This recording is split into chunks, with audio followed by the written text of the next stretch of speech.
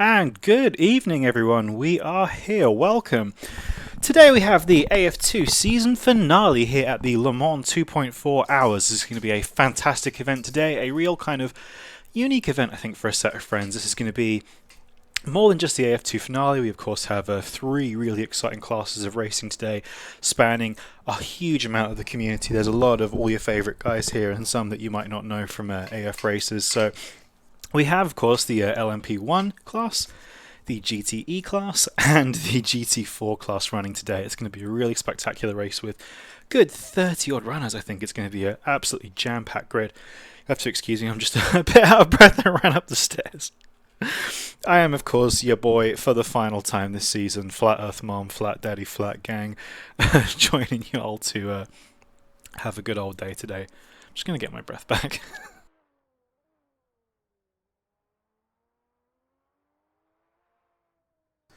Poggers indeed. Yeah, I thought I was going to be. I'm a bit. I put on some quarantine pounds. And I'm a little bit out of breath running up the stairs with my drink. But yeah, here we are today. So it's going to be a really really fun event. It's going to be me keeping you all company for the next couple hours. We have a really interesting qualifying format. It's going to be essentially a three-tiered qualifying. Each class will get, I think it's 22 minutes out on track to set a valid time. Of course, with the Le Mans circuit being a 3-4 plus minute lap, it's going to be really important for guys to get times in. Everyone's got to be really on their game. With such a long track, it's going to be really easy to invalidate your lap with track limits and stuff like that. So it's going to be all about trying to be really, really safe, but go for the time, the good lap time as well. So everyone's going to be a little bit on edge today in qualifying, but it could really shake things up for the race. But of course, with a 2.4 hours, so it's 2 hours and 33-minute race. There is plenty of time for you to make up the gap between the fields. So qualifying is just about to start. I believe there is a driver's briefing going on right now.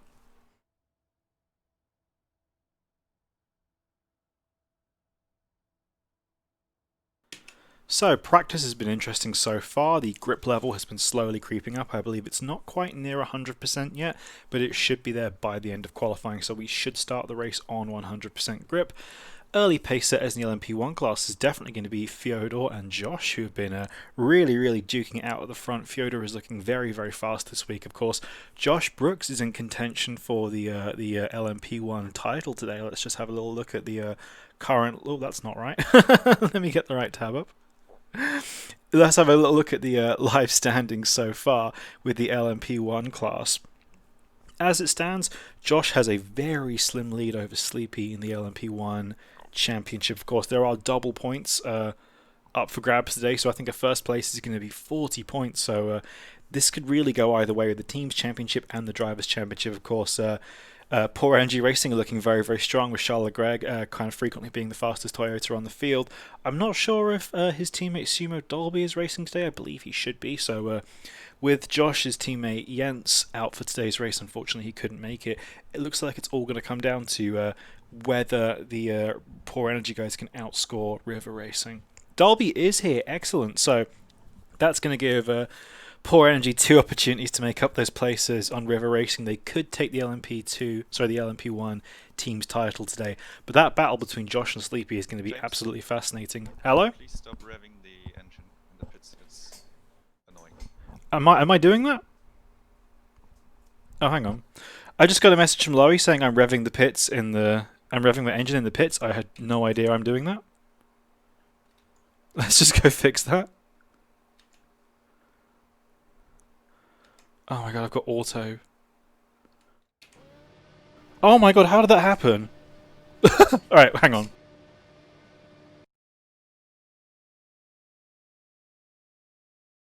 I'll just be back in 1 minute, just fixing that.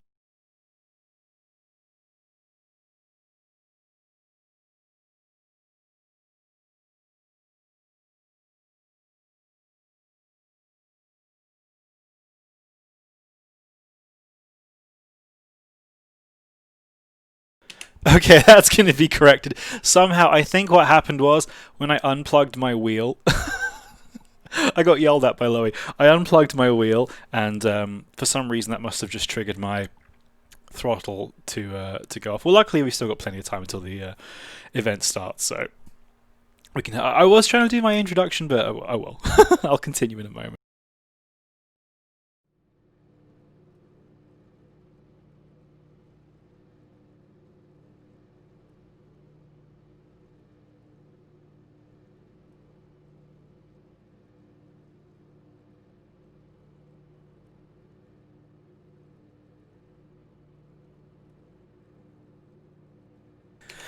Anyway. Oh Jesus! Hello, Colin. So yeah, as I was saying, the LMP1 title could go either way. If now that Simo Dolby is racing today, it looks like Poor Energy are going to have two chances to snag that team's championship away from River Racing. Of course, Jens, who has been really on form when he's been here in AF2, isn't racing today. I believe he couldn't make it, so it's up to Josh. He's got a bit of an effort to do if he wants to try and outscore both of those guys together. I mean, the gap is only 22 points. With double points on offer today, that could very easily be turned around if Poor Energy got a good double result. But for the overall win in LMP1, it is again going to be interesting. I understand Sleepy cannot make the race until a later part in the qualifying, so he's not here now, but Sleepy should be here for LMP1 qualifying, which I believe are qualifying last. But Fyodor is the pace setter today. He's got a good few tenths clear of Josh, and he's been quicker all week, so he's kind of looking to be on form to win today, I think, if he gets a good race. But of course, Josh, very good driver. You can never count him out. If Fyodor maybe encounters some problems, I'm sure Josh will be really ready in there to snatch it away. Other LMP1 prospects, we have Callum Dunn, we have Charles Legregg and Charles Bertrand. I think we have Tommy Ball will be joining us later. Say hi to Tommy.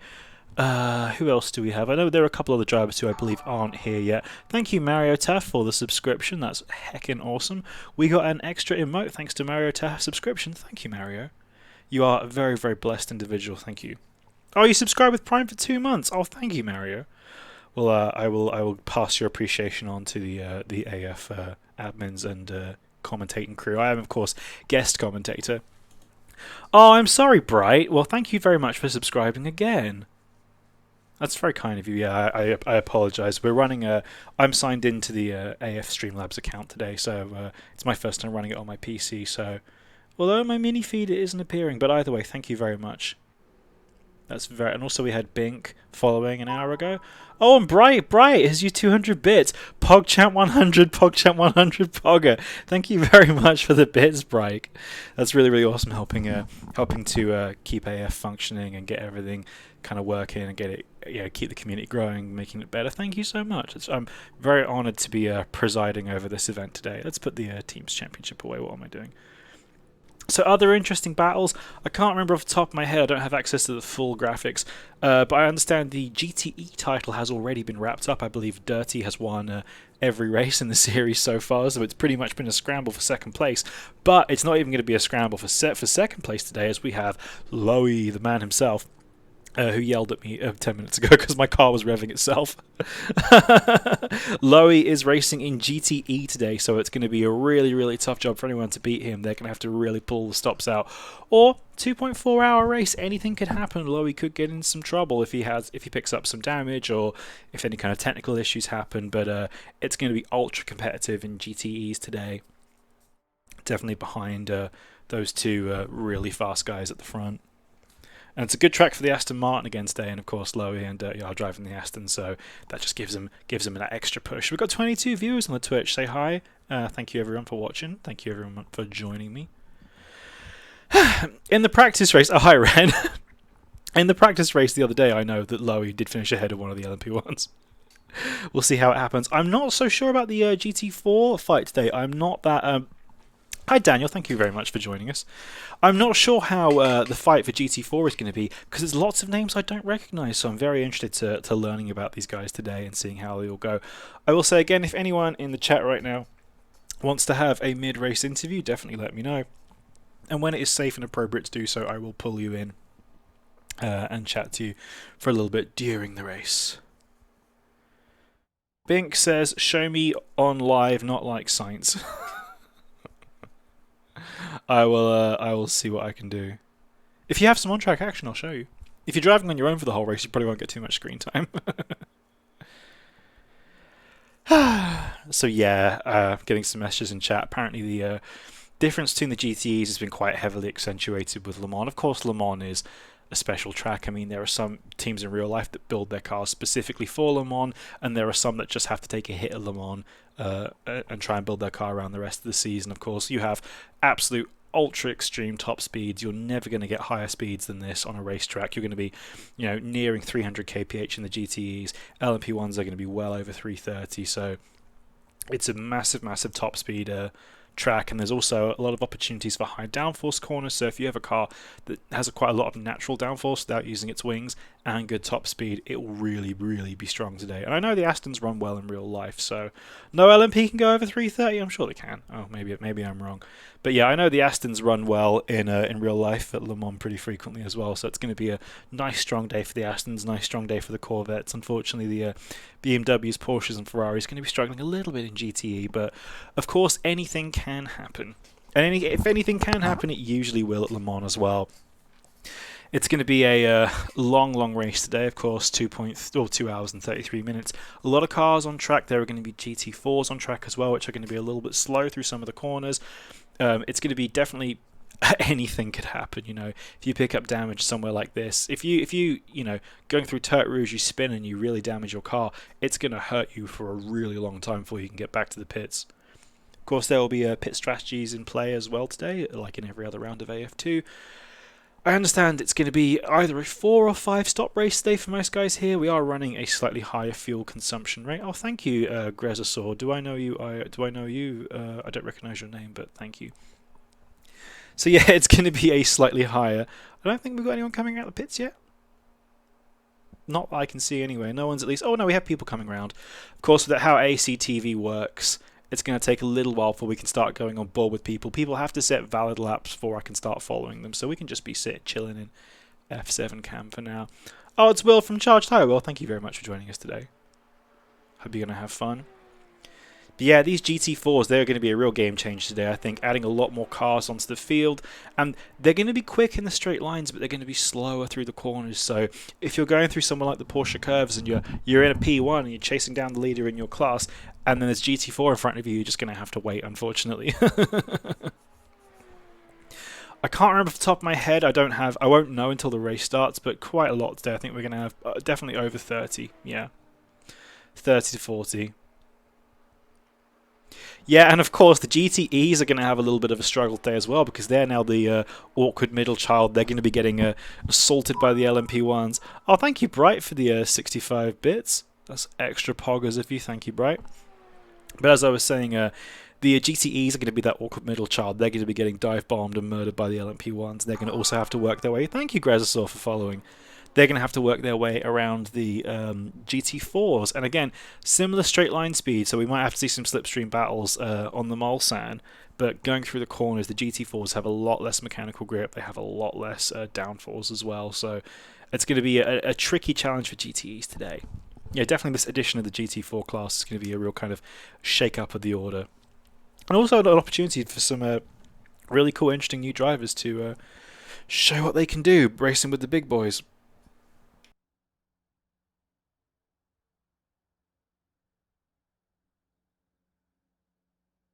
So here we are again in the 3-tiered qualifying system. I believe we have the GT4s out on track right now.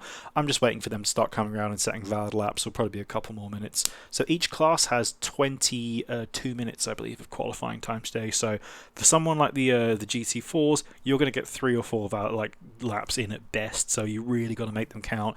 Don't be going over the track limits, keeping it extra smooth and chill. Otherwise, you might find yourself starting out the back. I believe there will be a rolling start today, so and it will be done by class as well, so there should be a nice clean getaway and hopefully no large turn 1 incidents or large Mulsanne incidents, so we should have a nice clean getaway today.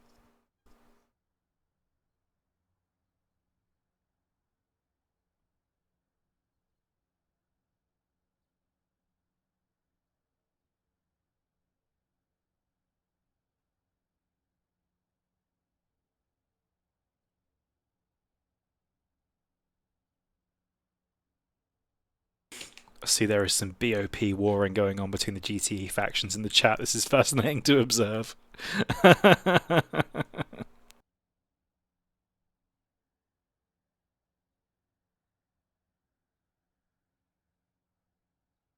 We are running a full day-night cycle in this race. I don't know how many days and how many nights there will be, but you will see all the best of daytime and nighttime driving and all the tricky bits in between.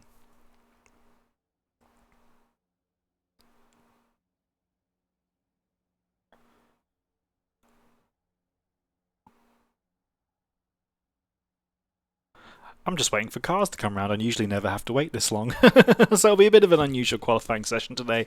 But then again, it is Le Mans and that's how it is. I know the race control decided to run the qualifying in this format as it gives each class a bit more time out on the track on their own. They haven't got to worry about passing slower cars or being passed by faster classes.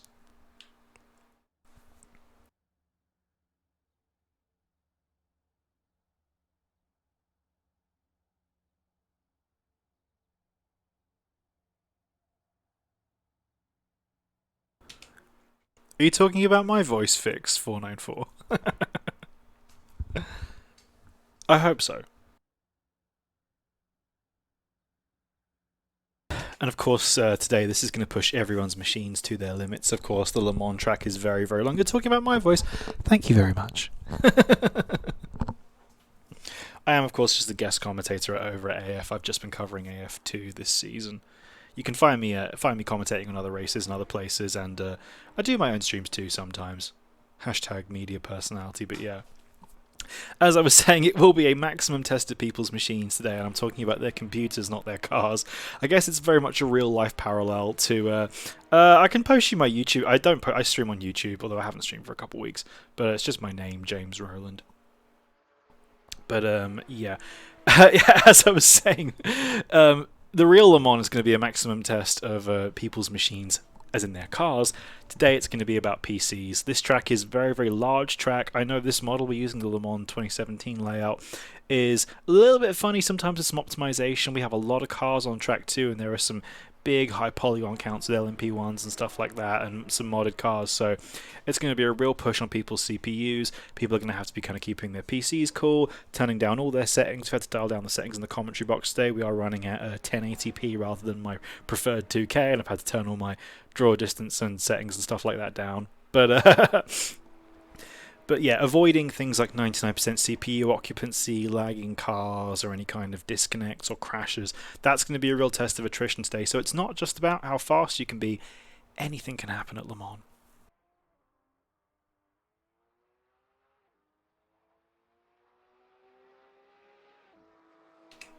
And we see some cars coming back out on the pits, maybe they've been their laps.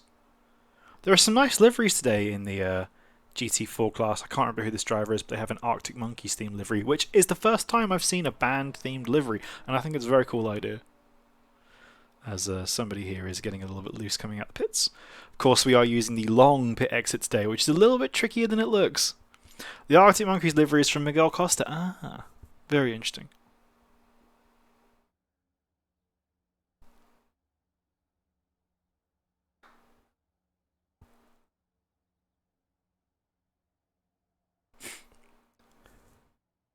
Yeah, I know you can't restream onto YouTube and Twitch at the same time. Both companies don't like that. Pit lane looking like a dance floor, yeah, I know. Maybe the Arctic Monkeys livery can go and vibe out in there, as I see one of the one of the Corvettes, I think that might be Mr. Krabs, is somehow driving backwards and doing donuts in the pit lane, so he might have to cut that out. Oh, here we go. Lowy is talking about Arctic Monkeys. Predictions for qualifying for GTE. I mean, I think we all know what the order for that's going to be. It's going to be Lowy P1. It's going to be Dirty P2, and then I am going to say, going to put a little bit of a throw out on this one. I'm going to say Zeif for P3 in qualifying. I know Zeif's had some really, really good pace this week, and he's been hooking that Corvette up. He did very well in the practice race a couple of days ago. So my one to watch is definitely Zeif today for GTEs. I don't believe I actually know too many of the GT4 drivers, so they're going to have to impress me today. Although I'm sure by the end of the day we will all have our fan favourites for GT4.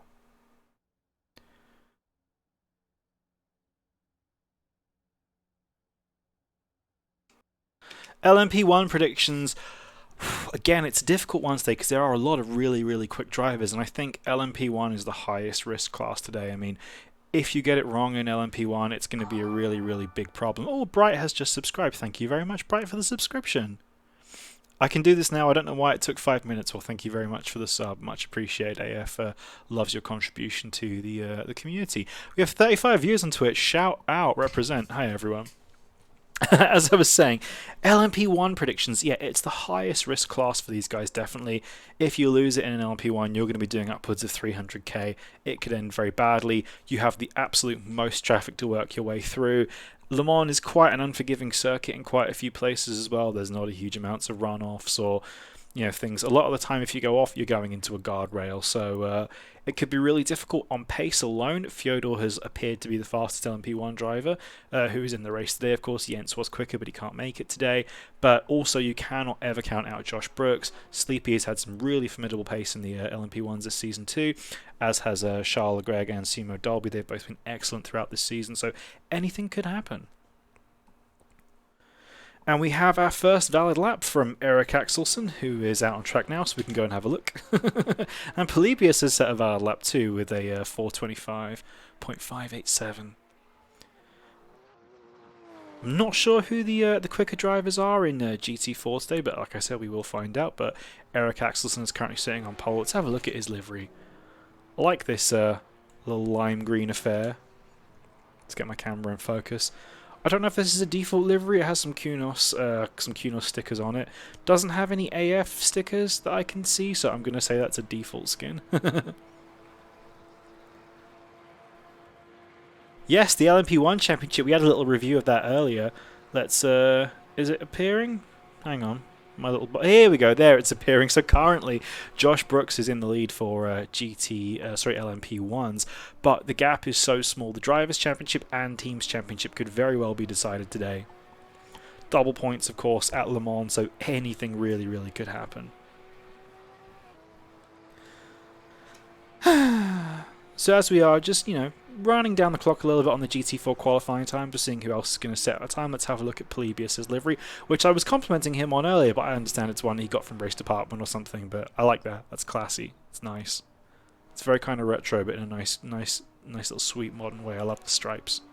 I'm always a fan of stripes with a little flare around the edges. It's a nice livery. I like that.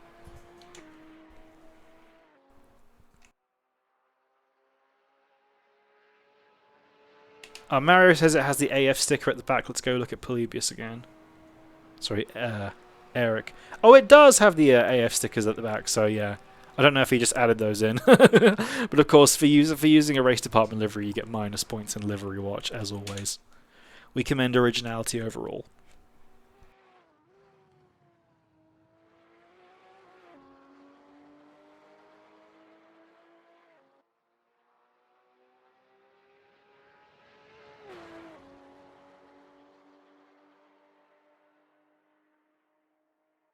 We have some willing tributes for mid-race interviews. We have Rubber 9, Lucas Weber, and 3 others. How do I see who they are? We'll find out. I believe Fyodor wants to have a mid-race interview.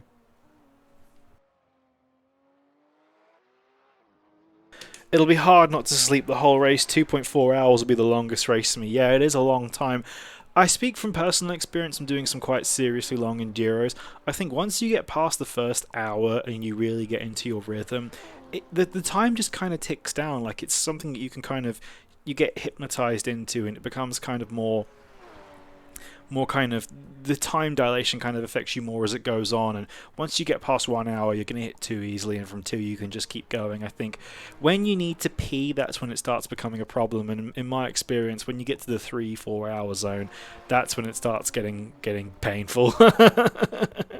I know I did quite a lot of quite heavy endurance racing earlier on in the year, doing 12, 18, 16, 24 hour events. And I did always have my little emergency bottle in case I had a problem, but I never had to use it, luckily. The bathroom is not far away from my office. Right-click on the messages and click reactions to show who reacted to it. Thank you, Loey. Let's go have a look. Excellent, cool. So we have Rubber 9, Lucas Weber, Loey, Josh Brooks, and Fyodor are all down for mid-race interviews, so definitely. And Lucas Weber is Charles Leclerc on track, just to clarify. Oh, Danny Rick has just drunk a load of water, so you might have to prepare yourself an emergency bottle. I would suggest a 2-litre Pepsi bottle, which you can cut the lid off of to give yourself a nice wide receptacle.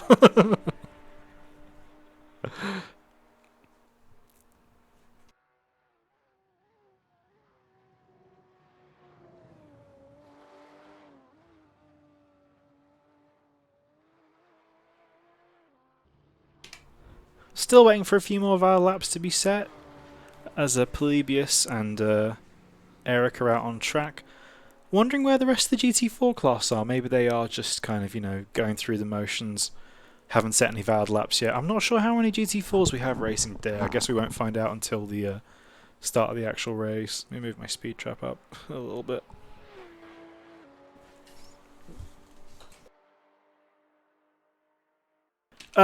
Yeah. Oh, okay, Bright. I know it's ACTV. ACTV is weird sometimes. It doesn't like to show certain laps. Let me have a quick look at my config and see what we can do.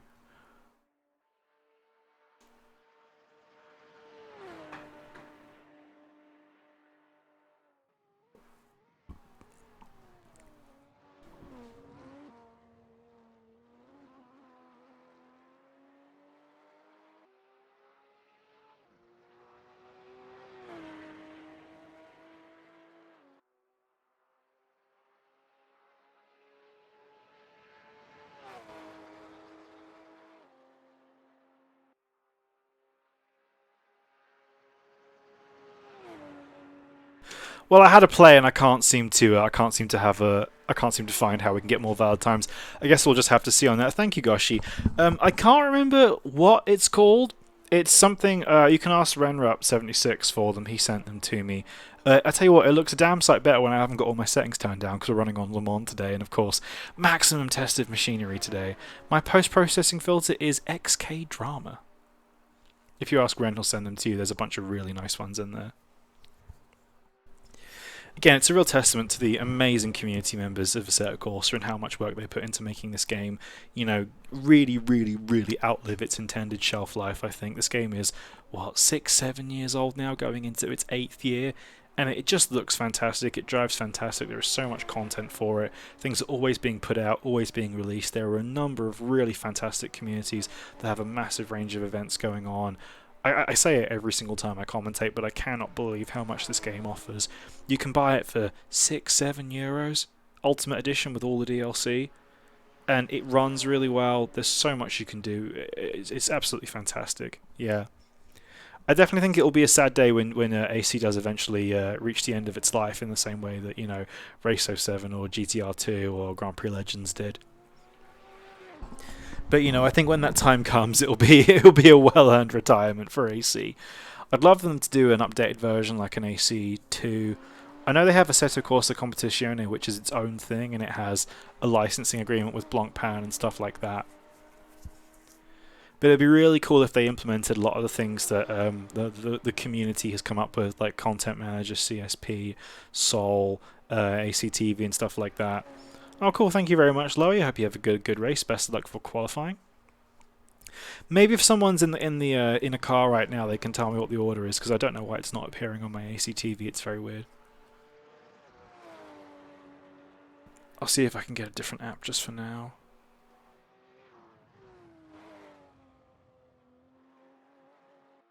Of course, with a long qualifying session today, it's going to be a little bit more of a relaxed stream than usual today. I'm just going to be taking it nice and easy until here we go. Yeah, it's only going to be showing me, unfortunately, so leaderboard isn't going to work.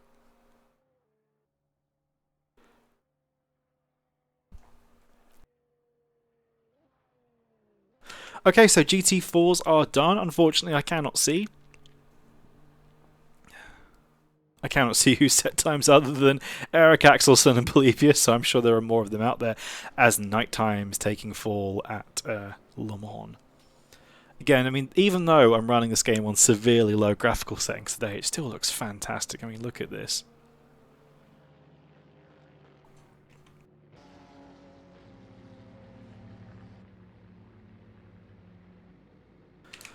Let's go to F7 cam and we'll move ourselves to a nice little vantage point so we can see the cars coming out the pits. Oh, thank you very much, Alan Fan Club, for now following AF on Twitch. Otherwise known as Steven Soldier from the Charge community. Thank you very much, Steven. Let's set that camera. Oh, there goes Zyph. Looking really good coming out Tete Rouge on his outlap. Let's set our camera up here so we can watch the cars go by.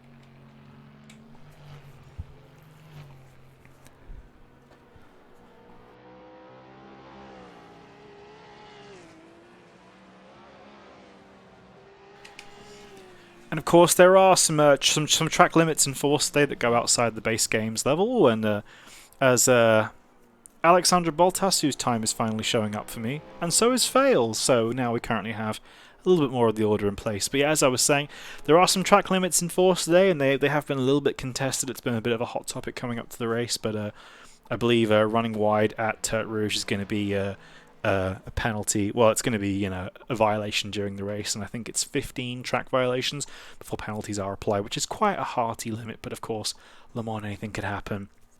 Now the times are showing up. Let's go and have a look. So we have Juan Manuel Gutierrez is currently sitting in second place, and what I can see, this is a very funky livery. I like this. I like the metal flake glitter effect.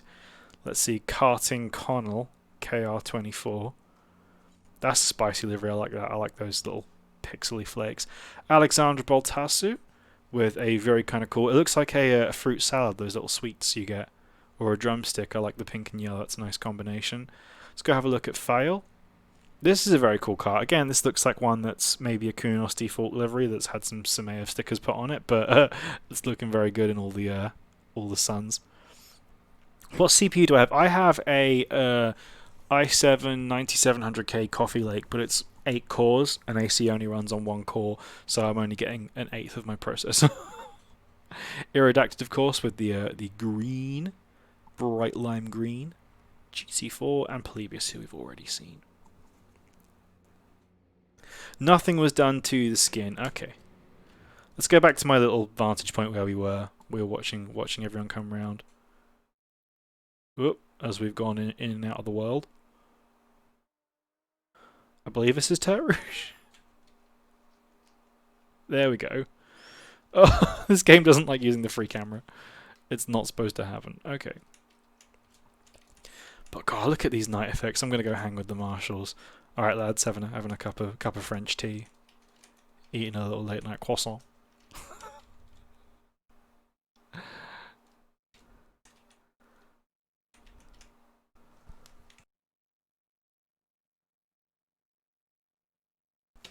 No fail. I always critique everyone's liveries. That's one of my favourite things. I can't remember what your skin is, JMGT. Are you Juan Manuel Gutierrez? That would make sense. Oh yeah, your one was. I liked your one with the little paint. Got like little sparkly flecks of paint. I like that. That's cool.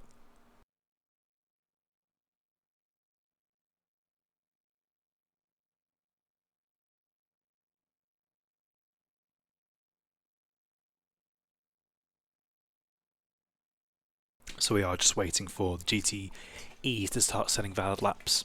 I imagine it'll be a couple more minutes yet. So this qualifying is definitely going to be a lot of waiting. It's not going to be until the race starts, until the action truly starts, because this lap is so long.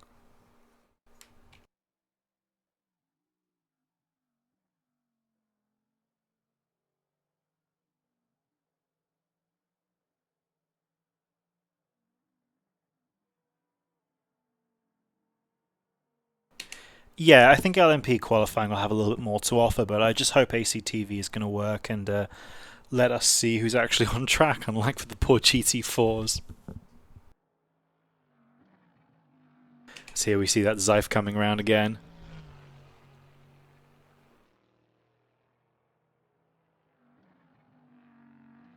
And followed by Roundup 76 in the sister Speedo car.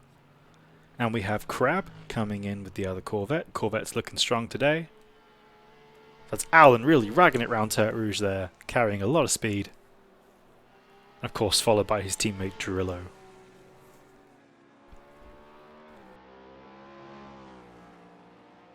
Ooh, as Dirty takes a lot of entry curb in Tertre Rouge there. That might be an invalidated lap. Of course, we have Alan Fan Club in the chat. So Goshi has a tin of mints by his side, so he'll have something to chew on while racing. Just don't eat too many of them, because you know they can have a laxative effect if you eat too many. That might be an unfortunate pit stop. I Redacted saying, woo, I'm the fastest of the slow group in GT4. Good job, Redacted. Actually, they don't affect me. Eat the whole tin and see what happens. Bruh.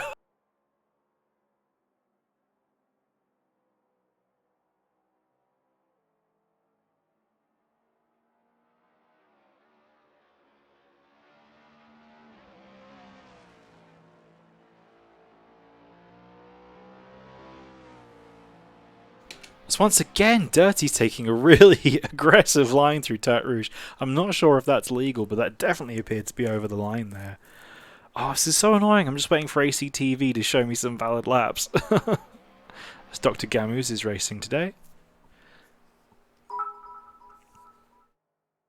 Oh, I redacted cheer with 300 bits. Just got to get my bit badge back from the French guy. Well, congratulations to Redacted for donating, and thank you very much. DK is in the chat. I had to lock DK out of the commentary booth today because I wanted to. It was the big finale. I wanted to do it by myself today and keep you company for many, many hours. I'll try that fix 494. That sounds like a good idea, maybe.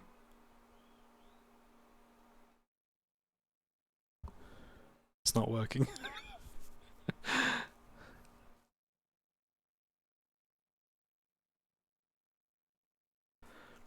I guess we'll just have to see, unfortunately. There's not much I can do about it now. Well, we'll know the final result when the race starts. No, unfortunately, DK cannot commentate today. I wanted to give AF2 the send-off it deserves and be professional today. So, previous viewers might know I had a soundboard which has been retired, and I will be nice today. I will not be mocking anyone. Reformed.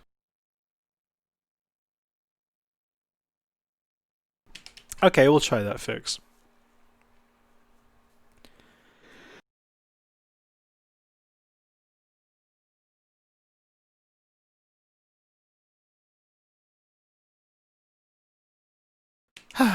No soundboard. Soundboard's not appropriate for this event, I don't think.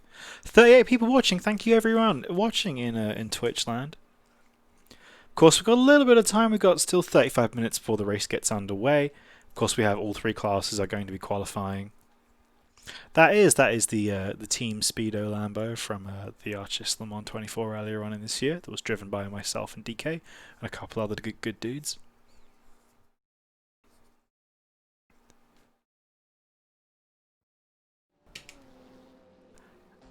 And it's exactly the same. We still don't have any more info, so I'm not sure. Oh, this looks fantastic. I love these faux drone shots. Let's go fly back over to Tertre Rouge until we get some more info from the tower, unfortunately. Let's go under the Dunlop Bridge. Woof. Oh no, that's a shot. And Lowy is in pole position with a 402.878, but it's not showing on my tower, unfortunately. I can't look at your livery yet, Bright, because you're not appearing on the the tower, so I can't look at your car yet, unfortunately. It's Artur's giving it his best, closely followed by Zeif and Alan. I will do a full livery rundown during the race, do not worry.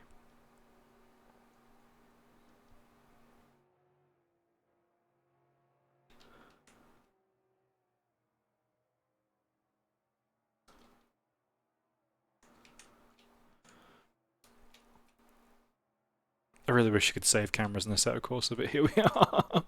Back in Tertre Rouge, just waiting.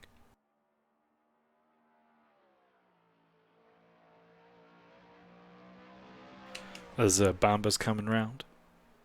Hashtag James Driver of the Day. Well, I am technically in a car. I'm sitting there in my fake Ferrari. But of course I'm not going anywhere. Dirty taking Tertre Rouge properly that time. Not cutting it off. Maybe that's why his lap times aren't showing up. Maybe he's not validated any of them. I'm guessing we'll just have to wait until the GTE class are finished qualifying before we'll see their times. I don't know how we can fix ACTV, sadly. That's just, again, the fact that Assetto Corsa is, kept alive by community support. It means that things sometimes don't work properly. If there ever was an AC2, then I'd love to have something like proper broadcasting mode put in place that worked. Dirty has no valid laps. Well, Lipsy as well, getting very close to the inside of Tertre Rouge there. You've got to really watch out for those track limits. I think 2014 or 13, AC is not a new game.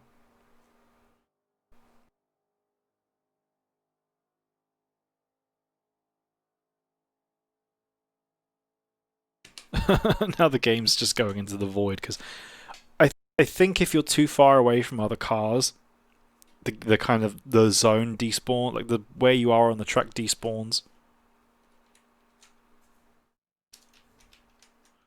Yeah, I mean, the graphics work is the hard work of the content shaders patch. So custom shaders patch, content manager, and Soul people who put an amazing amount of effort and work into this game to make it look so good. And I'm quite lucky I'm running it on a high-end PC today, so even with my settings turned down, it still does look good. I have, of course, Soul, CSP, post-processing filters. My setting cranked up higher than a lot of people, so I am lucky the game does look good.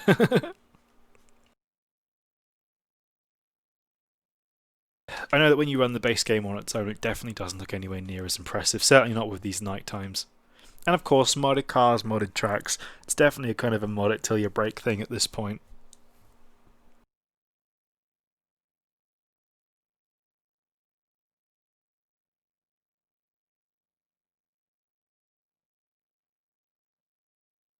Yeah, my PC is the one nice thing I own.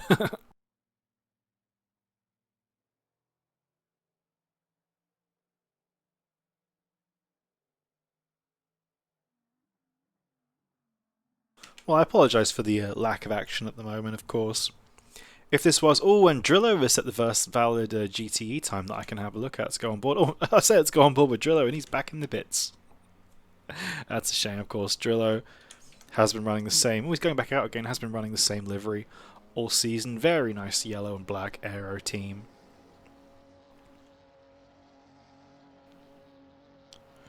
Yeah, I've always liked this design. It's very nice. We can finally use some track cams.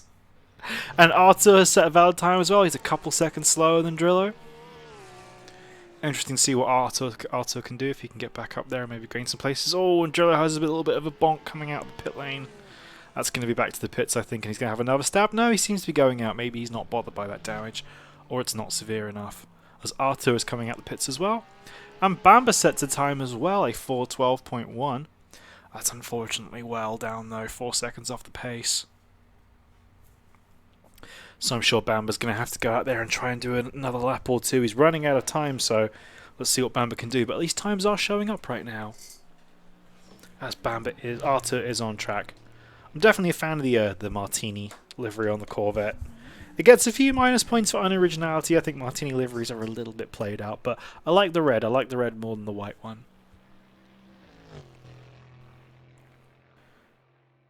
I don't know what that means either, Bright, but well done.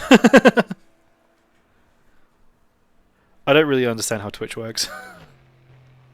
Only a little played out. Well, I mean, if I wanted to be if I didn't want to be a consummate professional, I would say I think Martini liveries are a little bit clapped, but I definitely think there's still a place for them. Happy New Year from Alan Fan Club, of course. Yeah, with only less than a week to Christmas, I hope everyone's having a nice time of the year. Of course, I know there's still a lot of difficulty and hardship in the world at the moment, as there has been all year. And I hope wherever you are, you're having a safe time, and you got plenty of food, and you're locked away, and you're staying safe, and hopefully you get to see your loved ones for Christmas and get to go home if you're not already there. But if you can't, I hope you're staying inside and making the best of it.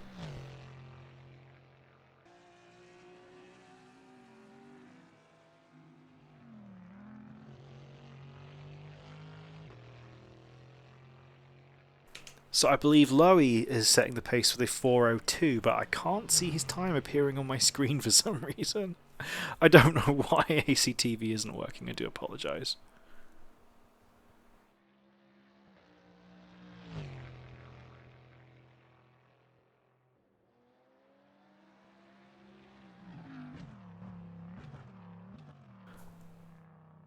Yes, 4:02.878. So maybe you guys in chat can give me a rundown on what the order is in GTE. And I can't go and look for myself because I have auto start on, which keeps my car in the pits, and every 2 seconds it teleports me back to the pits, so I can't look. Lipsy is second with a 4:03. That's a very good time from Lipsy, especially standing up to the mighty Corvettes and Aston Martins here today.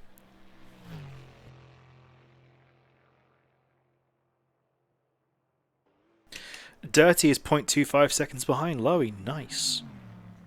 Yeah, that's a very, very close grid so far. Gelber third. Then Zeif. Surprised to see Zyfe so far down the order. I thought he was really going to be pushing the top 3.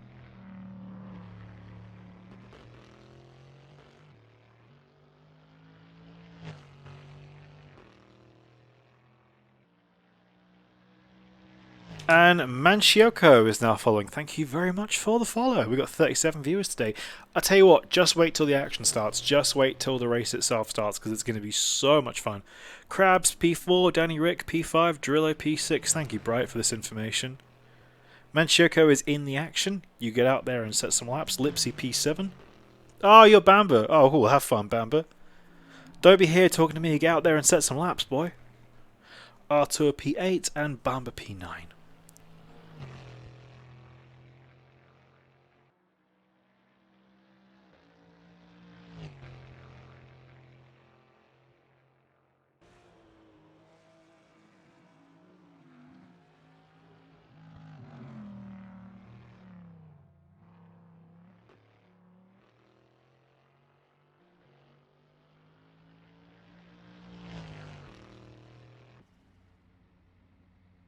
Alan has taken P6, that's great. Yeah, hopefully when the LMP1s are out driving we can see what they're up to. Let's go on board with Drillo and see what he's up to.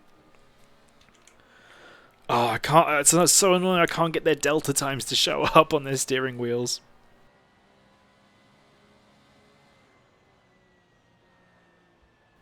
Oh, Naughty Dragon, hello. I believe they are the URD GTEs, the old ones.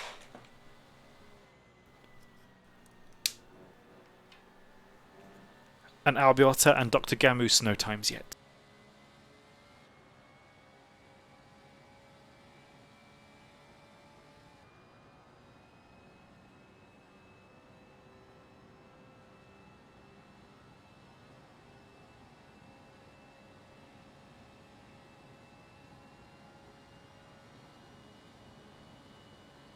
And Loey's time is finally registering, that's great, 4:02.165, that's really quick. And then, from what I can see, Zyfe is next with a 3 seconds deficit, that's a huge difference.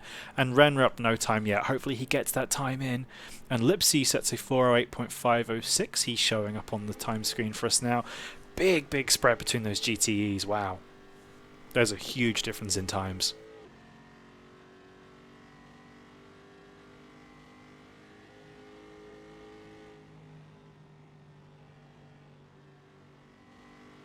I'm not sure, if you go back on the VOD you may be able to see it, you might have to wait till the stream's ended.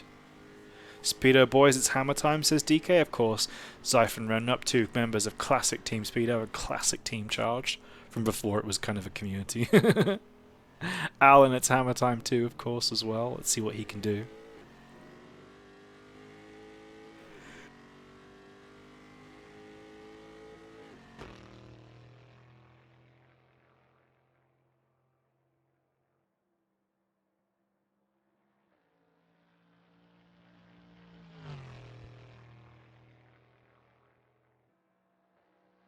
I'll tell you what, I just cannot wait till the race gets started. There's going to be so much action today. There's going to be championship battles to follow as well. There's going to be a whole new class of drivers to be following. I cannot wait. Still got 25 minutes till the race starts though, so. Oh, good luck, Callum. I hope you have a good sesh in the LMP1.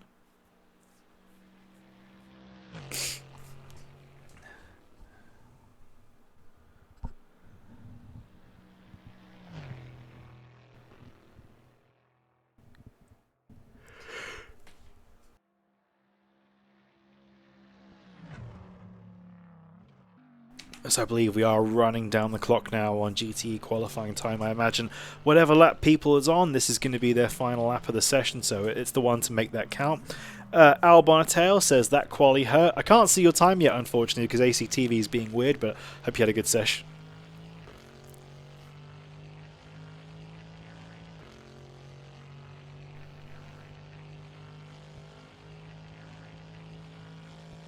P12 for Al Bonatail. Nice.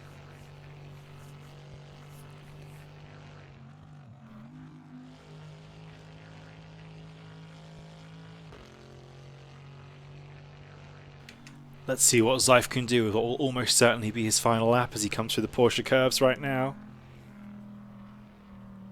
Coming through the go-kart corner, I can't remember what its real name is. Go on, Zyfe. Oh, really ragging that Corvette around. Zyfe has one more lap after this one, so let's see what he can do with it.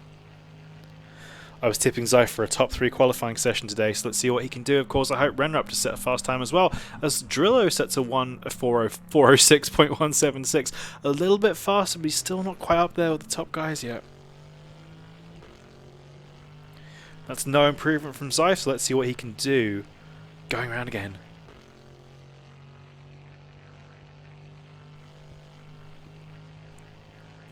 Everyone else that I can see is currently in the pit, so they might have finished their sessions.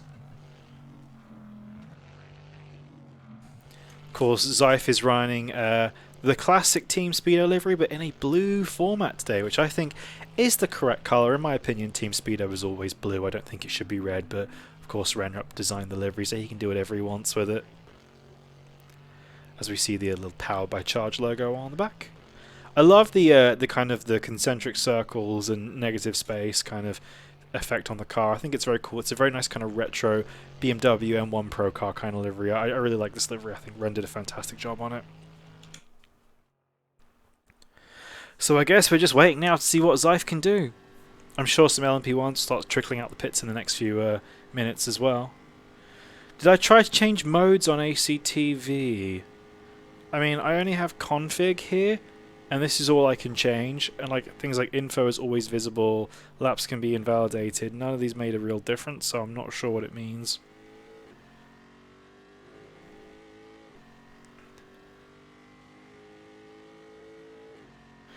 As Daniel Ricciardo's lap is now showing up, he's got a 4:06.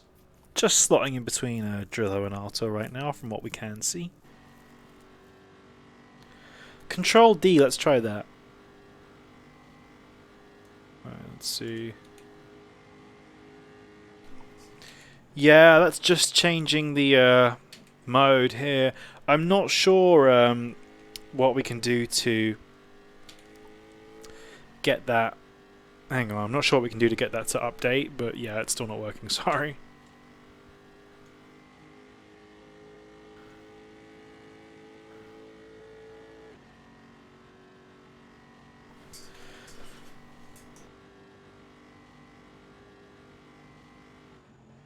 So Zyfe's lap's looking pretty clean so far. He takes a really nice wide entry into Mulsanne. Of course, Zyfe has already competed in a full-on 24 hours of Le Mans this year, so he's going to know the track well.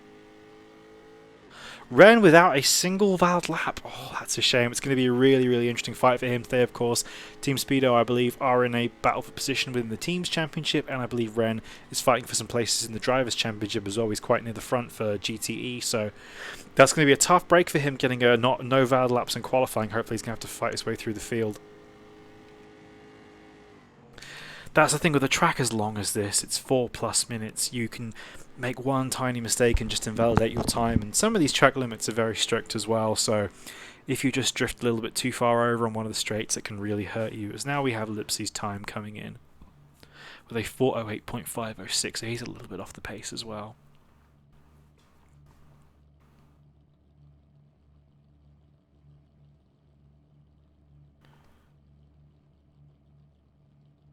Where is it? Quality mode. There we go, that's what I want.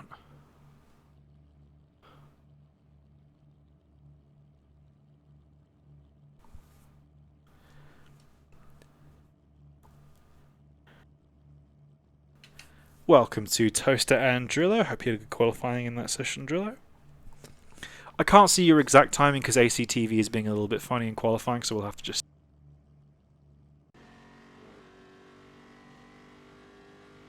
Let's see, what can Zyfe do on his final qualifying lap? He's not pulled into the pits yet, so he may be up on his delta. Let's see what he can do. Not all the drivers are showing Toaster. ACTV's being weird. Oh, Zyfe gets really raggedy through the forward chicanes. What can he do? And it's a slight improvement, a 4:04.958, which brings him closer to Lowy.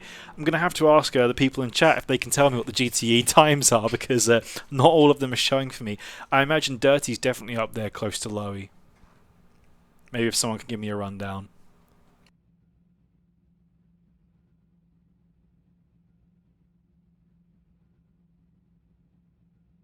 We have Dirty second with a 403.112, so still a good second off Lowy, but with the longer track limit. On a normal track, that would only be 3/10.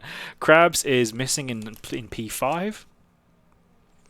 Yeah, people will start to show up, I think, when they've a bit later. ACTV's been weird today. Let's go fly back to our little vantage point at Turret Rouge, where we can see these P1s thundering round. I'm going to hang out with the marshals again. As we see our first P1s, there's Callum Dunn coming screaming round.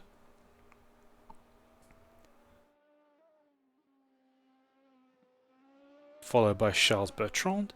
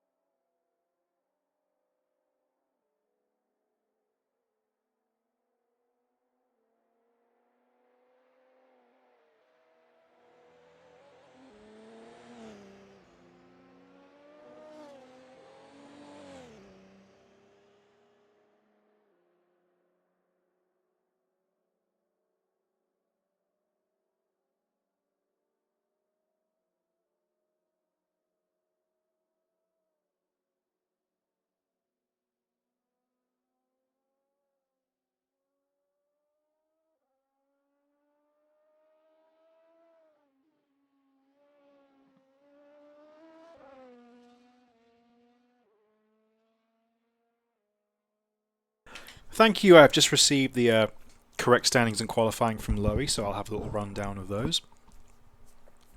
So we have, of course, P1 in GTE is Lowy, followed by Dirty in P2, Zyfe in P3. So that my prediction was exactly correct. Sorry, I'm eating a pack of Jazzles when my microphone's turned off. So the top three, Lowy, Dirty and Zyfe. P4 is Drillo, he'll be really pleased with that. Krabs takes P5, just missing out on P4 by only half a second. He's going to be kicking himself about that. And Daniel Ricciardo as well. Well, from P4 down, it's very, very close. We have from Drillo, Krabs, Danny Rick and Alan, all within a second of each other. So it's really, really close in the GTE field. And then we have Lipsy, Artur and Dr. Gamus bringing up their rear of the GTE class. And Renrupt, of course, not setting a valid time. Oh, we have in P11, Bamba, P12, Albotta, P13, and that's the GT4s. So yeah, the GT4 class was looking interesting. Let's have a look. So the GT4 class, we have Eric Axelsson, followed by Rubber Knight, so it's an all-Swedish front row in GT4. Then we have Juan Manuel Gutierrez in third, Alexandra Boltasu in fourth, Fail fifth, I Redacted sixth, Polybius seventh, and Benjamin Garcia in eighth.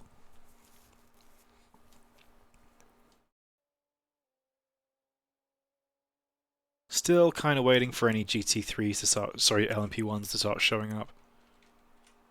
My free cam is like turning off all the time.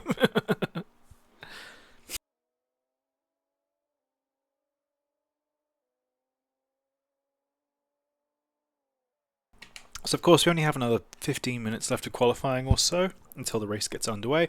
Josh Brooks is in pole position with a 3:30.663. That's a very, very nice time. I assume the grip level is going to be close to 100 now, so if it is, that's going to be a reasonably decent time from Josh, but I have seen people well into the 20s this week on high grip, so definitely we'll see some new times in qualifying. I think that will definitely change. Grip is at 100%, so Josh's got to pull his finger out if he wants to get P1. Then Sleepy is now in pole position with a 3:30.133. Unfortunately, we're going to have to wait on these updates until the game starts working properly. It's over 100 and was at 100 before GT4 qualifying. Very interesting. So it'll be interesting to see what can happen when Fyodor sets the time. I think Fyodor is probably going to be pole position for the race today. Whether he can win or not, I'm not sure. Ren is seriously considering quitting. Don't do it. You've come this far. Think about all the practice.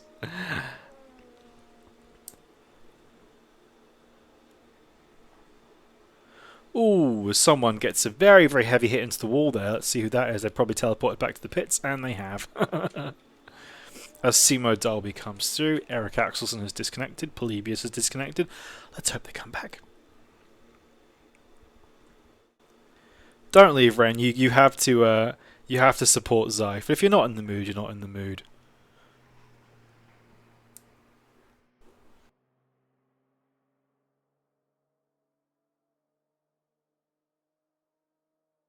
And Fyodor has set a pole position with a 3:30.107, just tentatively faster than Sleepy. I know Fyodor really wanted to prioritise getting a banker lap in early, so he's going to be very happy with this nice early safe banker time. As John Raymond gets a bit bouncy over Tete Rouge.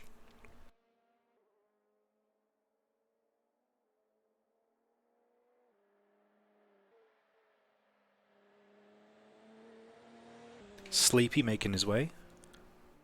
I still don't know why no LMP1s are showing up for me. We'll have to just correct that. As soon as it gets into the race, we will see everyone, so definitely don't worry.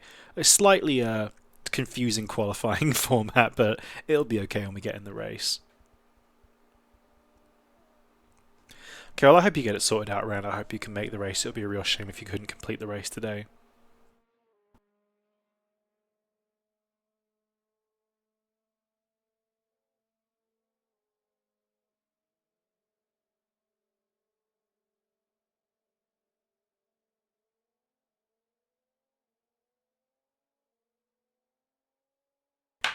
Yeah, I had a look at that.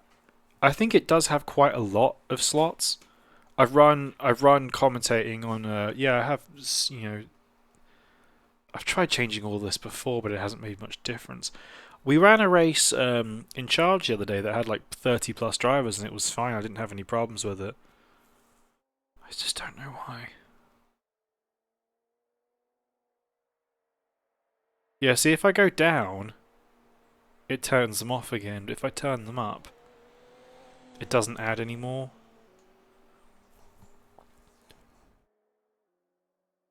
I think ACTV is just being funny for today, but when the race starts, it'll all be okay, so don't worry.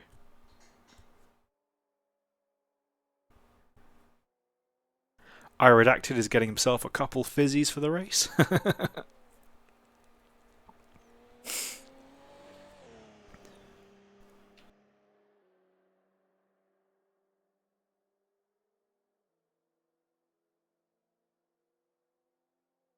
We are definitely entering the real gamer hours part of the stream today. We're 1 hour in, just waiting for the race to start. I'm having a little bit of a post-dinner lull here. I had a big pizza for dinner, so I'm definitely fully stuffed for the race. Simo sets the fastest lap of all times, a 3:33, which I don't think is the fastest lap we've had today, but it's the fastest lap showing up on our server, so well done to Simo. I know we've got times a couple seconds quicker than that so far, but they aren't showing up for some reason. Let's go on board with Simo now. We can finally go on board with the P1 as he's coming out the pits. Or going in the pits, I can't tell. Coming out the pits.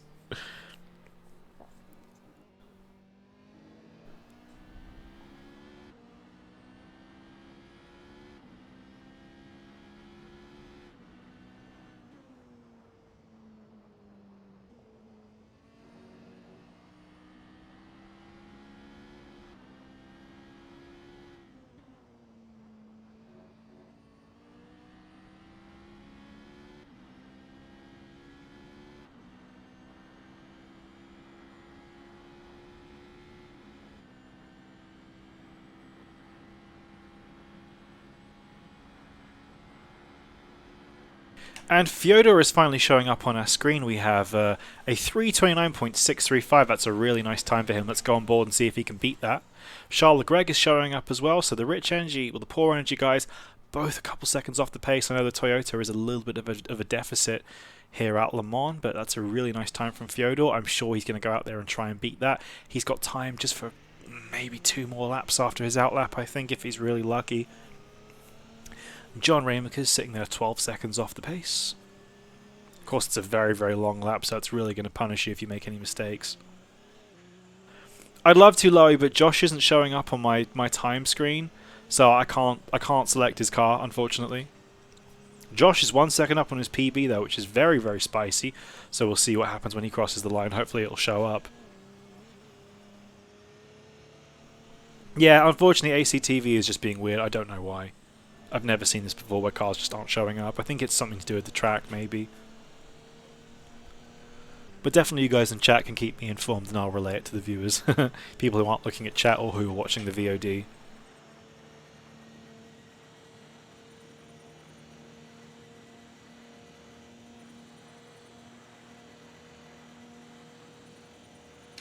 Maybe after the qualifying session has ended, someone in the race can send me a comprehensive screenshot of the entry list. And Callum Dunn joins the leaderboard with a 3:33.2.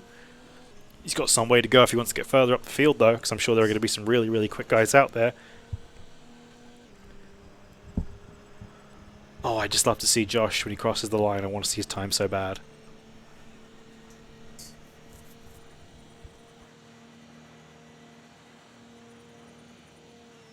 And Josh Brooks has taken pole position. Wow, with a 3:29.262.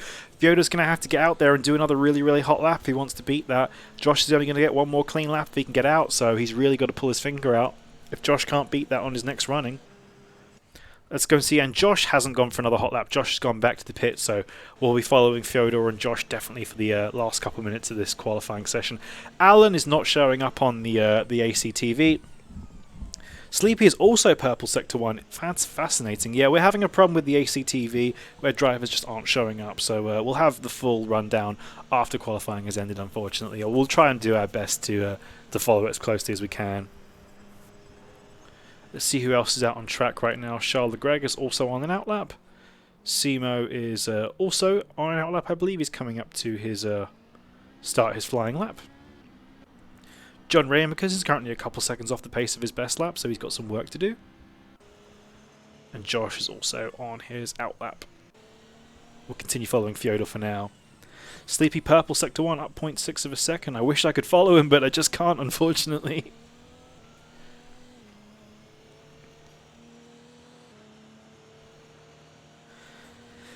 Yeah, there are far more cars on track right now. Well, far more cars that have set lap times right now, but just my ACTV isn't working for some reason. He's coming to the forward chicane.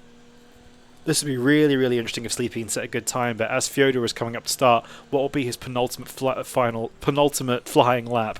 That might be a real kick in the pants for him if Sleepy goes faster than Fyodor thinks he can. Oh, and it's not quite pole! As Sleepy slots in between Josh Brooks and Fyodor. Waro Moonkit is following. Thank you very much for the follow. Appreciate you. You guys need some custom emotes. They're going to be cool. Let's see. What can Fyodor do on his flying lap? He's getting really, really just taking his time. And Maestruxio, thank you for following as well. Right, and Fyodor is away, mashing the deploy button. What can he do? He's going for pole position here, no doubt. And already 3:10, so he's already made that gap to Josh up just coming across the start-finish line by optimizing his boost. That's a really, really nice run through the opening turn of corners here. He's keeping the car nice and planted. Just having to squirrel away on the boost a little bit there after not the best exit. But coming through Dunlop and into Tete Rouge S's. Fyodor is now 4/10 up. What can he do going to Tete Rouge? I believe there are about 30 to 40 cars in total. There, 34. Thank you, Danny Rick. And Fyodor is now 6/10 up, so he's looking really, really hot so far. But what can he do? Can he conserve his boost and make sure he doesn't use it all up before the end of the lap? Unfortunately, I can't see his deploy stats on his steering wheel, so we're just going to have to guess. He's now 7/10 up, so I think he may have either got a really, really good lap so far, or he's just been too greedy on the boost. But we'll see. Hopefully he doesn't run out before the end of the lap. Going into the first mile-time chicane, and he's blown it. Ah, that's going to be gutting, unfortunately. That's going to almost certainly be an invalid lap now, and Fyodor's getting really loose. Ah. He's got time to go around again, though, so Fyodor still has time to clinch a pole. Let's see what Sleepy's up to. Sleepy is on an outlap, and Josh Brooks is also on his outlap, going for his flying lap. Let's follow Josh. As you can see, he's just winding up, getting ready, just holding on to his boost. Oh, that's a big slide, though. That's not going to be what you want for your qualifying tyres. Luckily, he managed to keep it out the wall there. It's great to see some action, finally. Oh, absolutely. For all these guys, it's really going to be that last throw of the dice here. And again, Josh is just sitting there trying to charge up his recovery. Leave a nice big gap to the cars in front, get a really good exit over the final turns, just mash whatever remaining deploy he's got and go again. Oh, Josh has a little bit of a late downshift there. That's going to hurt him a little bit, not carry as much speed as he liked. And yeah, his delta's going positive after that. So much time can be gained just by getting a good exit from the final corner and using up all your remaining boost. Let's see what Josh can do. Oh, and he's already losing a little bit of time. Charles Bertrand has set a lap, putting him 7th. Sumo Darby improves his time as well, going into 4th. That's the leader of the really, really fast Audi guys. So that's currently Sumo being the best of the rest. Josh is still kind of fighting it. He's a little bit down in his delta. And Josh has had a big slide. And that's going to be it. Josh is in the wall. That's almost certainly his qualifying going to be over. What can Sleepy do? Sleepy's on his outlap. He's still coming down Mulsanne. Looks like Fyodor is going to be getting ready to set up his final flying lap.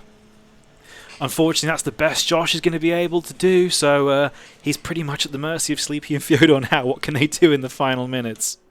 Of course, if Sleepy and Fyodor get into trouble as well, that's going to be pole position for Josh. That's really going to help his championship chances, of course. Josh is just an absolute hair's breadth away.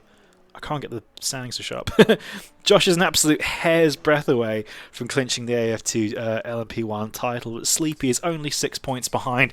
It's double points today here at Le Mans, so if Sleepy outscores Josh, he will win the Drivers' Championship. And BWT River Racing, missing their second drive today with Jens not being present, means that Poor Energy with a good result could clinch the team's title even if Josh were to win today. Let's go back on board and see what can Fyodor do. He's already again 3-4 tenths up going into the first corner, so he's got his exit from the final corner right.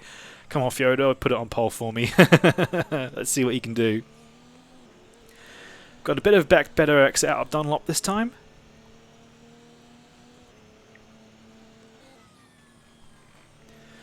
I understand Sleepy is going around again. Yeah, Sleepy is about to start his flying lap too. Fyodor is currently 6 tenths up, coming onto the Mulsanne straight. He got a really, really good first sector. That'll be comfortably enough for pole if he can just hold the rest of his lap together. Of course, last lap we saw Fyodor ruin his lap at the first chicane. He just locked up his brakes and ended up cutting the corner. Charles Leclerc is one to watch as well. He could potentially get P4 or P5. Fyodor's 8 tenths up. Let's see what can he do this time going into the chicane. It looks like he's gotten it a bit better this time. Still a little bit tight on the exit, but he is gaining more time. Fyodor is almost a second up as Sleepy is coming through the opening section of corners now, coming into Turret Rouge. He is 1 tenth up, so currently Fyodor is setting purple sectors and he's looking really good. As Sleepy just gets wide there, that's going to really hurt his lap, if not outright invalidate it. Fyodor is still 1 second up. As he comes into the second chicane, all he has to do is just coast this now. He only needs 4 tenths. All he has to do is just keep it safe. Sleepy is plus 3 tenths and he's approaching traffic. He's got Bink sim racing ahead of him and Bink is off. I don't know if Bink had invalidated his lap already and he's just getting out of the way. Let's see, Sumo Darby is currently 1 second under his best lap as he comes across the line. Let's watch Sumo to the line. What can Sumo do? Good time, he would really, really solidify his 4th place.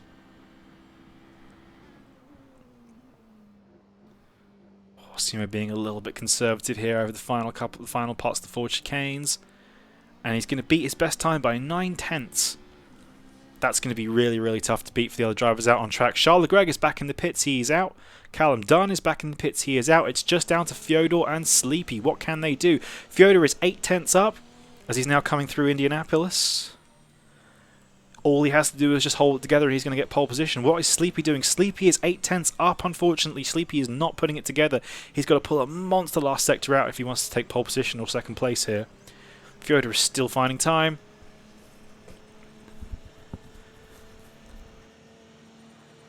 Through the Porsche curves for that final time. Can Fyodor keep it together? Looking very smooth and planted there. The delta just keeps climbing. He keeps finding time. This is a fantastic lap from Fyodor. He's only got a couple corners left to do. I really hope he can hold it together.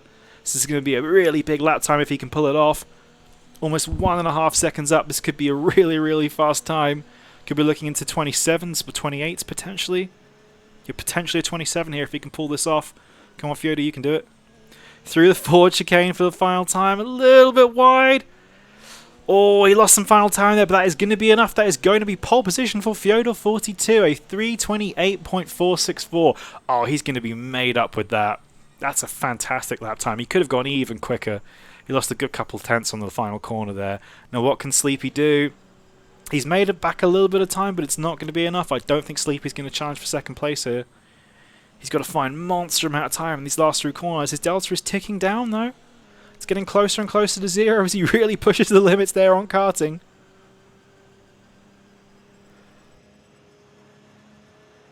He's going to have to absolutely yeet it through the forward chicane here. He's going to have to absolutely banzai it.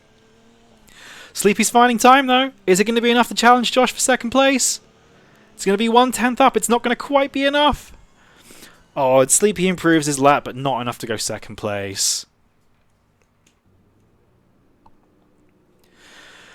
So there we go. It looks like, at least from what I can see, Fyodor is on pole position with Josh Brooks second and Sleepy third. We have Lowy on pole position for the GTE class, and I believe we have some drivers missing from GT4, so I have no idea who's on pole. We'll have to see. Maybe if someone, maybe Lowy or someone is around, they can send me the full DM me the full qualifying results, and I'll see what I can do. Miguel Motor is saying nice things about my voice. He says I'm super nice and sound like a radio man. Thank you, Miguel Motor. Alan didn't show up. No. Oh no, Alan was definitely on track. I definitely saw him on track. He just ACTV is being weird. Hopefully someone can send me the final qualifying times. I mean, we will know as soon as the race starts. I'll give you guys an extensive rundown.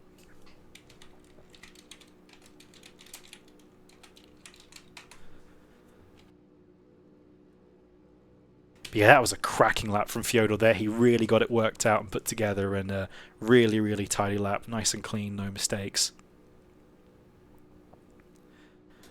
Yeah, I understand Ren just couldn't get a valid lap in qualifying. That's why he missed out, unfortunately.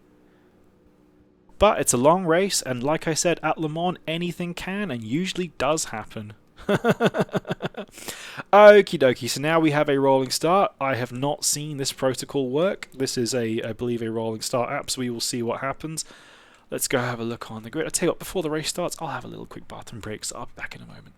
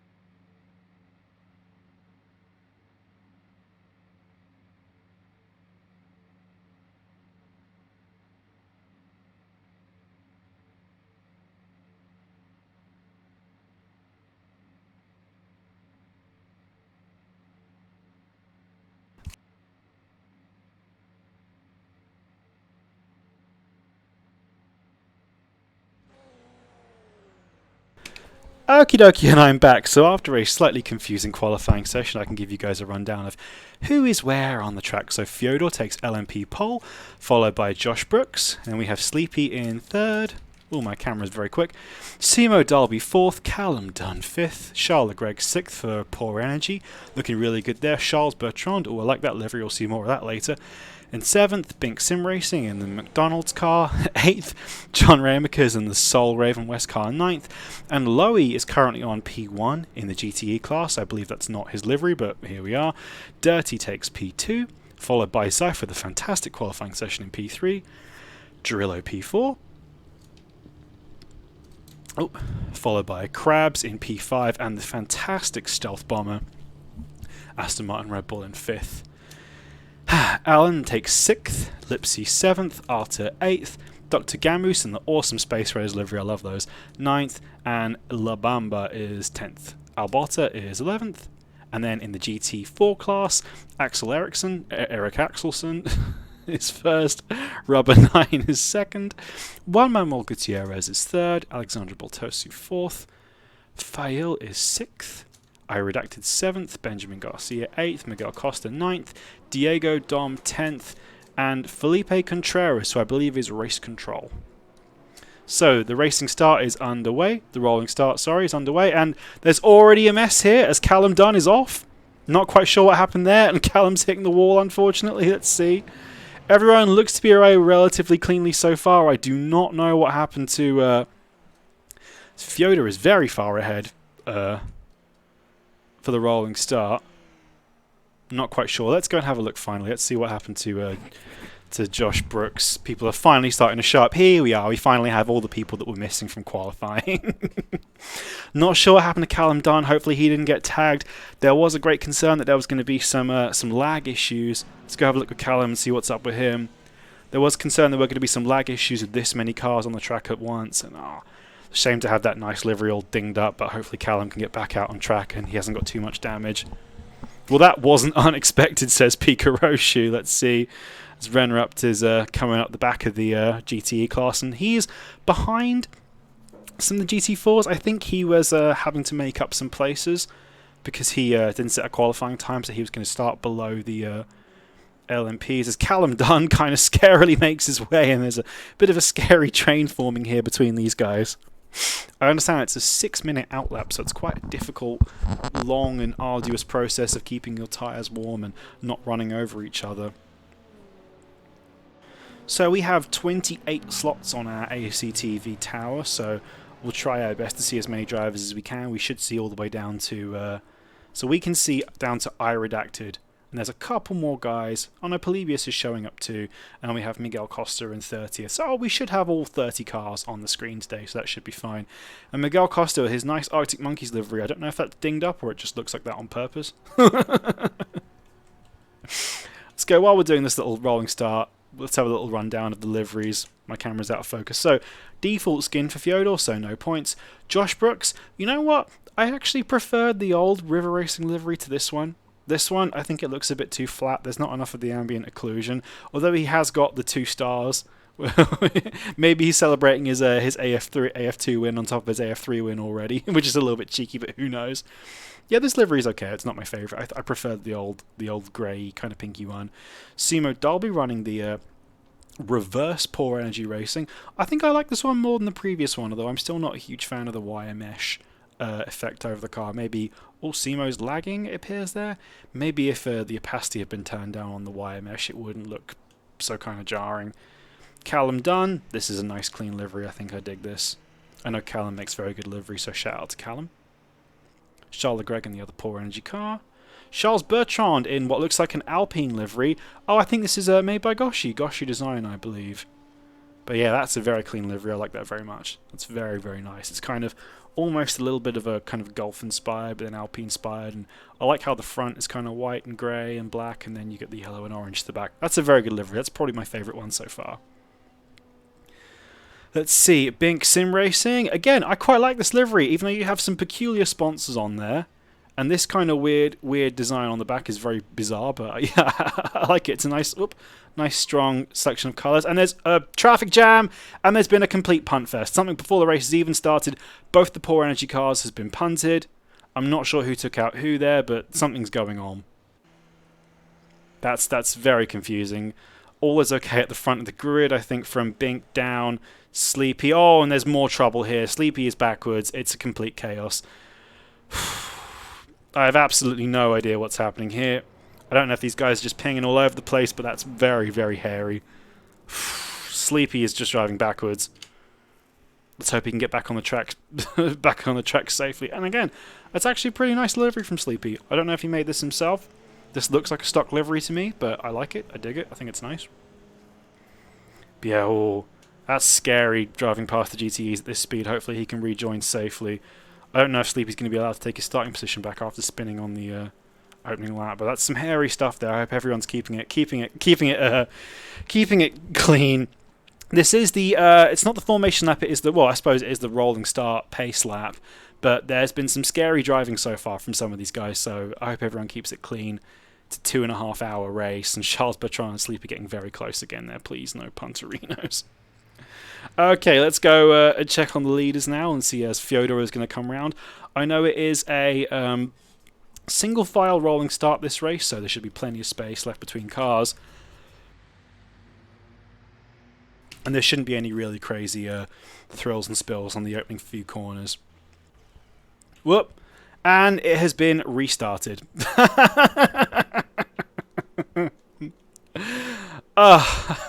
Okay. So it looks like the pace lap has been restarted. That's a shame. A little bit of a waste of time, but yeah, hopefully we can get a cleaner run on that. I think there were just too many problems. So yeah, we can continue our rundown. So of course we've seen Fyodor's livery and Josh Brooks' livery. Sleepy's livery, I don't know who made it, but I like it. Let me get my camera into focus. Callum Dunn's, very nice. Poor Energy, I prefer that to the old one. Charles Bertrand, love that livery. Bink Simracing, unusual, but I dig it. John Ramaker's, I like the Raven West livery, but I've seen it on too many cars. Come on, Pratik, change it up. Lowy, I know this isn't the correct livery. I think this is one of Callum Dunn's liveries, or something like that. I know Lowy had like a gold and black livery, but for some reason it's not on the server or not loaded for me. Dirty's car, the camo ball, I love it. I think it's great. The Speedo M1 Pro Car inspired Corvette, I love it. Oh yeah, the Alpine livery is awesome. Let's look at Bink's rear quarter panel. I will when the cars start moving again. Oh, hang on, let's go have a look at Bink Sim Racing. His rear quarter panel. Oh, you mean this weird... Can I get my camera to focus? No, my camera won't focus.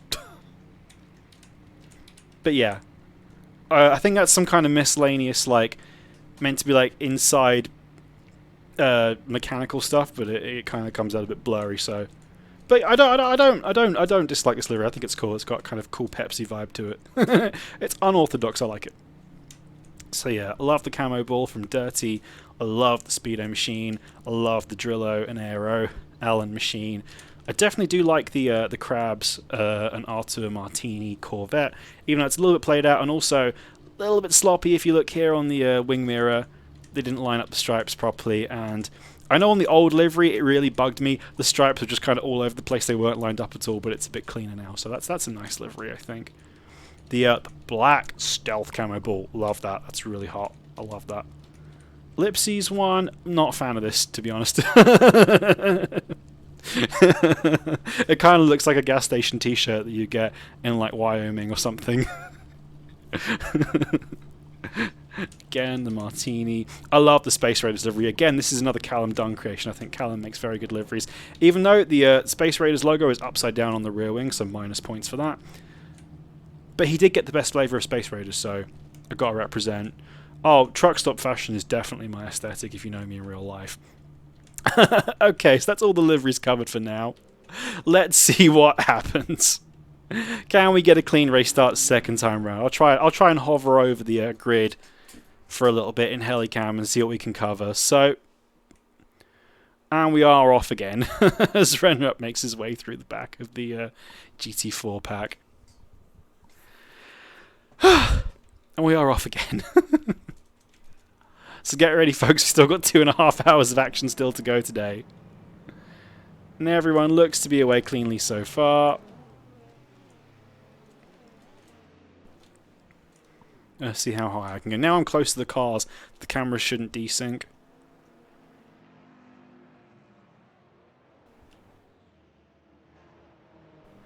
Let's see. Everyone appears to be making it away cleanly this time. I can see some drivers with their headlights on, even though it's daytime, so boo to you.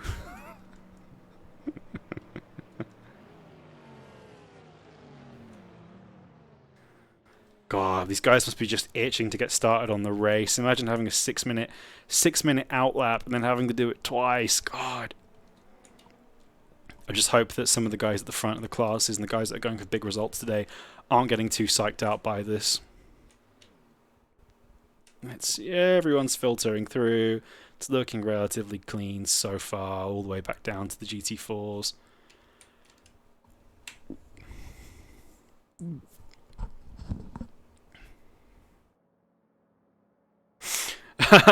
Lucky Smucky says, I hate waiting 50 seconds on the grid. Imagine this. Let's go and fly through. Wow, look at this. In the helicopter mode, it really shows you how long the Mulsanne is. It's enormous. It's absolutely humongous. As Fyodor is filing into the Mulsanne corner for the first time, let's get some nice cinematic shots. Oh, look at that. Doesn't that look nice? Isn't AC a fantastic looking game?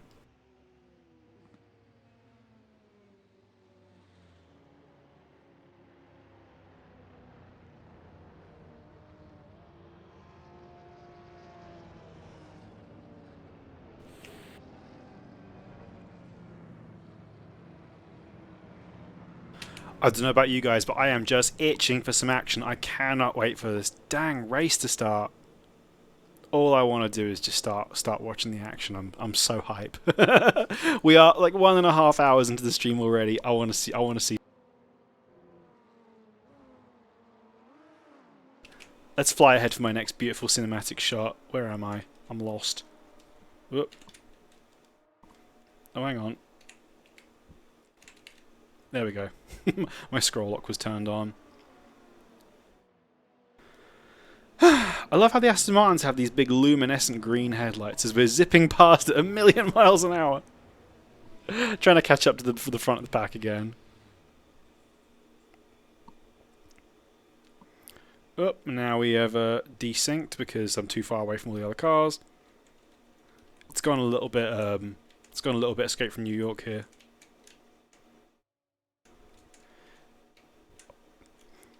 With the classic, hang on, zoom out a bit more.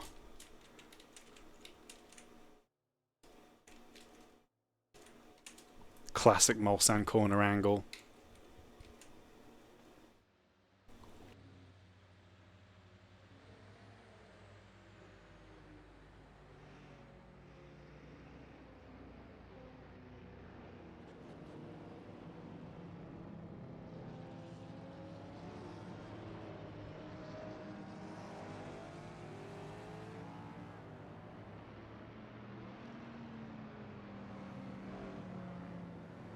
So everything looks a bit cleaner so far. We haven't had any outlap drama this time as well, as Rubber 9 gets a little bit wide going into Mulsanne.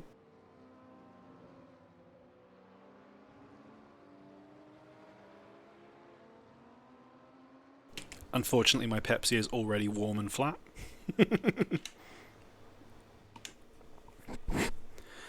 As finally we're getting ready to start the first flying lap of the race, as Fyodor is just coming through Indianapolis patiently. Oh, I bet he's absolutely itching to start. I know he can just smell that victory today. Well, Simo has disconnected from the server. That's a shame. Hopefully Simo can get back out on track. I don't know what's gone wrong there. Oh, that's such a shame if Simo has disconnected. He was doing really, really well in qualifying. That's a real shame. Yeah, Simo's really impressed me this season driving the Toyota. He's managed to really kind of put it all together on tracks where the Toyota's done well. I know at Chang he took a victory in the LMP1 class. Really, really well driven there for him. He was definitely the driver of the day that day. Okay, speed limit is off. Race starts and the leader crosses the start-finish line. So I'm guessing until then it's no overtaking as everyone just files through the French mountains. French forest, rather. Oh, I'll tell you what, these cars look great. AC looks great. I love Assetto Corsa. It's a wicked game. And I'm very proud of the communities we've all managed to build up in this game and how much fun we've all had this year. It's been awesome. I mean, it is Le Mans. It is a heckin' long lap. Now let's go see what's happening with the race leaders. Fyodor is just dictating the pace here. He's just getting ready to absolutely launch, and these guys are going to have full deploy. So any moment he can go, and he's just going to yeet it.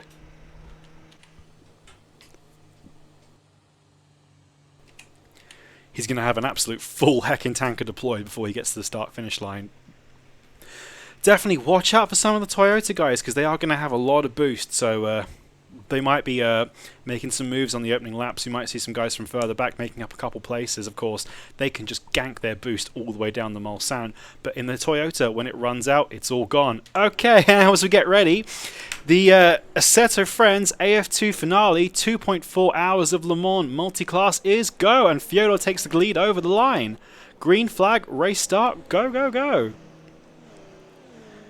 And everyone looks pretty clean off the line. Let's see, we've got Callum Dunn looking to make a move. Fyodor takes the lead pretty safely. Oh. Everyone's coming away, and that looks like Bink Sim Racing is on the gravel. Can he rejoin safely? Looks like he does. Charles Bertrand is away. John Ramirez wakes him away nice and cleanly, although Bink Sim Racing is losing a position. And looks like Dirty is pushing Lowy really, really hard in the GTE class, and Zeif is up there too. Wow. Drillo and Allen following through. Lipsy's trying to make a move on Allen. Arta's running wide. Renrapt has caught the back of the pack, and he looks like he's made a place there from Arta running wide. In the GT4 class, it looks like it's a really intense fight for the lead on the opening lap. Who have we got coming through here? That's Eric Revelson, followed by Juan Manuel Gutierrez, who's made a couple places up. Plenty of action so far. Let's go have a look with Bink Sim Racing, as he is absolutely screaming past these guys, getting really close to Charles Leclerc and Charles Bertrand. What can they do? Can the two Charles get a little run up? And Josh Brooks has passed Sleepy. Those guys have been trading places by the looks of it, and someone's flashing their lights. That's Callum Dunn. I'm sure all the time that those guys are battling, Fyodor is just running away. He's already got 2.8 seconds clear of these guys. Hiya, Togu Patobo. It's me, your boy Flat Earth Mum, Flat Daddy, Flat Gang. I am a guest commentator at AF. I don't come here very often. I'm just here for AF2. Ooh, and Arta looking a little bit raggedy through the first Mulsanne chicane there, but it's been surprisingly clean so far. As Alexandra Boltasu is battling Fail in GT4, what can Alexandra do? Oh, my cat has come to join us. Lots of action going on here. Sleepy is getting back through Josh Brooks. Let's go on board with these guys.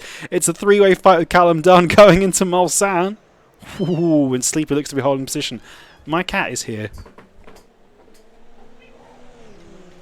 Ugh. Right, I've got a cat on my lap now. Let's see if she'll settle down.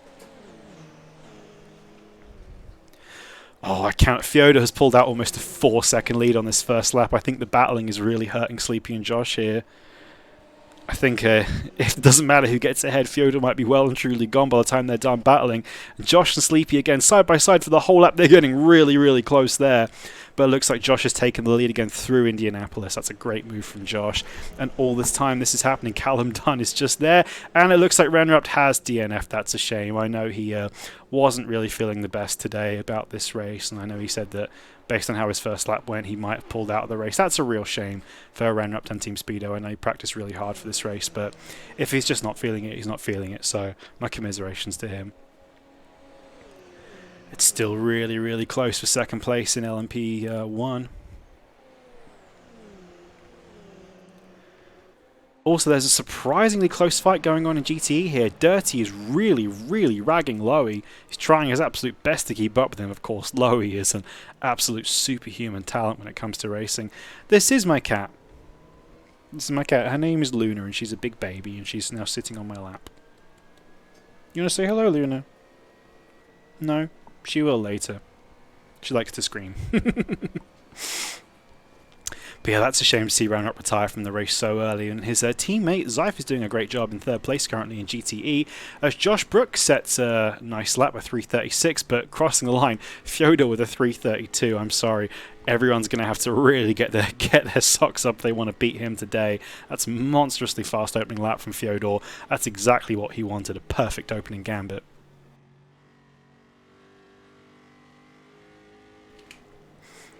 And it looks like Lowy's done enough to hold off It's Dirty for the first lap. I think Dirty's going to really have his work cut out keeping up with Lowy today. But if Lowy does win today, it will stop Dirty from doing the clean sweep of winning every single race in the AF2 season. So Oh, and Sleepy has dropped back. Oh, Sleepy's looking raggedy over the exit from Turret Rouge as he lets Callum Dunn through. Let's see if Callum can catch up to Josh. And now let's see if Josh is released. He can try and bridge the gap to Fyodor, who is just screaming away. Absolutely screaming away. He's already got a 5-second lead over Josh Brooks. This is a bit of a blowout so far, but of course there's a long, long time left to race. Let's go and have a look in the GT4 class. It looks like Eric Axelsson is currently enjoying a nice lead. He's got a rubber 9. It's currently an all-Swedish 1-2. Just a second or so behind him as Arthur and Bamba are trading places. Oh, looks like Bamba's just gotten a little bit loose there. The poor Space Raiders machine. And Bink Sim Racing has gotten himself into trouble, unfortunately. Looks like he's had a spin coming out of a... I believe that's the first Mulsanne chicane. Oh, it's a long race, so hopefully Bink can get back in the focus and he can get back on it. We will have at some point some mid-race interviews. I've had a couple of drivers who have expressed to me they wouldn't mind me dragging them into the comms booth with me at some point. I will pick a moment when the race is quieting down a little bit and they're not in a battle if I'm going to do that. And Diego Dom has disconnected from the server. That's a shame. Hope he hasn't gone into any problems. My cat is now sitting on my lap and she's like doing that thing where cats stretch their paws out. She's making pizzas on my lap, as I call it. Digging her little claws into my stomach, aren't you? But I have a very happy cat keeping me comfortable. Oh, I'm so sorry, Ran. No, I'm sorry you didn't get the race you wanted today. That's a shame. And Crab and Danny Rick are having a pretty exciting battle. This is Crab's what's the word? Mandatory 15 seconds of screen time as Danny Rick is lagging all over the shop. That's going to be really scary for Crab. But they're leaving each other plenty of room and space. Danny Rick is lagging all through the world. That's got to be terrifying for Crab to be experiencing right now. Oh my god. That's really scary. It's hard to tell how far Danny Rick really is ahead because his car is lagging so bad. Oh, I'm sorry to hear that, Diego. Ran got taken out at the start and now he crashed. I'm sorry, Ran. Just walk away from it today. It's not worth it, dude. Charles Gregg and Charles Bertrand are trading places up in the LMP1 class as well for 5th and 6th. Dr. Gamus and Lipsy are also trading places in GTE. And Fail has disconnected as well. That's a shame to see him go.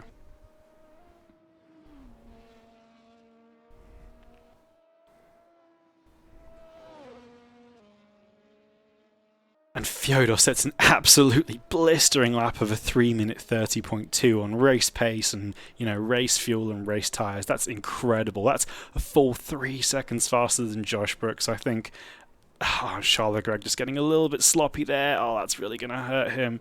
But yeah, Fyodor, after I believe 2 or 3 laps, has got a 7-second lead over Josh Brooks. So I don't think anyone can stop him today. He's really, really motoring.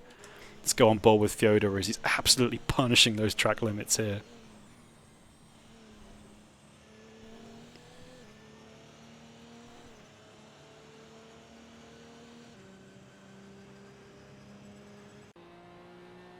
Benjamin Garcia and Mario Costa are getting pretty close to each other as well in GT4, trading some of those final places. Looks like Eric Axelsson is still leading GT4 with rubber 9 behind him and Juan Manuel Gutierrez in 3rd place. Alexandra Boltasu in 4th place. Not much has changed for those guys so far. It's been pretty static in GT4. Lowy still having a nice lead in GTE. Oh, Sleepy has got past Callum Dunn.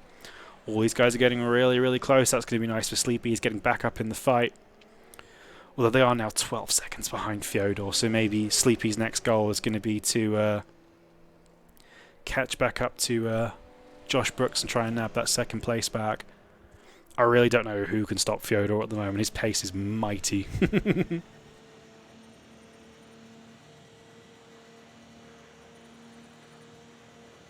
Yeah, go relax, Ren. Don't worry about it. Oh, that was a little meow from Luna on my lap.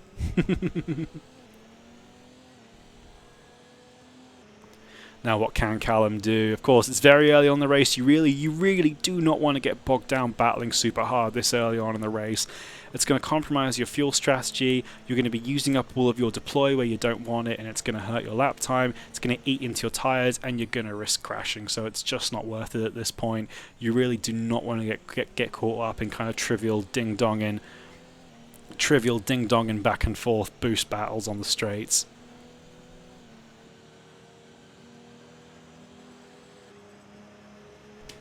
Oh, Sleepy's not leaving Callum any space here. What can Callum do going into Indianapolis? Oh, they're going to be side by side here. I have to say, if you have to pick, I would pick the outside for Indy. They're getting really close.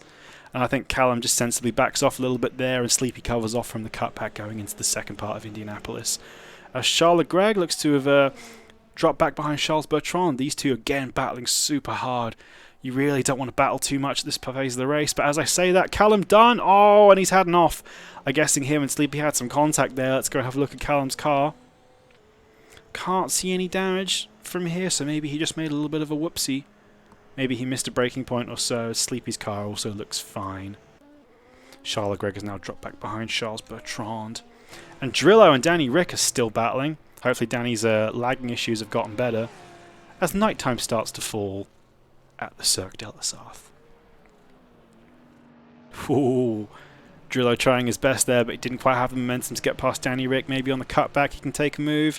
I know that Porsche has been struggling a little bit on the straight line speed compared to the Aston Martin and the Corvette, as Krabs is getting up there as well. Let's go on board with him. There's the onboard cam. Oh, Mr. Krabs is feeling it now. As he drafts past Drillo going into the Mulsanne corner, and I think Drillo just very sensibly backs out of that one and waits. Krabs had the momentum there. Now can Krabs go after Danny Rick? We shall see. In GT4, while Manuel Gutierrez is still chasing down Rubber 9 for that second place.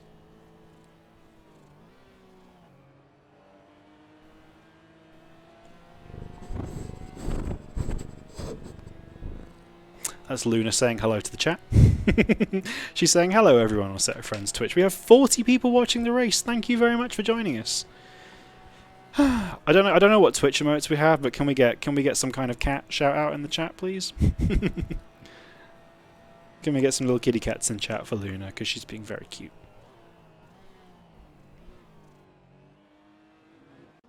Charles Leclerc and Charles Bertrand are still battling, but Charles Leclerc has lost it. Oh, that's a really heavy hit into the wall after Turret Rouge. Let's hope he's rejoining safely. I think he's got enough of a buffer between him and Bink Sim Racing, but Bink's going to be on him now going onto the straight. Oh, it's a real shame for Charles Leclerc. I know I've driven both of the LMP1s and Bink just flies by. I've driven both of the LMP1s on Le Mans, and I definitely think the Audi is the better car on the day. The Toyota is a little bit loose on the rear, and how it works with its deploy, it has more deploy, but it's so weak on its ICE when the sorry, I ate too much dinner. Hang on, just got a little bit of heartburn. Yeah, when the Toyota runs out of deploy and it's on its ICE, it's just dead in the water. I mean, it's barely faster than the GT without its hybrid. So I think the stability of the Audi allows you to run less downforce, and also it's more powerful but less amount of deploy gives it an advantage today. So I don't expect the Toyotas to really be competing with the Audis today. As Sleepy has managed to work his way back up to Josh Brooks. Him and Callum Dunn are both still on it. They're both doing really good job. It's going to be a great three-way battle between these, but again, all the time. I can't even show him because he's just disappeared. Fyodor has an absolutely insurmountable lead so far, with 14 seconds built up in the first 20 minutes of this race. He really is absolutely flying away with this. I know Fyodor's really wanted to win in LMP1s and at Le Mans for a while, and he couldn't compete in the 24-hour event that we took part in earlier on in this year with the Speedo and Charge Boys. So he's getting to live out his fantasy today, definitely. Oh, and it's so close. It's gone board with Callum Dunn.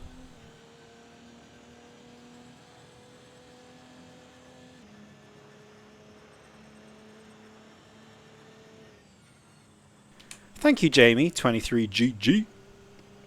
It's me, your boy, the Flat Earth Mom, Flat Daddy, Flat Gang, commentating today. I am just a guest commentator on AF. You can follow or subscribe to their Twitch channel for a whole bunch of weekly regular races. They have the Premier Open Wheel Series, AF1, which is with the RSS Formula 3 car. This is the final round of this season of the AF2 Endurance Series. There is AF3, which is an Audi TT Cup Series, and AF4, which is, I believe, a rookie series, which currently has the Tatus FA01. As Callum puts it in the gravel. Oh, that's a shame. That's going to cost him a little bit of time there. But yeah, there is plenty of action on AF, so do feel free to subscribe for a whole bunch of weekly races. Callum's just got to have a little bit of a breather off that one, try and recover and get back in it. And oh, he seems to be overdriving the car here. That's just costing him time. He's already a second down on his best lap coming out of just those first few corners. I believe you can, Jamie. You have to forgive me. I'm a bit of a boomer. I don't know how Twitch works. You can purchase subscriptions and you can purchase bits to donate. Someone who's more involved with Twitch can probably help you out on that. I'm just a commentator. But yeah, of course, all the admins and staff at Assetto Friends have put a lot of work into making this event run today, so definitely show some love by donating to them. As Crab is battling with Drillo here.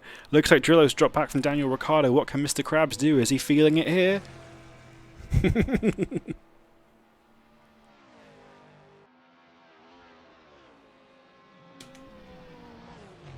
I just spent a whole season racing with Drillo in Charge GT4. He's a really, really fantastic driver and a great young guy. I really got a lot of love and respect for Drillo. I think he's a fantastic guy. And he's so good to go up wheel to wheel with. Drillo's really respectful. He's one of those guys that he'll never take you out or squeeze you or anything like that. He's really, really nice, really consistent, good, kind of smart racing driver. So I'd love to see him fighting with Krabs today. Hopefully they can have a really good battle. And it looks like Callum Dunn has got past Sleepy, and Sleepy's in the gravel. Oh no, and that's a shame. He appears to have fallen behind some cars there. That's the thing with Le Mans. You can't break your focus, and now Sleepy's getting swamped by some GT4 traffic. He's going to have to work his way past. Oh, it must be so frustrating. Sleepy's now a full 8 seconds back from Callum Dunn.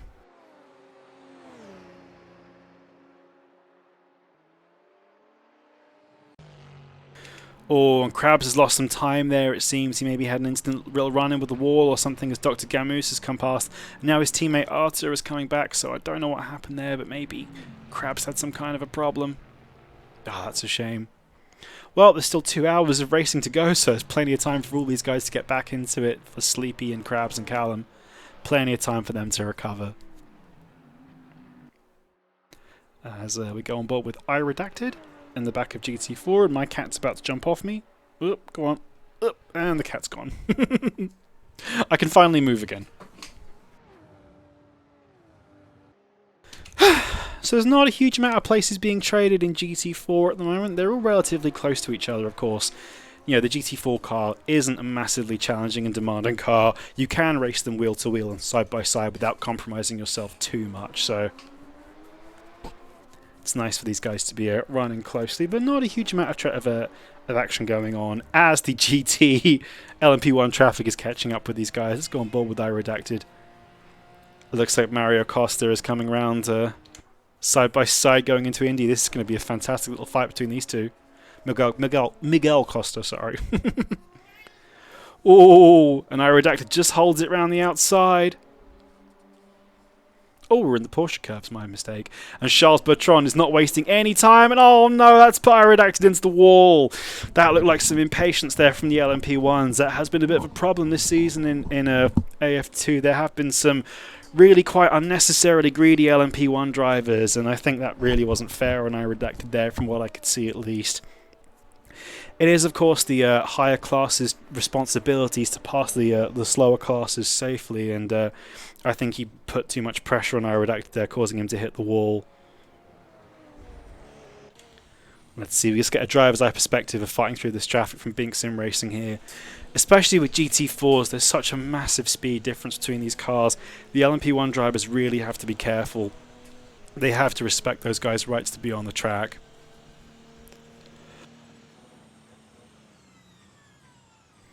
Like, you cannot just drive around expecting to get out of your way. You have to understand those guys are doing their own race as well. And when you're passing a slower class, it's not like you're lapping a car in your own class where it's a blue flag situation. Those guys are in a completely different race to you, and you have to respect their order and right to be on the track.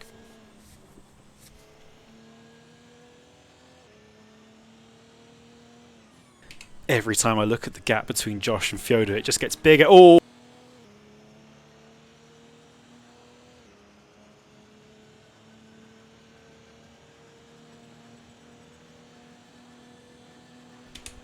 Sorry, my microphone was off. But yeah, that was a hairy moment there from Bink Sim Racing, just getting really close to...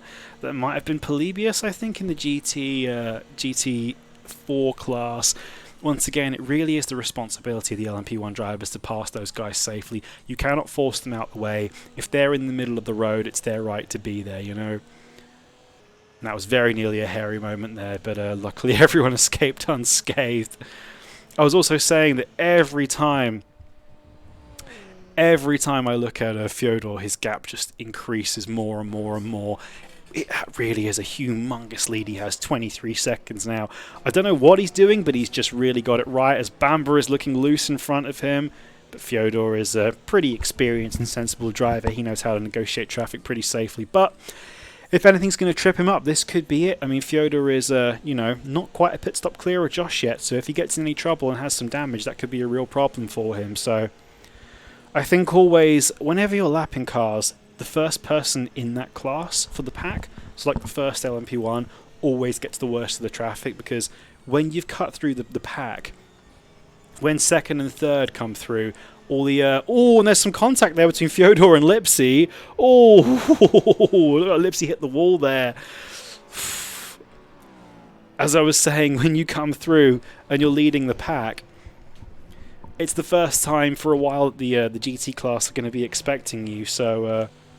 oh, and again, Fyodor having to really dance with these guys. So when the second and third come through, the GTEs are already kind of a bit aware the traffic's coming through, so they have a slightly easier time. But yeah, Fyodor showing that it doesn't matter how quick you are, that could really hurt you. And if he picks up some damage, that could really hurt him. See, that was a very slow lap time there, a 3:33.1, when he's been banging in 3:30s when he's got clear air. But it looks like he's making his way towards, you know, just starting to get up into the middle of the GTE pack. So hopefully after that he can get back in some clear air. Dr. Gamu's having a very good race so far, sitting in 14th place, I believe, in 6th in the GT3 class.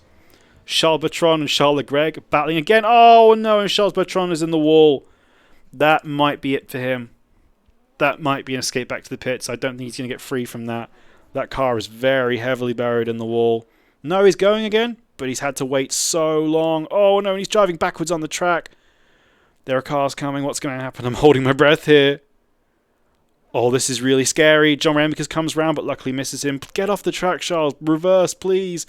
It looks like he's beached. Oh, this is a really scary moment here. That's going to be a big yellow flag as Polybius comes round. And Charles Bertrand has had to go back to the pits. That's a real shame. That's going to cost him a lap. That's going to put him one lap down now. That's a real shame. But that's what happens, unfortunately. That's Le Mans.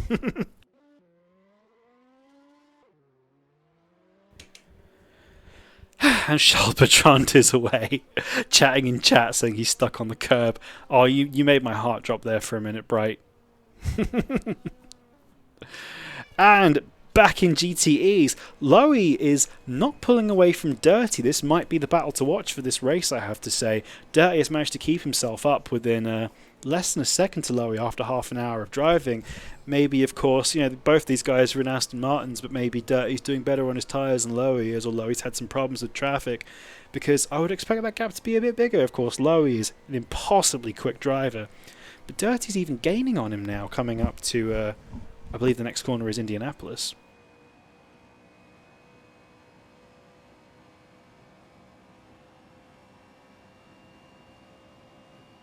Yeah, Dirty isn't letting that Grand Slam go. He damn wants it. He's really catching Lowy. Let's see what he can do. Not quite taking a move through Indy 2, but he's showing Lowy that I'm here. You're not going to have it all your way, of course. Dirty has been driving this car all season, so he knows it really well. Lowy was a late addition to this race, but with the talent that man has, he really only needs 5 minutes in any car, and he's immediately competitive. Lowy is an absolute superhuman force when it comes to sim racing. He is by far the fastest and most complete driver I've ever seen. He really is an incredible guy to watch. It's just a shame because there's not often anyone who can actually challenge him. But I've been in some races where the chips have been down and Lowy's had to really pull it out, and he's been absolutely incredible. The man's pace and consistency and just completeness are absolutely incredible. As now Charles Bertrand has lost his lap. That's a real shame, and he's now dropped behind Lowy and Dirty in the standings. 25 world records, yeah, I know. And he's the nicest, most modest guy you're ever going to talk to, so big shout out, lots of love to Lowy. And Charles Bertrand has now dropped behind Zeif. So Bright's got a little bit of work to do to get back in it after losing a lap, unfortunately. Anything can happen though, it is Le Mans, so anything can happen. He could still be back up there. And Callum Dunn and Sleepy look to have stabilised a little bit behind Josh Brooks now. The gap is almost... Oh, that's another blistering lap from Fyodor. Now he's in clear air. A 3:30. There's just no way Josh can keep up with that.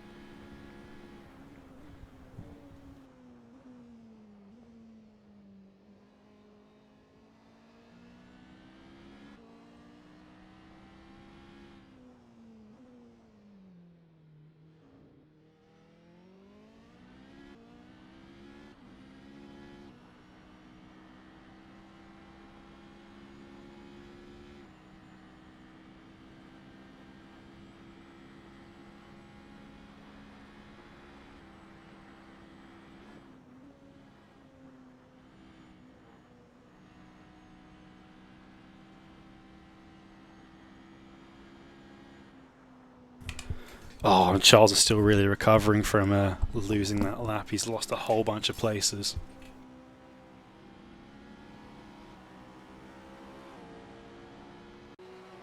In GT4, Alexandre Baltasu is really going for Juan Manuel Gutierrez here for, I believe that's going to be 3rd place in the GT4 class. Come on, Alexandre, what can you do? Show us what you got. Oh, these guys are side by side. Looks like Juan Manuel has just held on to it for now.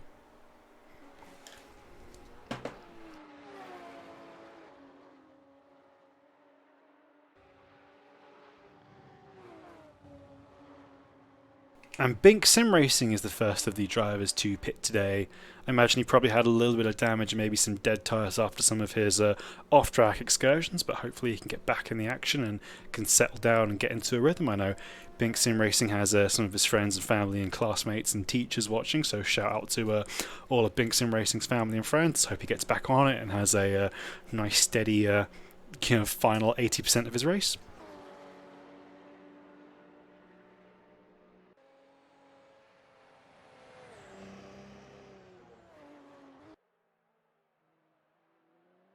I know this season of AF2 has been Bink Sim Racing's first kind of serious, competitive sim racing tournament, and it's nice to see how he's come along and him getting into the spirit of it. And once you get bit by that sim racing bug, it's hard to get rid of it.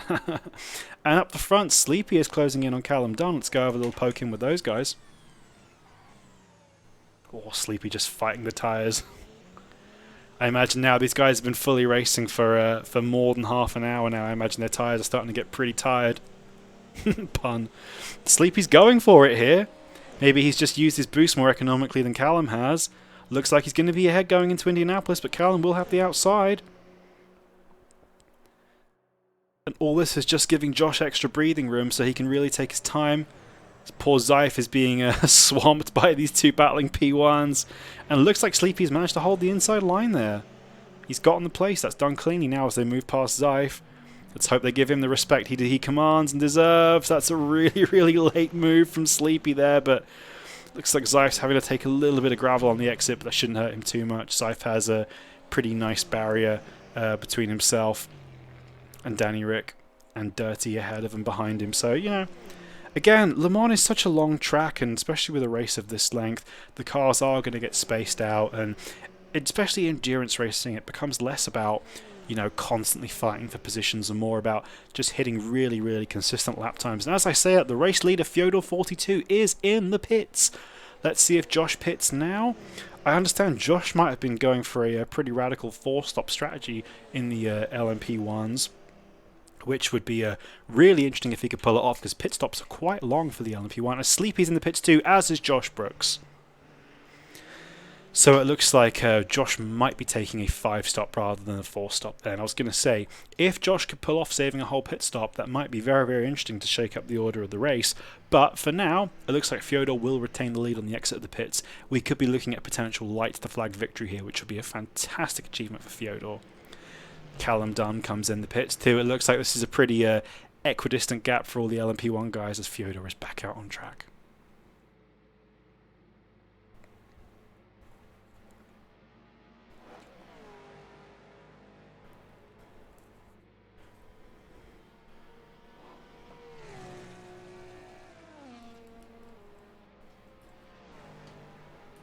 As Charles Leclerc is not pitted yet, of course he is in a Toyota rather than an Audi, so he can probably run a little bit further on.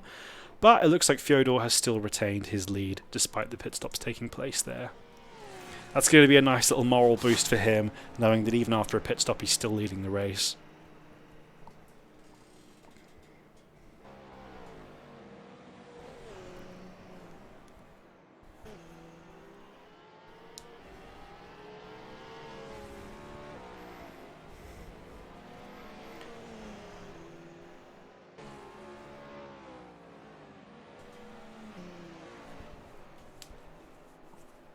So you'll have to forgive me, I'm putting hand cream and gloves on my hands because I have eczema.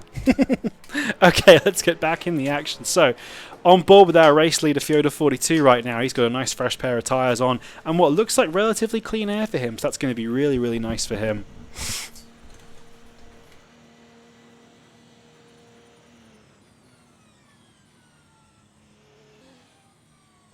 So the battle to watch right now, well, not really a battle, but what will be at some point the battle to watch, Joshua Brooks and Sleepy. They are, of course, fighting for the GT4, sorry, the, my apologies, the LMP1 titles. Let's update their current positions and see what points they have. So, Joshua is 3rd and Sleepy is 4th. Let's see if I can get this magic Excel spreadsheet to work. So Joshua Brooks is 3rd. Sleepy is 4th.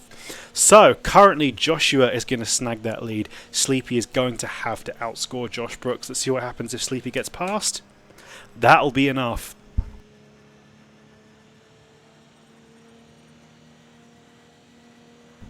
So, if Sleepy can get ahead of Josh Brooks, he could take the overall win today. So, anything could happen. And let's see, where is Charles Leclerc as well? Let's see what he can do. So he is currently in 2nd place, but of course he hasn't pitted. I believe he was 5th after pit stops. So if... But with Simo Dalby out of the race, though, that might be it for Poor Energy Racing. They need to overcome River Racing by a quite considerable distance there if they want to take the Team's Championship win. So I think now Charles Leclerc is going to have to outscore Joshua Brooks if they want to take that Team's Championship. Unfortunately, with Simo retiring, I think that might have put Poor Energy's Championship hopes in the bin.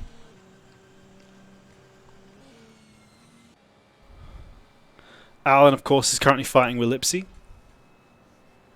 Looks like Alan's having a relatively calm race so far. A couple places behind his teammate Drillo, who's doing fantastically in 5th right now. Got some really, really fast drivers ahead of and behind him, so he's really keeping up there with the best guys. Fyodor is currently leading by 35 seconds because Charles Leclerc has not pitted yet.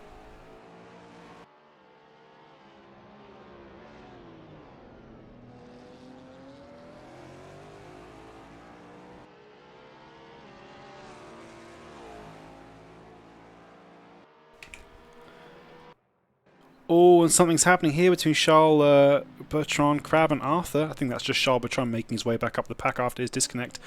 Alan Fan Club, I am driving in Sunday in Charged. Of course, we have the Charged Christmas special weekly event on Sunday.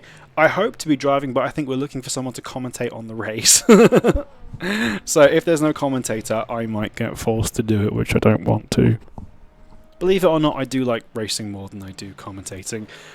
At the front of GTE, Dirty is still on Lowy. I'm amazed these guys are still going at it. Dirty's really, really doing well here to keep up with Lowy.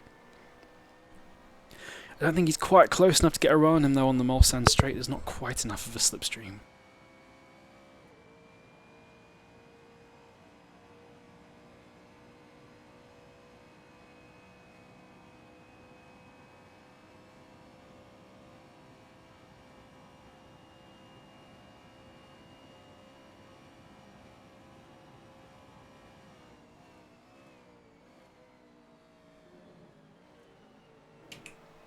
What can Dirty do? He's getting a little bit closer each time they go through some corners.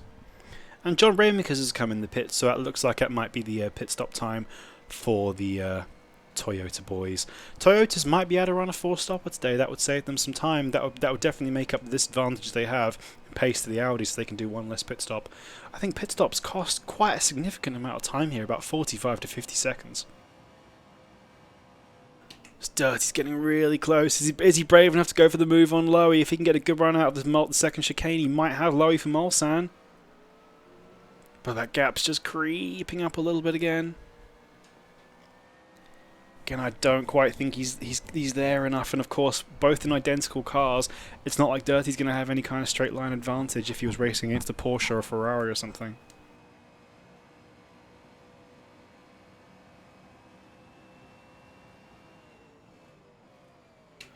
Lowy being very defensive and choosing his line very carefully there. He's saying to Dirty, nope, you're not going to get a run on me. And Dirty dips a wheel in the gravel. That's a real shame. It's going to be another lap or so before he can get back up in the mix with Lowy. Let's see what else is going on track. Arthur and Crab are still really close to each other. I think Crab was really fighting up towards the front of the GTE Class 4. He had a little minor incident and it dropped him back behind Drillo and Dr. Gamoose.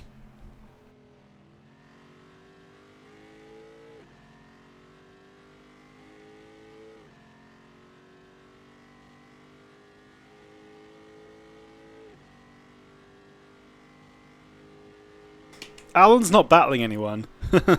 I can show you Alan when he gets into some fights, but at the moment Drillo is just being lapped by, I believe that is possibly Bink simracing there. Just show Alan. Well, unfortunately, this is a set of friends, not the Alan fan club stream, so I'll show Alan when he gets into some on-track action, don't worry.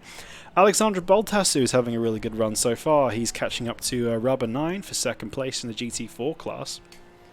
He's still being followed very closely by Juan Manuel Gutierrez, though, so could be a really interesting fight with those guys. But it looks like that I can't remember his name.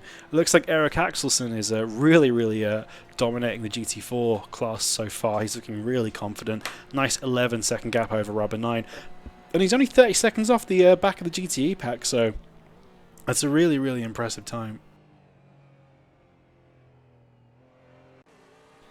Dr. Gamoose is closing in on Drillo here. What can he do?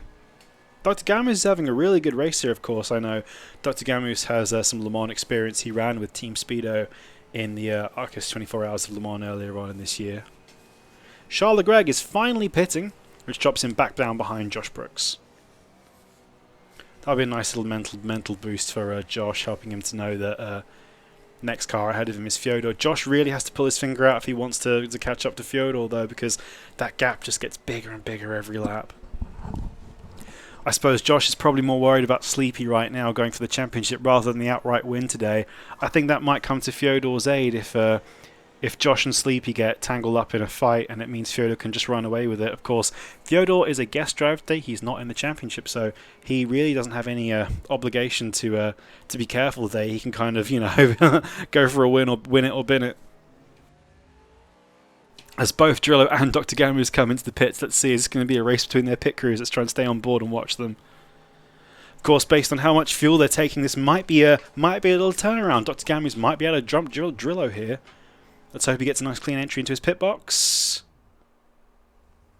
Let's see what happens.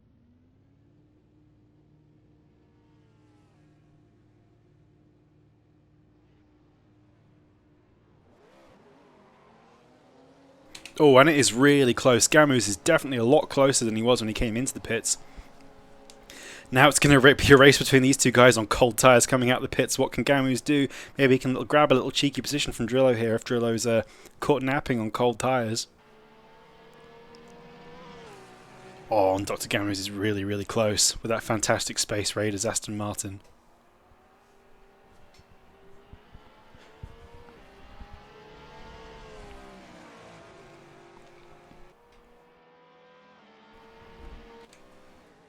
Looks like Drillo's got the best of him in the first few corners, though.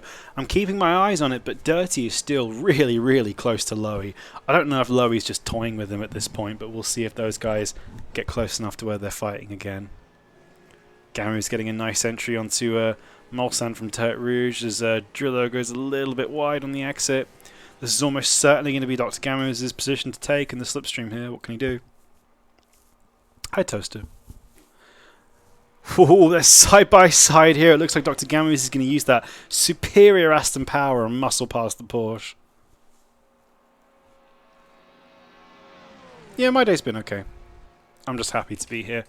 Coming on this race. I made homemade pizza for dinner and I ate too much of it and now I'm really full. Oh, and Dr. Gamus just gets a sloppy chicane there. Can Drillo get the run back on him? Let's go and have a look. It's fully night time now, so it's a little bit hard to see. What onboard cameras do we have in this car? Not many. Hey, Cheesy.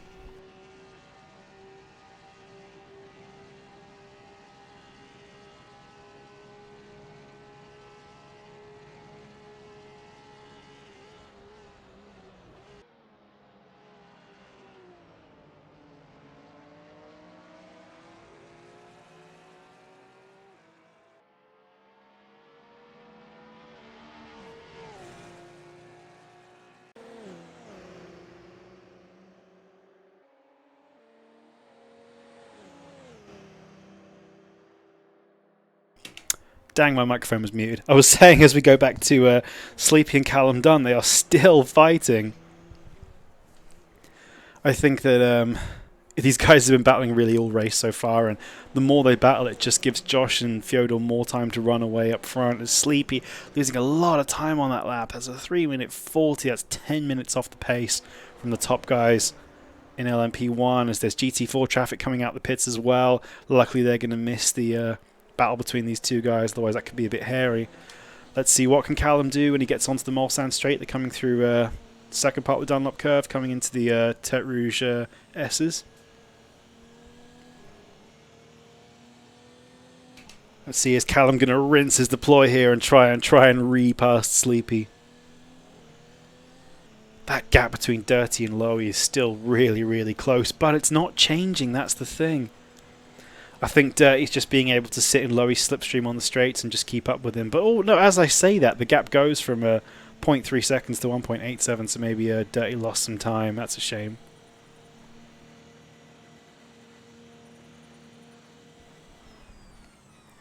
I think Callum's just saving some of his boost there.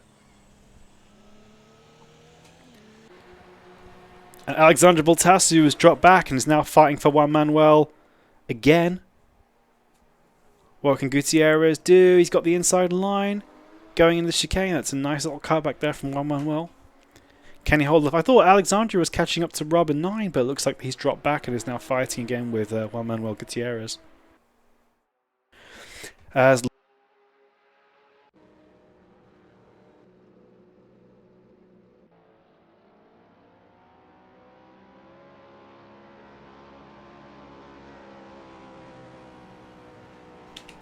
God damn it, I don't know why my microphone keeps getting muted, sorry.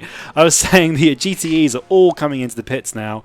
It looks like these guys are all going to be pretty set on a 3-stop strategy, but I wonder, are the guys up front, are Lowy and Dirty going to come into the pits anytime soon, and what will that do? Has Lowy by any chance worked out some superior strategy where he can take even less pit stops than usual? We've now been streaming for 2.5 hours and we have almost 2 hours to go.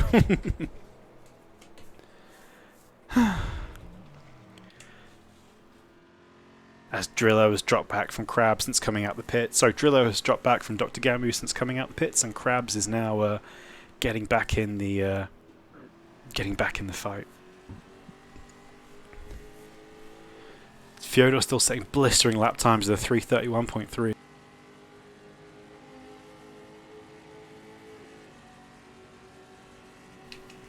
What can Krabs do? Looks like they're side by side again. Drillo's going to be really hurt by the Porsche's lack of top speed here, unfortunately. These GTE cars don't seem to be as well balanced as they could be for Le Mans today, but I suppose when the BOP is set for the season, you have to just kind of run it, unfortunately. And Drillo manages to hold off there just by getting a better exit for now. Of course, Crab, being Toaster's compatriot from Lithuania, Crab's had a really good season, actually. Crab complains that he doesn't get very much screen time, but I think he does. I try and give him screen time anyway, because Mr. Krabs, we're always feeling it.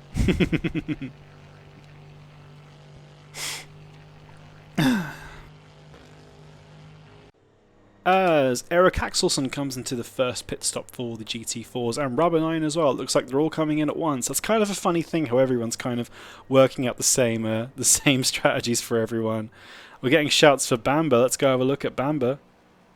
This is a cool camera angle. I like this. As he's on the back of Alan, what can he do?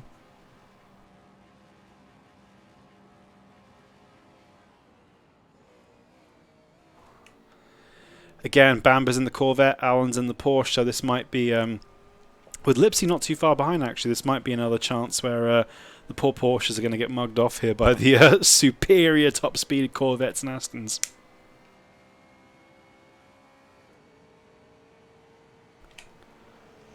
Or Krabs and Drillo are still fighting here, what can they do? There's traffic ahead of them as well. I think Krabs might have Drillo here. Again, just using that top speed advantage of the Corvette. Oh, I feel so sorry for the Porsche boys today.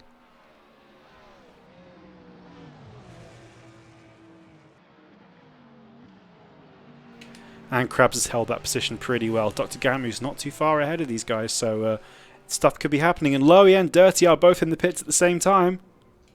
As Lowy's pulling away. With Dirty not too far behind, and maybe Dirty made up some time there, maybe took on a little bit less fuel. It's so interesting how these guys are all pitting at the same time. I think if you're running close to someone, it's so important to have some... it's so important to have track position. As Rubber 9 and Eric Axelson are battling here for the lead in GT4, I don't know, maybe Rubber 9 hasn't pitted yet. Maybe he's doing a different strategy to everybody else. Interesting to see what happens. But that is very surprising. I know Eric Axelson had a significant lead in GT4 for so much traffic here as the LMPs have to really get their work cut out. At the front of the pack, Fyodor has almost a 1 minute lead over Josh Brooks in second place, who is extending his gap to Sleepy. Rubber 9 and Eric are really rubbing paint here, the two Swedish drivers. So you could barely get an IKEA wooden dowel spacer between them two there. No, DK is not supposed to be co-commentating. Please don't encourage him. It's just me today. I'll work alone.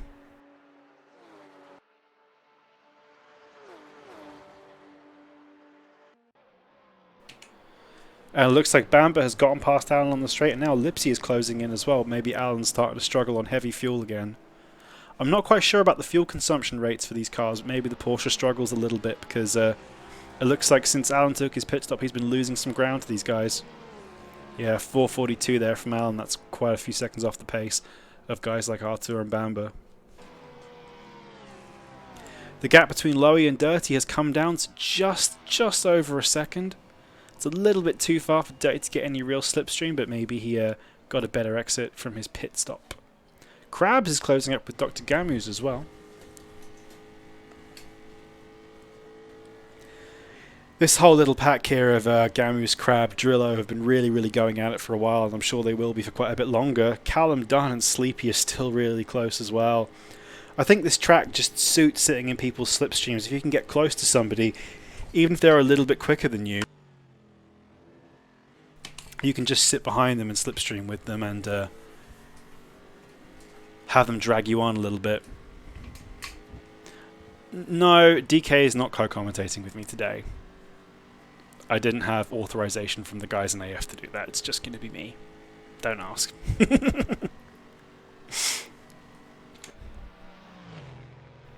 Krabs and Drillo here are still fighting.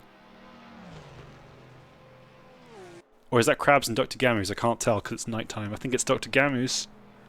And they are really, really rubbing there.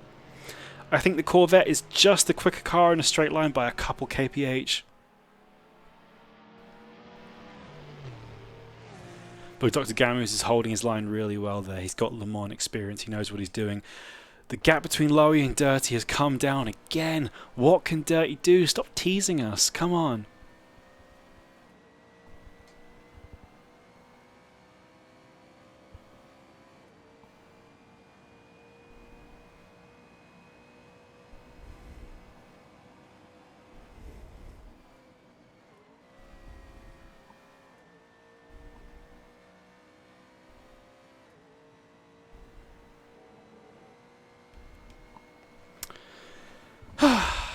I guess it's just back and forth with these guys. It's going to be a while before anything happens, I imagine. Oh, something's weird with my Twitch chat. Sorry, hang on.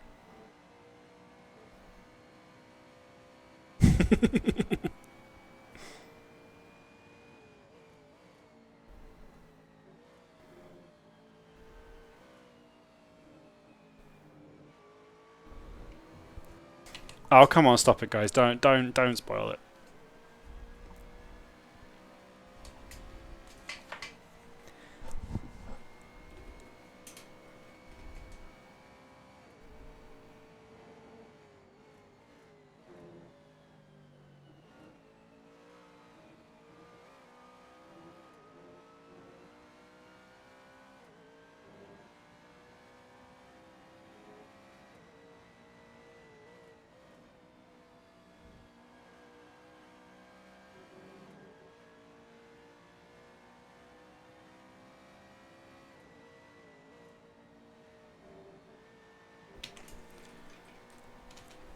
And Drillo and Gamoos are still fighting. Let's go back and see how those guys are on.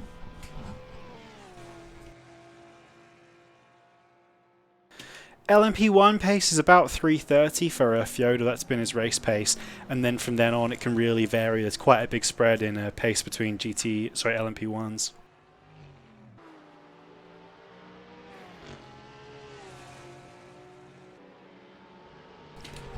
As Dr. Gamoos seems to have got into trouble. Oh, and that's a big hit for Gamoos, unfortunately. That's a real shame. That's cost him several positions. And Dirty has passed Lowy. I don't know what happened there. Lowy must have made a mistake because he's lost a significant amount of time to Dirty already. That's a change of lead there. This could be huge for the race. We'll have to see what happens with that, unfortunately. I couldn't catch it as we were watching Dr. Gamoos have his little spin. It looks like Alexandra Baltasu and Juan Manuel Gutierrez are still fighting. These guys are just at it constantly. Rubber 9 is still really close to Eric Axelson, so I don't know what happened there. Maybe if Eric might have had some little mistake earlier on because he had a big lead over Rubber 9, so the GT4 lead is still on, as is the GTE lead. I don't know what happened to Lowy there, but he's dropped well behind Dirty. Callum Dunn is still fighting Sleepy here, and Sleepy's getting held up by traffic. What can Callum do? Oh, and they're really close, and Dunn just has to back out of that. I don't know what happened there. Sleepy's off as well.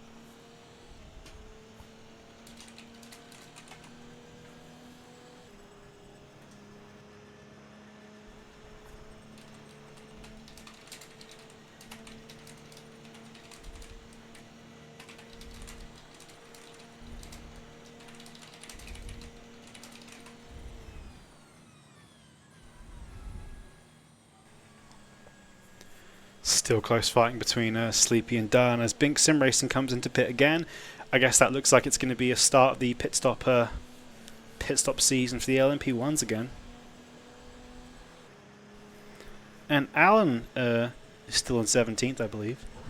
I believe Dr. Gamoos had an incident. He dropped several places. He had a big hit, unfortunately. That's probably cost him some damage as well.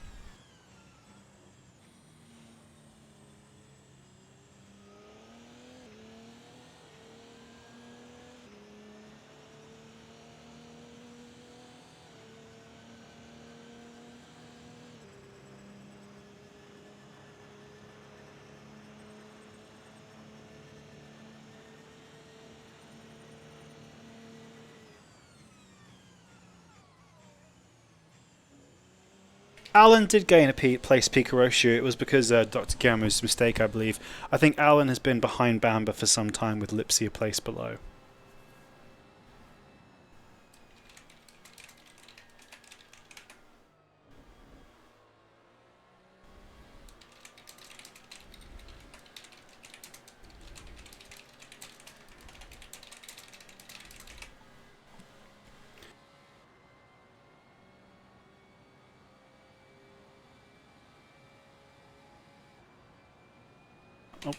I think as things are quietening down, I can see what we can do about getting some mid-race interviews in. I have Zarpazo de Salmon is in my DMs letting me know that Zyph and Josh want some mid-race interviews. Let's see if we can get Josh in. I'll see where Josh is on track first. Coming through the Porsche curves, I think that's probably not the place. I'll come back to him. Zyph is on the start-finish line too. I'll maybe try and pick Josh up when he gets onto the Mulsanne straight. So give us a minute and we'll have Josh.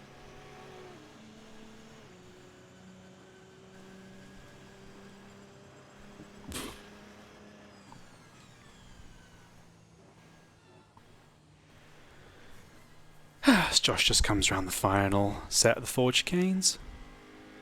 I tell you what, Zyph is now coming. Not quite there. Maybe we'll call Zyph first if we can get Zyph in. We'll just wait for him to go through Tête Rouge before he's onto the Mulsanne straight.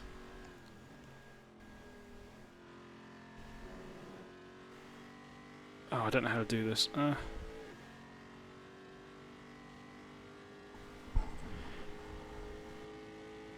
Now on stream. How's it going? Hello. How's your race been, Zyph? Sorry, my microphone was having some issues. Very boring. You're doing great job sitting in third place, though. You've got a really nice gap to Daniel Ricciardo behind you. And Lowy and Dirty have been battling really hard, and Dirty is now ahead. So if Lowy catches up, those guys might battle, and you could be in for a sneak win here. How do you feel? Well, I'm just keeping my head down. It's like I'm just driving alone at the moment. I feel like Max Verstappen a bit. It's just Lowy and Dirty are just really, really fast, and I just practiced a lot. So just, I was trying to stay with them at the start of the race, but that didn't quite happen. You were keeping with them for a good while, though. Yeah, but I messed up a corner and they were just gone. I suppose that's how it is, but I have to say you are driving admirably. You have Danny, Rick, Crab, Drillo, Arthur, Bamba, Alan, Lipsy, Dr. Gamu all behind you. Those are some really, really quick drivers. Well, I wish you the best of luck, Zyph. Hopefully we'll talk to you later on in the race, but you're currently driving really well. Keep it up, dude. You're in for a long night. Thank you. Good luck. I'll move you back. Awesome. And that was Zyph there. Let's see who else we can get in. Let's see if we can get Josh in. Josh Brooks is on the straight right now. Let's see if I can find him. Hello, Josh. Are you free to talk? Yeah, 2 seconds. Yeah, I can just see you going through Mulsanne corner. How's your race going so far, Josh? Pretty well, the second stint. The first stint was a little bit terrifying because I got 99% occupancy warnings. And about half of that while I was in slow motion a little bit. And then I lost all control. I couldn't reset my screen in VR. And I couldn't. IntelliBoost died as well, so I was doing manual boost and having to turn my head 90 degrees to get my head to get the screen to reset. Oh, Jesus Christ. It's terrifying. Sorry, there's a really amazing battle between Sleepy and Callum Dunn going on right here. I have to say, I bet you are very pleased that Sleepy and Callum are fighting because it's giving you a chance to pull ahead, and this is really going to help your championship chances. Yes, yes. It takes a little bit of weight off my shoulders as well that Simo, as unfortunate as it is that Simo has... Sleepy has just hit the wall. No, that was Callum Dunn. Sorry, Callum has just hit the wall, so that's put Sleepy back up into third. I know you have to outscore Sleepy today to secure the championship, and you've got a 17-second lead. That's pretty good. Yeah, I'm just thinking in my head, winner takes all. Absolutely. But I think with that battle for the championship with Sleepy, you've maybe taken your focus off the overall win. Fyodor has a pretty impregnable lead now. Yeah, I took that out of my mind after the first lap. Yeah, so you're focused just on beating Sleepy now. Yeah. I'm here for the championship. Okay, cool. So much about the win. Okay. Well, thank you very much for talking to us, Josh. I'll hopefully talk to you later on in the race. I'll move you back now. I'll leave you to focus on beating Sleepy. Bye-bye. Thank you. It was interesting to hear Josh talking about IntelliBoost there, which is a hot topic, I know, for sim racing with prototypes in AC. IntelliBoost is basically an app which is like an auto-deploy system for your hybrid boost. Of course, the LMP ones have a massive amount of hybrid power, and it really affects how the car's pace is and where they are fast. And what IntelliBoost is, it saves a preset deploy map for a circuit, and it will then automatically deploy your boost around the track. And that can affect your lap times massively, because it's going to give you really consistent deploy every single time. You're always going to have like the same way. It's one less thing to think about, because when you're driving an LMP1, the cars are so fast, like they are on the absolute limit of how fast your brain can think with keeping it on the road. Let's just go and look at Dirty and Lowy, because they are battling again side by side. What can Lowy do here? He wants that lead back, and Dirty's really, really going for it because he wants that clean sweep. Side by side.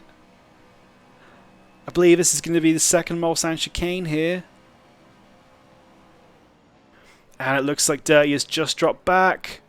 But no, he's gone for it, and that's a really confident overtake from Dirty around the outside of Lowy. He's run a little bit wide there off the track. That's going to be one of his 15 track cuts used up, but Dirty remains...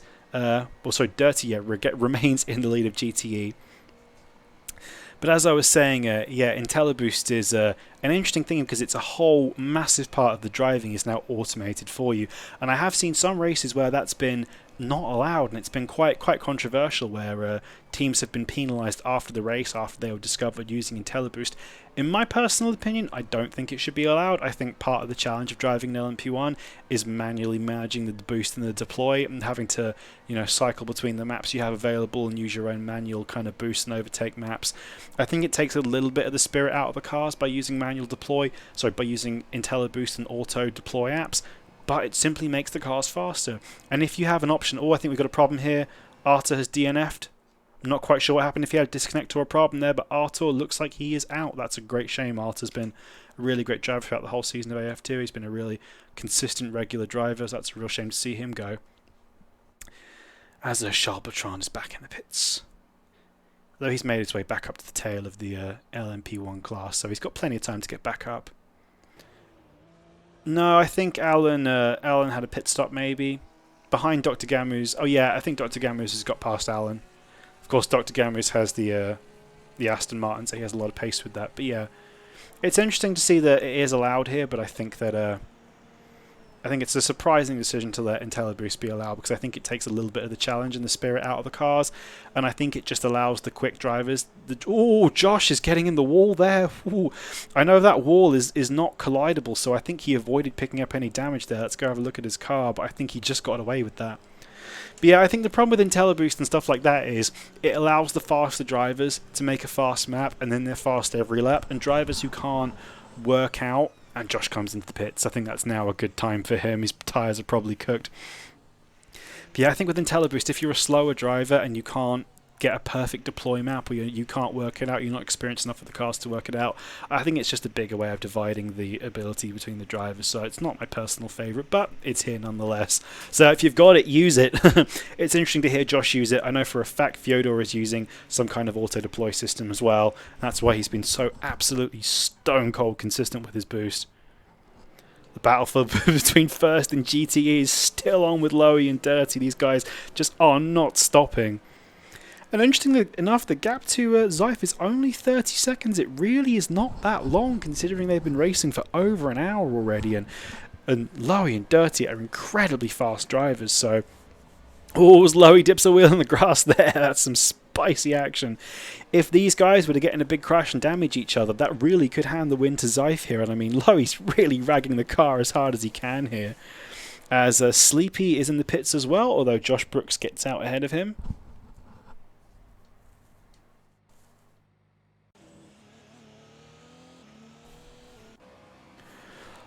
Lowy looks like he's slipstream past Dirty going on the straight. I'm a little bit stuck for camera angles here because I can't see so much because it's still night time.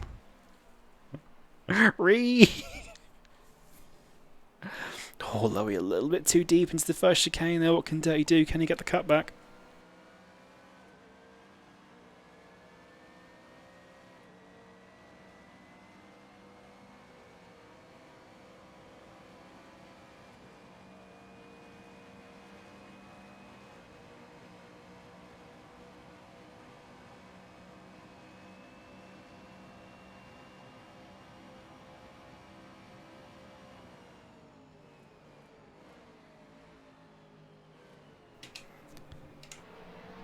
Lowy and Dirty just still going for it here.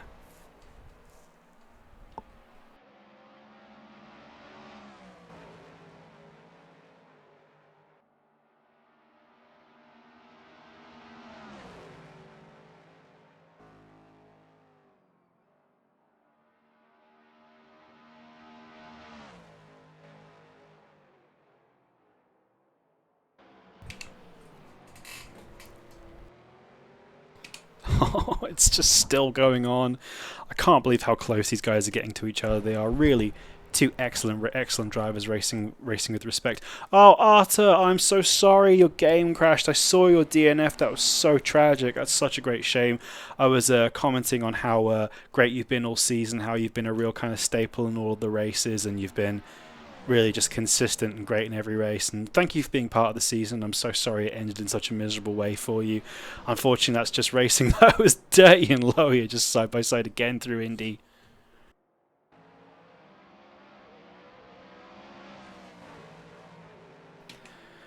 I'm kind of almost desensitized to it now. These guys have been wheel to wheel for the whole race so far.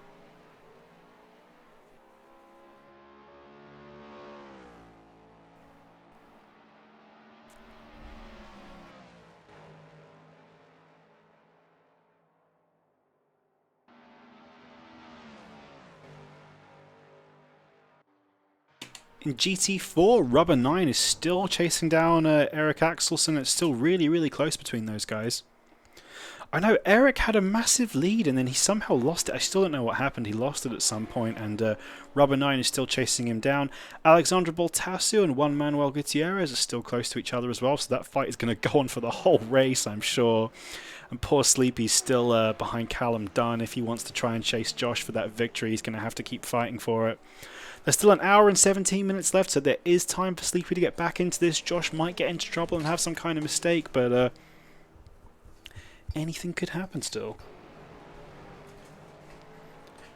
Dirty and Lowy are still just pushing it all the way. I tell you what, this is actually by far the most screen time that Dirty has had all season, because in every other race, he's just disappeared off into the distance. I know at the last round at Road Atlanta, which sadly I wasn't commentating, he had a fight for the win with runner-up who unfortunately was taken out by a P1. Oh, Dirty's really on Lowy's bumper here. But it's finally nice to see Dirty get some actual screen time, because he is an incredible driver. He's fantastic wheel-to-wheel. He has incredible pace, and he's really been on it in this championship. He's just been unrivaled. So it's nice to see him fight with Lowy. It's like finally a worthy opponent. Our battle will be legendary.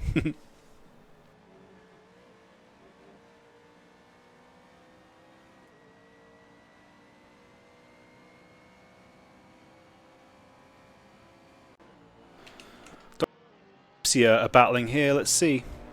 They've changed places. Oh, there's some really close racing. Again, I can't see because it's nighttime. I think Lipsy took a little bit of a hit there and lost some time. But, yeah, Dr. Gamus, and I believe that is Polybius, the GT4 here. And see, look, the speed difference really isn't that big between the GTEs and the GT4s. You've got to be really careful when you're lapping them. And it looks like Danny Ricciardo is out. Oh, that's a real shame. He's been having a really good race, sitting there in 4th place in the GTE class. Oh, that'd be a terrible shame if we had another dropout, unfortunately. Of course, we lost Arthur a few minutes ago. Oh, that'd be a terrible shame if Danny Rick has had a DNF. Sleepy and Callum Dunn are still fighting as well, in a battle that I expect will last pretty much all of the race. Callum doing his absolute best to hang on here. Let's get a live update on the championship score.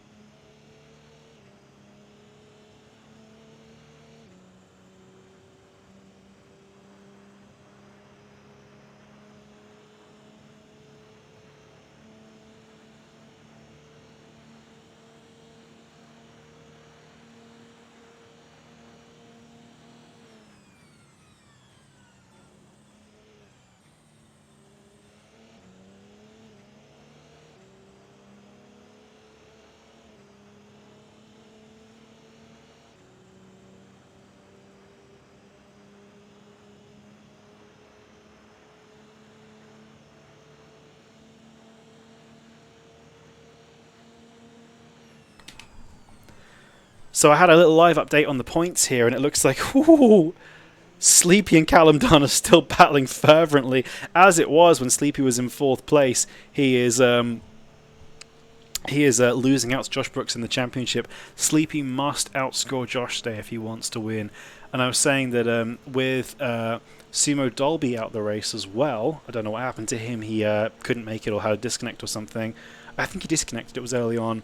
It looks like Poor Energy Racing are going to concede the championship to River Racing as well.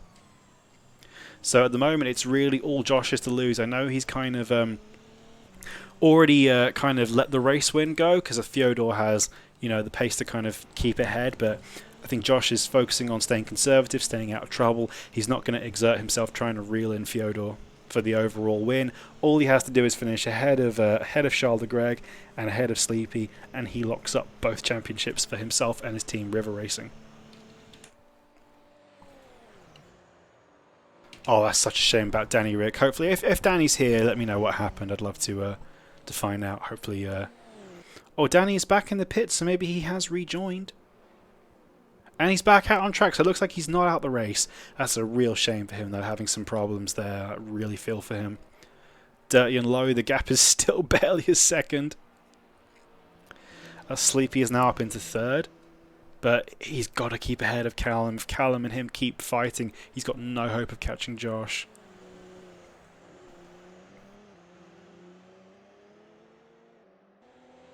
Oh, and Daniel has disconnected again. That's so heartbreaking. I feel so sorry for him. Poor Danny. I don't know if that might be it. He might not be able to reconnect after that. That's a real shame.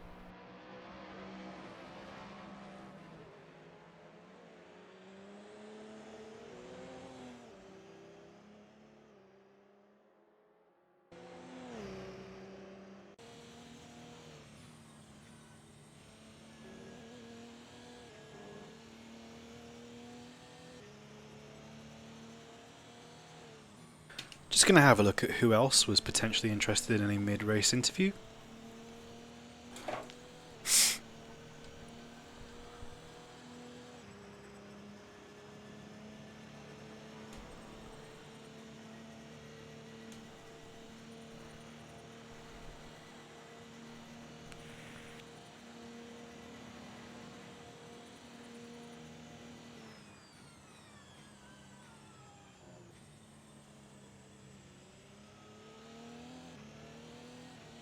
Potentially Charles Greg, Lowy, Fyodor, and Josh Brooks. I know Fyodor didn't want to talk to me if he was leading the race, but I think he's leading it comfortably enough. Let's try and see where Fyodor is. He's on the Mulsanne. He's going to be fine. Oh, no, he's not. Is he coming out to the Porsche curves? Yes, he is, so I'll wait to talk to Fyodor. Maybe Charles Greg. He's coming up to Mulsanne Corner. Oh, no, the first chicane. Let's try and talk to Charles Greg.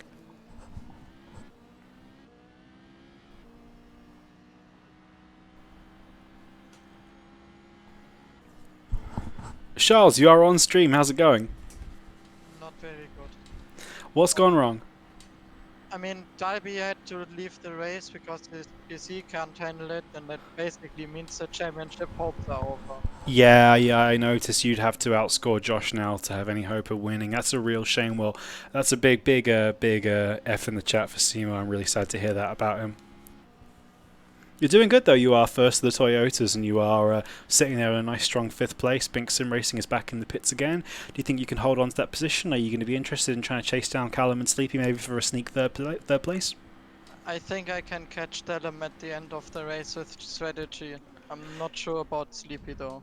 Yeah, I've noticed you're taking less pit stops. So, well, Sleepy and Callum have been battling for almost the entire race, and they're really close to each other, and they're kind of holding each other up a little bit. So there is a chance you could catch them.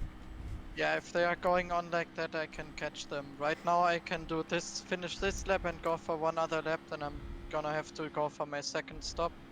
Yeah. I hope that they are on a 5 stop, then it's gonna be easier than on a 4 stop. Yeah, they're going to be burning their fuel and tyres, but I'll let you get back onto it. You're coming back to the difficult part of the circuit. Thanks for the chat. I'll put you back. Well, best of luck for the rest of the race. Thank you. Bye-bye. So yeah, that's a shame. Oh, and we've got Danny Rick in the chat. His internet. Oh, I'm so sorry, dude. Yeah, you were having a really good race. You were running in like 4th place in GTE. That's such a shame to see you disconnect, dude. I'm really sorry. My game is gone. Here we go. There we go. I thought my game screen had gone for a second. As John Ramakers comes in the pit, so Charles Leclerc, we know he's got one more lap until he has to pit. But there is definitely a chance that he might be able to catch up those guys, Sleepy and Callum Dunn, if they keep fighting with each other, and if Sleepy can out tactic them. There is a chance he could get a little sneak third place here. Yeah, that is always a factor. It does happen. It happens in real racing, especially in endurances. What can go wrong often will go wrong, and unfortunately we get mechanicals in the sim racing world too. But that's a real shame, Danny. You were having a really good race. I'm so sorry to see you drop out like that. Yeah, we've had a couple other problems. We had Arthur dropped out the game as well. Simo also dropped out. So it's been somewhat high attrition so far this race for a couple guys, especially the GTE class.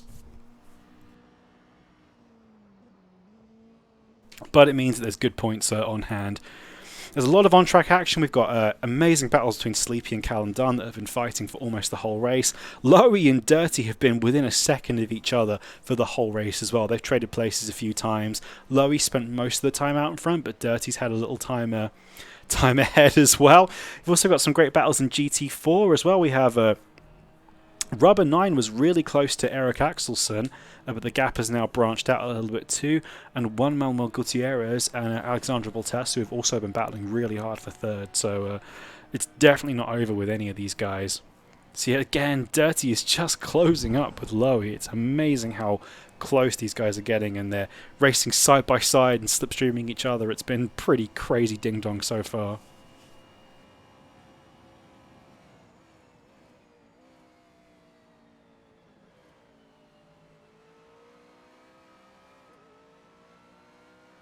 I just got a message in chat from Bink Sim Racing. He just DM'd me, so I'll see if I can get him in. Bink, you are live. How is your race going? Well, yes, thank you to make me these interviews.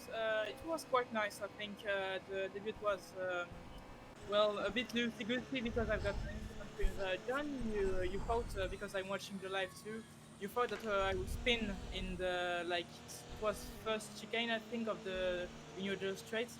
But no, it was Romamakers just you going off track and then rejoining on the track just into me. So that's why I spun. Oh, that's a real shame.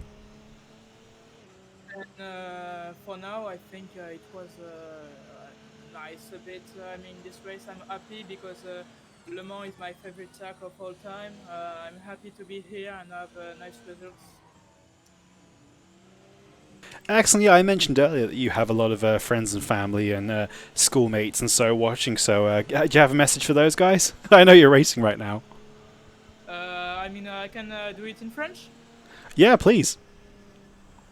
Bon bah écoutez, salut à tous ceux qui me regardent, j'espère que vous me regardez nombreux, salut à mes profs de maths, d'anglais et de musique aussi. Bon bah voilà, j'ai pas fait une si bonne course que ça, mais bon je suis 6ème, avec la voiture du coup que j'aimais bien, on est plutôt pas mal ici au Mans. Bon après la course n'est pas finie, il reste encore 1 heure, tout peut arriver encore une fois, et maintenant l'objectif c'est de tenter de chasser Charles Leclerc. And could you have a little translation for the English watching guys? Yes, of course. So let me translate that 2 seconds. Okay, I said, well, it was not a nice race for now, but nice even. I think that was quite nice, the result that we have.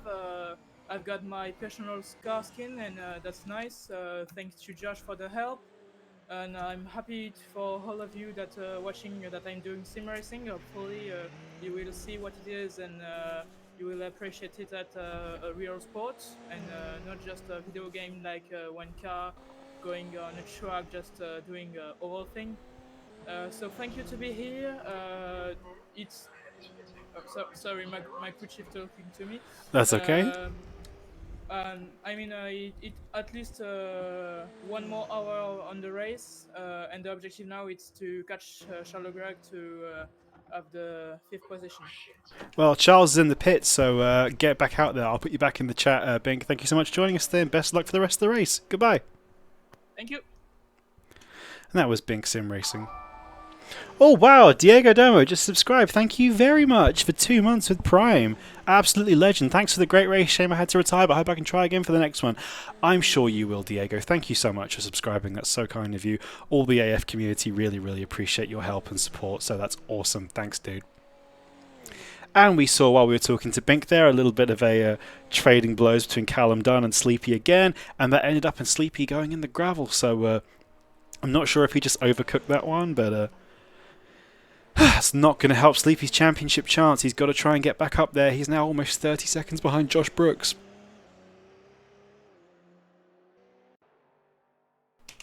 It's kind of almost easy to forget, but Lowy and Dirty are just absolutely going for it the whole time. They're less than a second away from each other again.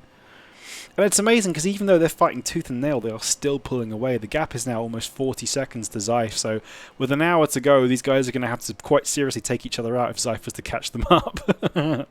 As Zyfe said, he's having a bit of a lonely race sitting there with almost a minute between him and Crab, so at the very least, Zyfe's got a really, really nice third place all locked up.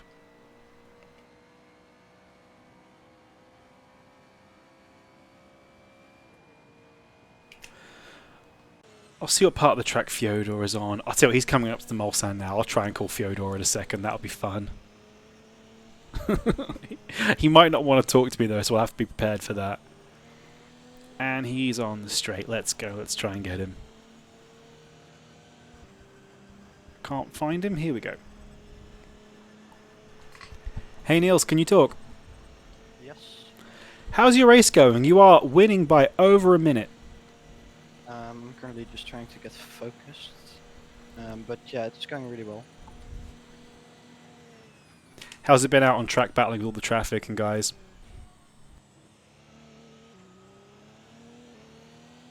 Sorry, I have to say they're really considerate. Everybody's really nice, and good communication helps a lot, and sometimes you don't even have to communicate. I had a couple of hairy moments going through the Porsche curves. If you catch somebody there, it's just really frustrating. Sometimes it's better to wait, and sometimes if it's a GT4, you can probably sneak on the inside. I think it was Lipsy, you had a little bit of a bump with him. Just gotta wait as you round the chicanes. Lipsy was a bit unfortunate. I was expecting to go slower, and he went a lot slower than I expected. So I kind of was how would you call it? Improvised. That's what you would call it. That's driving LMP1s. It's just constant improvisation. I do have some positive news for you might appreciate. I have spoken to Josh, and Josh's preoccupation is beating Sleepy, so the race win is not in his priority list right now. So you do not have to worry. You don't have to overdrive the car, overcook it, trying to build out an impossible gap to him. If you stay out of trouble, this race is yours today, dude. Yeah, if I look at the gap, I probably have over a minute right now. And we're on the same strategy, so I have an extra pit stop on him if needed. It probably won't. Yes, I think you can quite comfortably. Your last pit stop, you did come out ahead of Josh by 2 or 3 seconds. So I tell you what, you're getting back to the difficult part of the track, so I will put you back in the race. Best luck for the rest of the race, mate. I'll talk to you later. Bye-bye.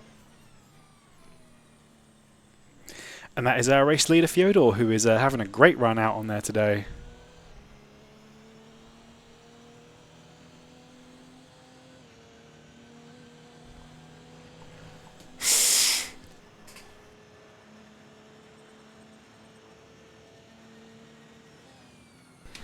Yeah, I think knowing that Josh has to only beat Sleepy today, I think it means that both those guys can kind of relax a little bit. Josh hasn't got to potentially wreck himself trying to go for a win that is probably out of his reach today, and it means that Fyodor can really just calm down, keep his lap times consistent, not take any risks, and just bring the car home. He has 1 hour of racing left to go. It's going to be one more pit stop after this one, and then all he has to do is just bring the car home with a minute lead. He's got a pit stop in play, so this is all Fyodor's to lose. In LMP1 as well, Sleepy has caught back up to Callum Dunn though, but he is running out of time if he needs to catch Josh Brooks though. Of course, the championship for Sleepy does depend on this. If he cannot beat Josh Brooks, Josh will be the LMP1 champion for the AF2 season. But of course, every time Sleepy's got close to Callum, he's just had problems getting past him, so it's going to be a real tricky job for him now. Sleepy's going to have to pray that Josh has some kind of trouble. Either strategy or traffic or some kind of incident. Sleepy probably has the pace to pass Callum if he can get a clean move on him, but I don't know if he can pull up to catch Josh Brooks. And Charles Leclerc is currently kind of out of contention as well. He's going to have a serious misstep from one of the other drivers if he wants to catch Sleepy or Callum Dunn.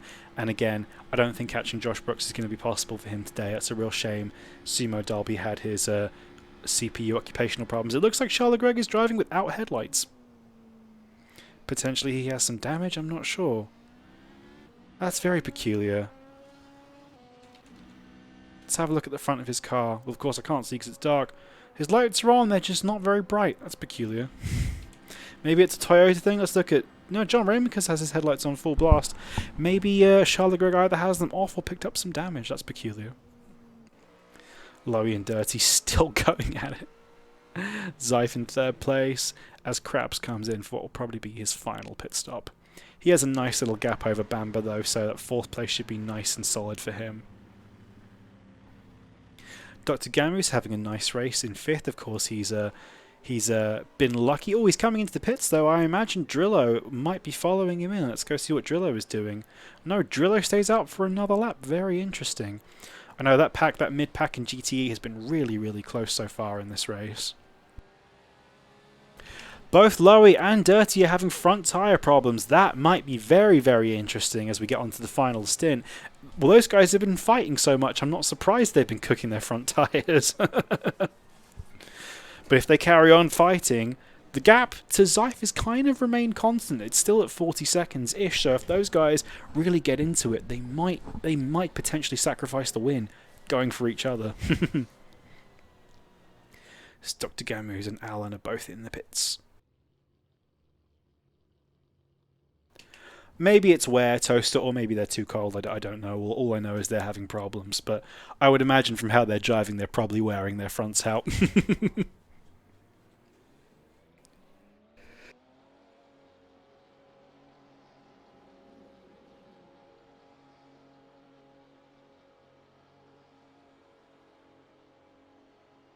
Oh, they have it from cold tyres. That's very, very interesting. I'm very surprised they're having cold tyres while battling as hard as they are. As Alan just gets back on track, he's got a reasonable gap between him and Dr. Gamus, but one that he could close up as we now start what will be the final stint for these GTE guys. Of course, Drillo still needs to stop, and Lipsy still needs to stop too, so anything could happen with this little pack here just behind kind of the top four. Zeif, I'm really proud of Zeif's drive today. He has 1.5 minutes between him and Crab. He's been not quite as quick as Lowy and Dirty, but he's been damn close. Lowy sets a blistering 4:04 there. That is so quick. And Fyodor is in for what will very likely be his final pit stop.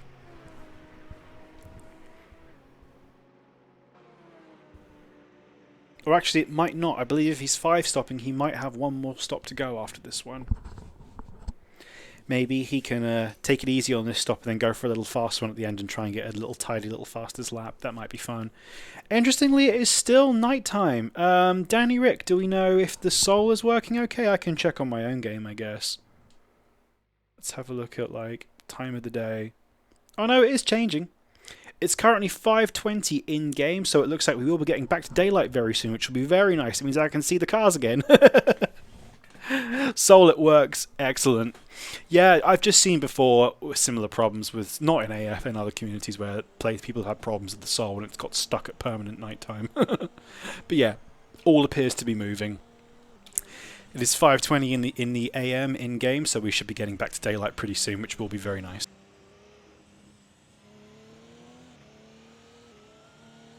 On a personal note, I definitely ate too much pizza before the race and I'm a little bit full. Got a little bit of heartburn, but I'm managing.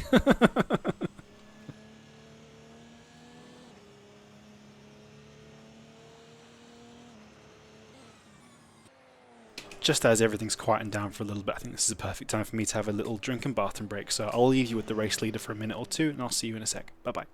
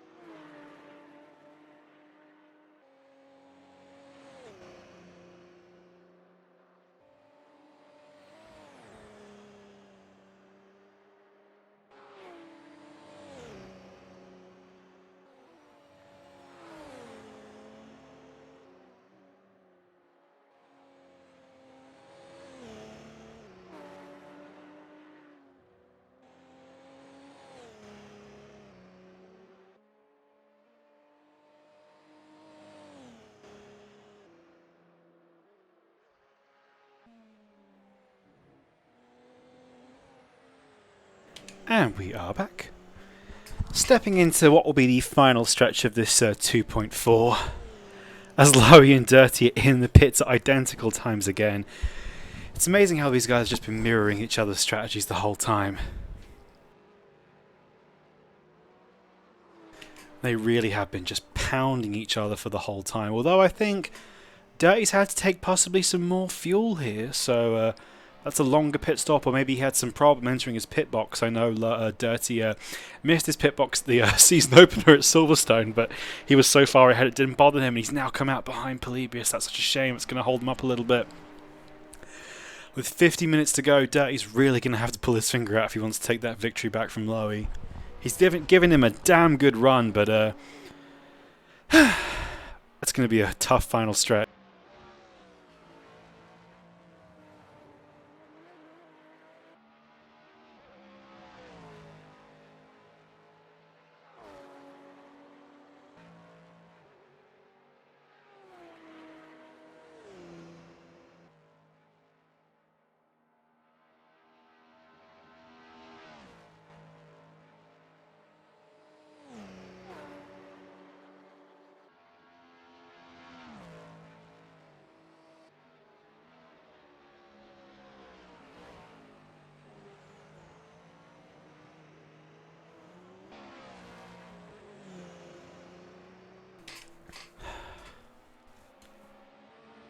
As Sleepy comes into the pits.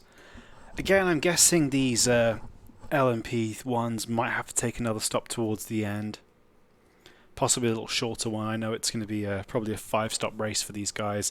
The increased fuel rate today is making it a little bit hard for these guys to stretch out longer stints, but it means they can dig into their tyres a little bit more, so you're not carrying around a trundling dead set of tyres. As Sleepy looks like he's going to be really, really close to Callum Dunn when he comes out the pits. These guys have been fighting for the whole race, and they're still fighting now. Callum's on warmed-up tyres, though. He's probably going to be super hungry to get past them. Oh, and they're really, really close. This is going to be some scary racing here. How close can Callum get? Barely a cigarette paper's width between them there. Oh, it looks like Sleepy's just got a better run out of Turret Rouge, though. Callum's going to have to gank his boost if he wants to catch back up. Oh, Danny Rick, wait till you watch the VOD back. These two have been just fighting like absolute wolves the whole race. It's been great to watch.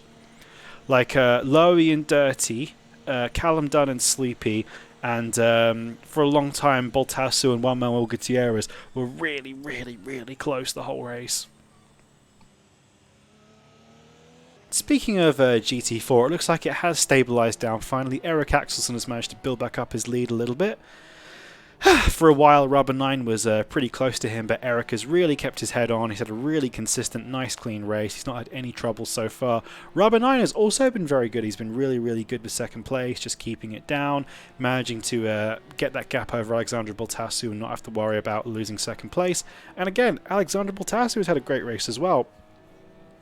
A lot of fighting with Juan Manuel Gutierrez, but they kept it clean. I didn't see any action between them. As Fyodor sets the fastest lap of the race with a blistering 3:30.2. That is absolutely incredible lap times from Fyodor. I know he's got fresh tyres on at the moment and probably quite light fuel if he's taking one more stop before the end, but Fyodor's been definitely just in a different class today. He's still pitted and he's got 24-second lead over Josh Brooks. Fyodor has really just got the most out of this car. But yeah, it's been an interesting fight seeing some of the GT4s today. I think it's been relatively clean. I think everyone's managed to keep themselves out of too much trouble. We haven't seen a whole bunch of mess between these guys.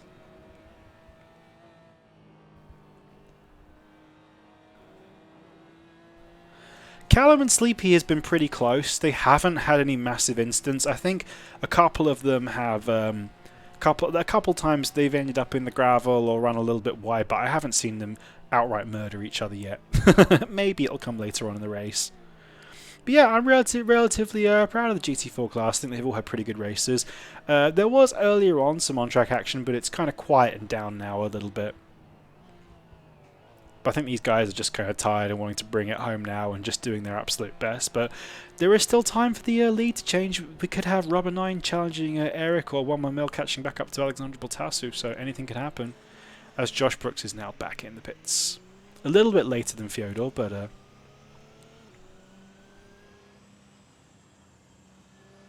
I'm sure Josh will be happy enough with his lead over Sleepy.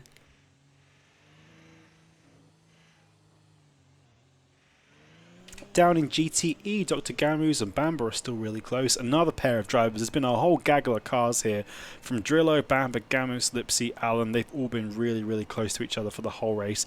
They're spreading out a little bit now. I guess the only position up for grabs right now is Gamus and Bamba. Oh, as Gamus just snags it round the end of Indianapolis there. And oh, that's a nasty little trip in the gravel. That's going to cost him some time.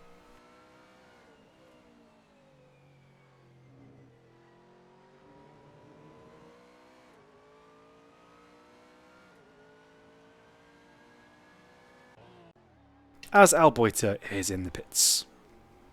I'm not quite sure what happened to Alboiter. I think he had some kind of issue at the start and possibly lost the lap, but it's a shame to see him kind of stuck down there at the back of the GTE pack. But there's still an hour to go. Anything could happen. He's made up a couple places from DNF, so there could be some nice points on offer today if Alboiter can get back up in there. That's a hearty, hearty tyre rip coming out the pits.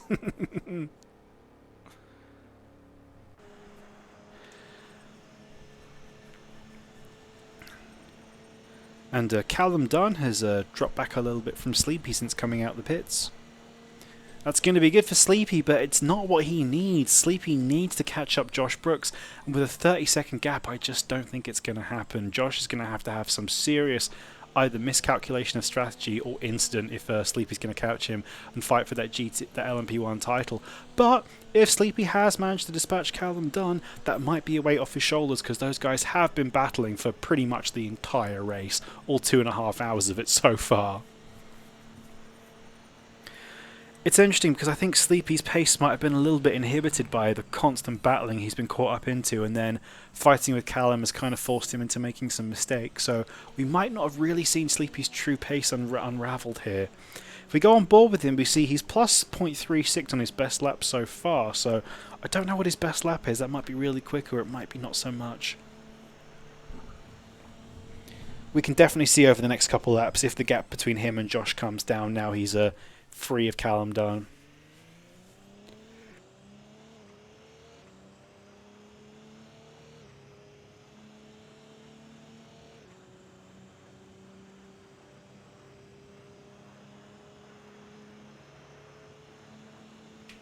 I know Lowy was one driver who was interested in a mid-race interview. He's coming through the Porsche curves now, so I'll maybe wait a few more corners till he gets onto Mulsanne.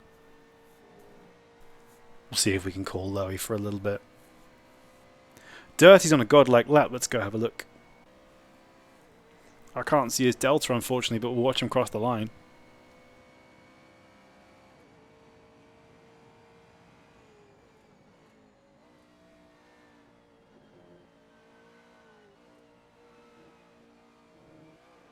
Lowy with a 404.3, that is monstrously quick from Lowy. And Dirty goes even faster, wow. A 403.6, that is an incredible lap time for these GTEs, wow. Well, thank you for helping me catch that one, Daniel. That was really great. Ah, but that's Charles Bertrand coming out the pits. That's going to hold up Dirty a little bit. He's already made a little bit of a mistake going through the Dunlop chicane. That gap to Lowy, though, is just under 5 seconds. Dirty's got to do that every lap if he wants to catch him, unfortunately, and I just don't know if you can sustain that pace.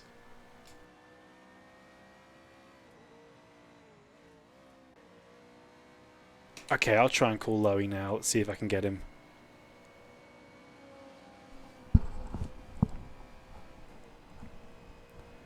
Lowy, can you talk?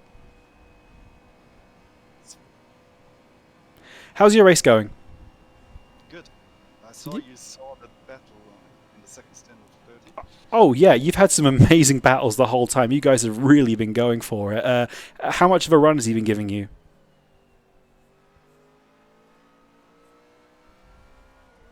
Say one of the best I've ever had. Really? Wow. It really looks like it.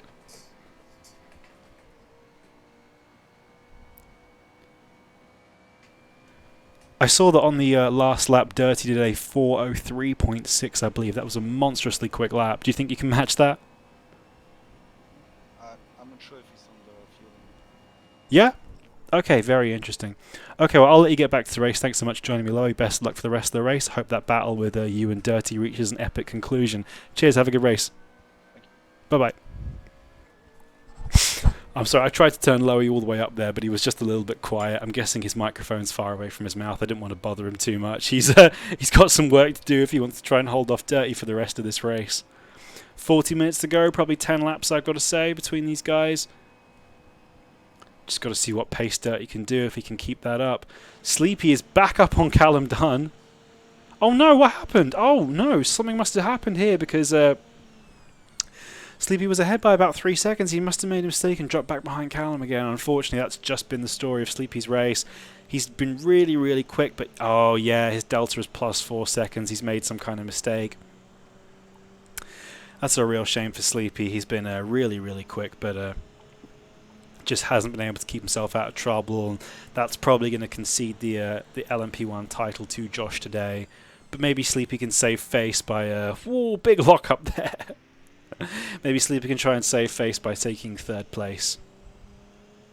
But he really needs to outscore Josh if he wants that win. And all the time he's making these mistakes, costing himself 4 and 5 seconds, or getting too close to Callum and locking up. It's just drifting him further and further away from Josh.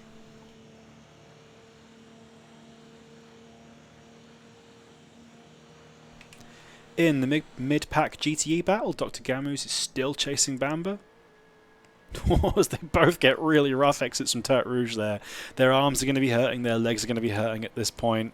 It's still night time. The sun is just starting to peak up. I know, I think it was Josh mentioned earlier, this race is taking place pretty much at the oh my god. This race is taking place at pretty much the winter solstice of the year. I think today, or I think it's in 2 days, it is the shortest day of the year for the Northern Hemisphere. Oh, as Bamba, both of them lock up. Oh, what's going to happen here? And Bamba is in the wall. I don't believe it. Bamba is in the wall. Something happened there. Both of them locked up and missed the chicane. But Bamba, oh, that's such a shame. Bamba has completely blown his position there. Dr. Gamus had a trip through the gravel as well. They weren't that close. I don't know if they were playing chicken with each other with their braking points, but oh, that's a real shame for Bamba, and I expect he imagined to kind of be able to go through that wall or break through it, but that's solid tyres. Hopefully that hasn't given Bamba too much damage. Oof. But as I was saying, this race is taking place in pretty much the shortest day of the year for the Northern Hemisphere, so it means that the night is going to be very, very, very long, and the day is going to be very, very, very short. I know night's going to fall at like 4 o'clock in game, and it's not going to be properly light till probably 7 or 8 o'clock, so we have a little bit more darkness to fight our way through before the daylight comes back. I love how Sol and Assetto Corsa models seasons. That is such an unnecessary but awesome feature. As Sleepy's catching back up to Callum Dunn again, I bet he's going to be really annoyed at himself after that last mistake. What can he do? But yeah, I love the little attention to detail and stuff like that. Those little tiny details. Like what other? I don't know what other sim games model the seasons with their weather. That's awesome. It's so cool.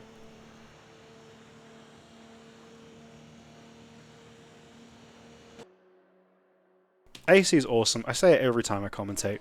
Assetto Corsa is an absolutely fantastic game with an even better community. The amount of work and effort people go into making this game as playable and complete as it is, and it's like €6. Like, what are you doing? Get this game. You can get a wheel for £50, €50. You can get a Driving Force GT. It's what I use. It's what I win races with. Get Assetto Corsa Ultimate Edition for like 6 games. Yeah, but Project Cars 2 isn't anywhere near the level of brilliance that Assetto is. And it's probably not as cheap either. And Fyodor, wow, breaking into the 29s. That is just galactic pace from Fyodor then. That's getting close to people's qualifying times. Fyodor is absolutely taking no prisoners today, and he's taken no prisoners all race. He's been just completely unmatchable today. An absolutely class drive from Fyodor, but he's going to be so proud of himself. But yeah, a game that's this price point, this entry point, that has this much detail and depth, that's absolutely incredible. Like, what more could you ask for? Just bravo to everyone who puts effort into making the AC community better. And Bink Sim Racing and John Ramakers are battling. I don't know what happened there. I think Bink maybe dropped behind John in the pit stops. Of course, John is in the Toyota, so he's taking less pit stops than Bink. Bink probably still has one to go, but John probably has one to go as well, so it's probably a straight fight between these guys to the end. I think Bink has the pace, but does he have the consistency? We will find out.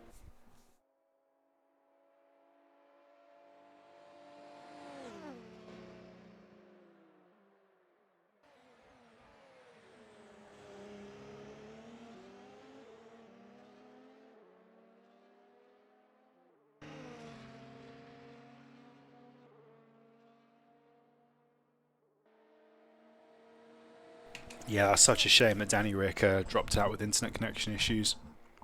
Unfortunately, that is just racing, though. And for whether it's a real car and you have a problem, your engine dies or your internet dies. And I think John Ramicus is going for a move here up the inside of Indianapolis, but he very sensibly backs out. And is Bink going to overcook it? No, he manages to just get on the brakes and manage that. That was a bold move from these guys there, but luckily they kept everything clean. Oh, and what happened there? Bink had some kind of issue there, I'm not sure, maybe some kind of slide, and John is through. I know there's a bit of bad blood between these two as John caused contact with Bink sim racing at the start of the race, but we will see. And Fyodor is off. Fyodor is off. Fyodor has crashed. The race leader has crashed. I don't know what's happened. Looks like he's gone off at Mulsanne corner. He has enough lead. Maybe he pushed too hard. He has a big enough... okay, right. Hang on.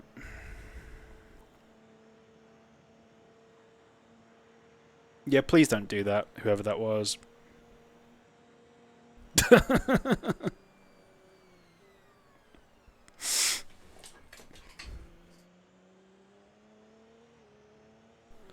yeah, Fyodor, the race leader, then having a little incident. Sleepy is back on Callum Dunn as well.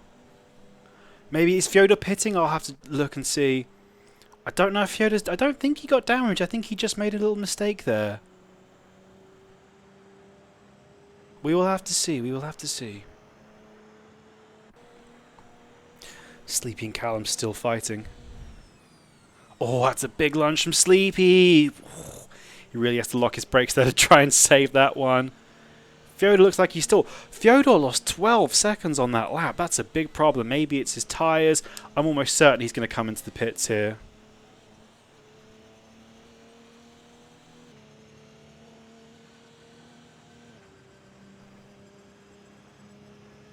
Oh my god, stop it.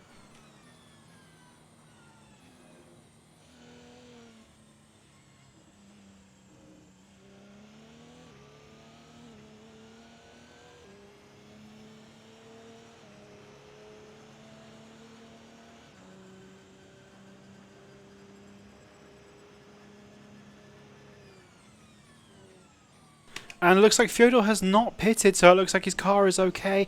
Maybe he just had a trip through the gravel there rather than an outright crash.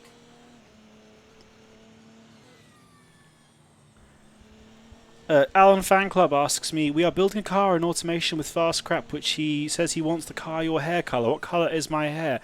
I actually recoloured my hair yesterday, so that's a interesting discussion. My hair is like a kind of a lavender purpley, kind of bluey pastel colour. And it looks very cool.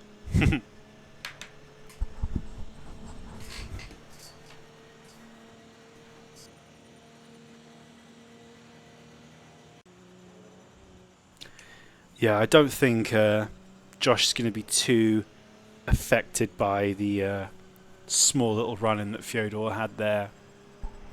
I mean, Fyodor is still a pit stop clear. I think both cars have to stop again, so I think Fyodor's allowed himself one little mistake there. I mean, that 12 seconds he lost, he can make back up again in 4 laps. Dr. Gamu sets a nice lap time with the 4:07 there, his best of the race. I think he's a little bit too far from Drillo though if he's going to catch him back up, but Dr. Gamu set a pretty tidy race. He's still sitting there, I think 6th place. And it looks like the win might have gone for Dirty right now. It looks like the gap between him and Lowy has just gotten bigger.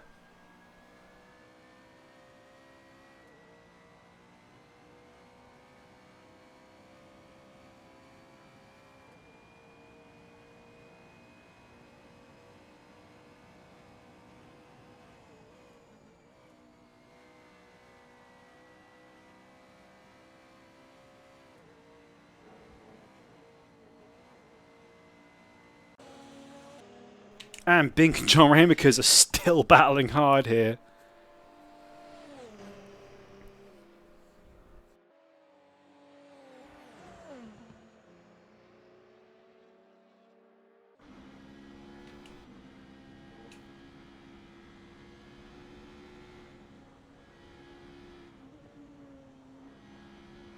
I know it was Bink's intention to try and catch up to Charles Leclerc before the end of the race, but it looks like he's unfortunately dropped back and is now battling with Jean Ramakers for that 6th place.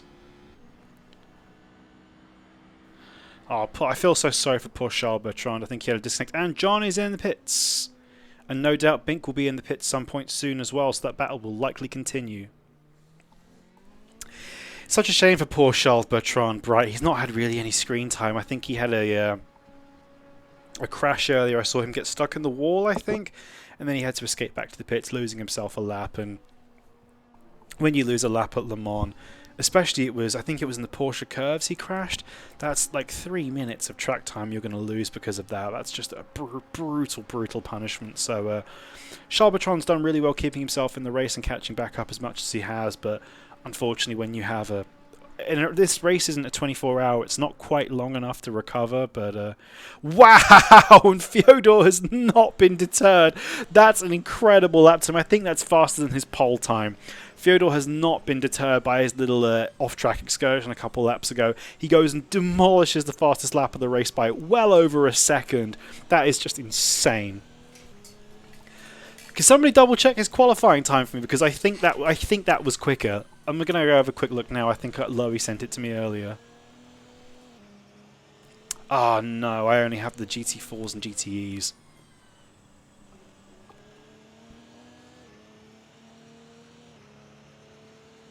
But yeah, Fyodor is just flexing on everyone now with his supreme pace. I think he was building up for that for a while. I think maybe he saved up all his boost and got himself a really good run over the line and just wanted to assert dominance. But that is a really stupendous lap from Fyodor. It's amazing how fast he really has been today. I know that Fyodor's been busy with a lot of schoolwork and stuff lately. He had COVID a couple weeks ago, which is really sad, and he's been busy kind of running race control for the Charge GT4 World Championship for the last couple months, and the only action he's really had is driving the safety car, so this is going to be so satisfying for him. I know he's got a new Fanatec load cell pedal, I believe, that he got for Sinterklaas this year from his family, and I know he was waiting weeks and weeks and weeks for it to come, and every day he was telling me about how my load cell pedal isn't here yet, my load cell pedal isn't here yet, and he only got it a couple days ago. And that's not an easy bit of gear to get acclimatized to, so he's gotten used to it really quickly. I know he has a really fantastic sim rig that I think he built with his uncle that's built out of steel, and it's all like welded together, and it's blue, and it's awesome. So I'm really happy for Fyodor today. He's been impeccable with his driving. I know he's been really wanting to get seriously back into an event like this for a long time, so well deserved for him today. Trademark, please don't remind me. That was one of like the worst days of my life. It was just so grim. Oh my god. I truly experienced pain that day.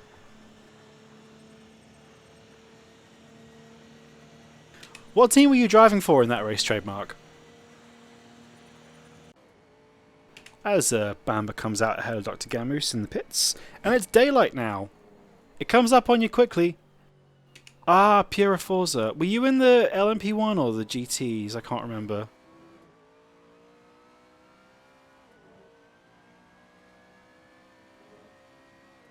Oh man, Ben, I'm so jealous. I would love one, but unfortunately I'm not in any place to upgrade my sim rig anytime soon.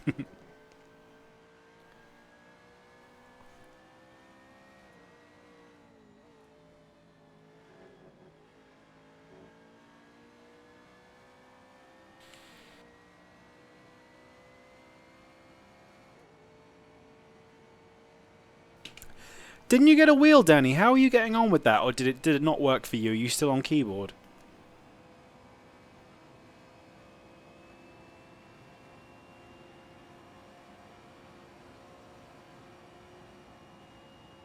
Oh, Ben, nice. How much that set you back? A full Fanatec setup. Those are not cheap. What was the, if you can, what was the Black Friday discount? Do spill.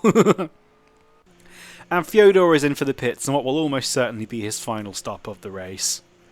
Charles Leclerc is following in with him. I'm sure he's going to try and watch Fyodor and sneak out some tactics for him. But even with this pit stop, Fyodor is well clear of Josh. He's got this race in the bag. As what's happened here? Crab has got past Zeif. I don't know what happened to Zeif. He had a very big gap to Crab. Maybe Crab has yet to stop. We will watch. Unfortunately, I cannot see Zeif's delta, so I'm not sure if he had an incident. His car looks okay. That's very surprising. I know there was a very big gap between those two. Zeif can't have stopped, because these GTEs can run for a good hour without stopping. That's very interesting. Maybe Zeif has some kind of problem. Zeif pitted. Okay.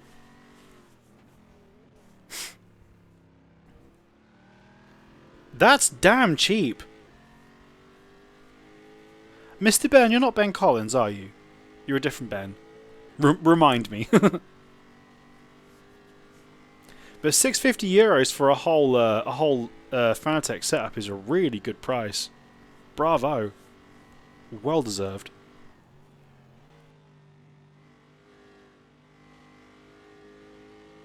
But yeah, Zeif seems to be dropping back. Oh, you are Ben Collins. Or did you buy it from Europe then? I don't know where Fanatec are based. Yeah, I'm still working out what happened to Zeif there. Maybe Krabs still has to pit? Is Mr. Krabs feeling that third place? We'll see. That would be a massive upset. I don't know what happened because the gappers, Zeif had like almost a minute between him. Maybe they were just out of sync on pit stops. That is very interesting. Because Bamber and Lipsy are not that far back either. Oh, they're based in Germany. Didn't know that. Interesting. Well, definitely enjoy it. I would love to say I'm not jealous, but I thoroughly am. Definitely well deserved. Enjoy that one, mate.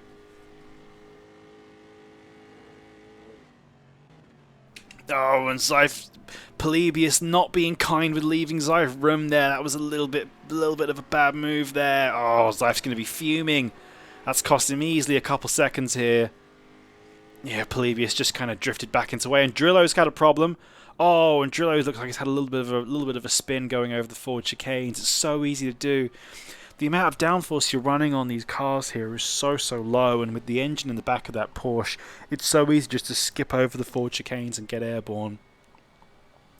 Like, it's so easy because all you have to do is like, you have to really run the curbs at the forward chicanes to make up any kind of time, or you can lose a mountain of time there. Yes, if Josh outscores Sleepy, he wins. Sleepy must outscore Josh, but I think with 24 minutes to go, I do not think it will happen. Let's have a little live update on the championship score. Let me just go fix that. So as it stands, Sleepy is... oh, no, that's not right. Sleepy's not 32nd, he is 3rd. Hang on. There we go.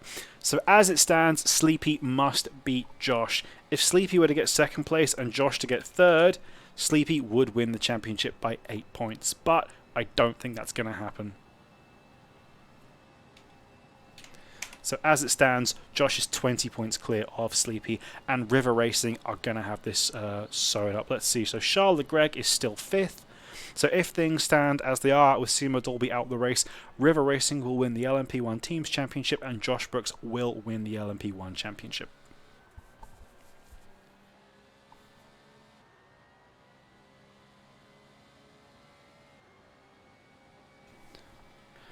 I'm still not sure what happened with Zeif. We will follow it. I think Drillo has now pitted, so that's kind of put that order back in place. But the battle to watch now is, has Crab got to pit? If Crab has to pit, then it's going to be safe for Zeif. But if Zeif lost a massive amount of time somewhere, he's going to have to fight for that podium place, and he's going to be tired. It's all going to be hurting him. I'd love to drag Zeif in for an interview, but I don't think he will appreciate it.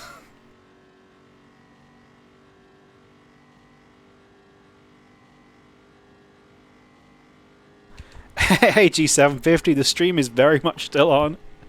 We've been going for 3 hours and 39 minutes, and we still got 20 minutes at least to go. But yeah, the race is still going. Oh, look, for the lead in GTE, Dirty has managed to quite considerably close the gap up to Lowy. The gap was over 6 seconds, and Dirty has, in the last 15 minutes or so, got it down to 2.64 seconds. So we still could see a fight for the win in GTE. It could still happen.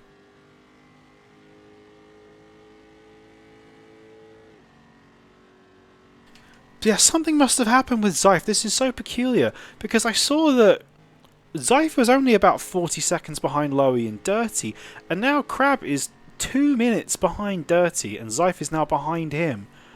I do not know what happened. Maybe if someone could ask Zyfe in the chat. Maybe not right now because he's battling with Crab, but if someone could find out what happened to Zyfe for me, I'd love to know. But I think Zyfe's got the pace to pass Crabs here.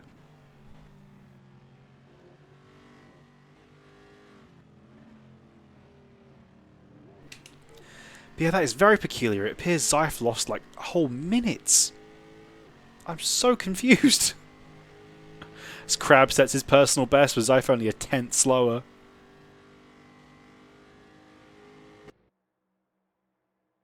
Oh, it's so nice getting daylight back. And Sleepy is in the pits, what will almost certainly be the last time. And Crab is off! Crab is off and Zyfe is through! So that might be it for Zyfe. That might guarantee him... Oh, Crab is still struggling to get back up. That might guarantee Zyfe his third place. I don't know what would have happened for him to have lost it.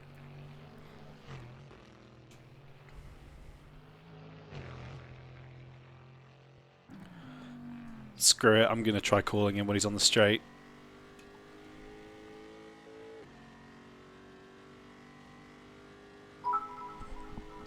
Hey Zyfe, can you have a brief chat or not? Oh yeah, sure. What happened with you? I saw that you were like less than a minute behind Lowy and Dirty and well ahead of Crabs. And then next thing I saw, you're behind him. Yeah, I'm in front of him again. Yeah, I just saw. What happened? Yeah, well... I spun once on my own, and then I had to like change my strategy a bit, so I don't have to pit anymore now. I can just finish the race, and I think Crab still has to pit. Not sure though. But then I spun again trying to lap GT4, and it was like the corner to the right after Indianapolis. He wanted me to overtake him there, so I had to like ride the curb, and my car just spun around. And then my tires were cooked, and I had Crab behind me, so I spun again. Oh no. And then I took the pit stop. But everything should be good now, and I'm in front of him. Okay, so you... Yeah, so you've taken an extra pit stop. So I wonder why the gap increased so vividly between you and Dirty. It's a shame because Dirty and Lowy are battling really hard, and it looks like they're going to battle again before the end of the race. And I was like, if they take each other out, Zyfe might be in for a sneak win or a second place here. But anyway, I'll leave you to focus on the race, but definitely keep cool, don't burn your tyres out, and you should be on for a well-earned podium here today. Cool. Thank you. I'll put you back, thanks. Awesome. So there we go, that's what happened with Zyfe. It looks like he had a couple little spinellas and cooked tyres, but he's back ahead of Crabs now, and I think he should be comfortable when he's ahead of there if he makes no more mistakes. Has Zyfe's voice broken in the last couple months or something? Well, he is a growing boy. He is, I think, 16 now. He still sounds the same to me as he always did. I'll tell him you said that though, Ben.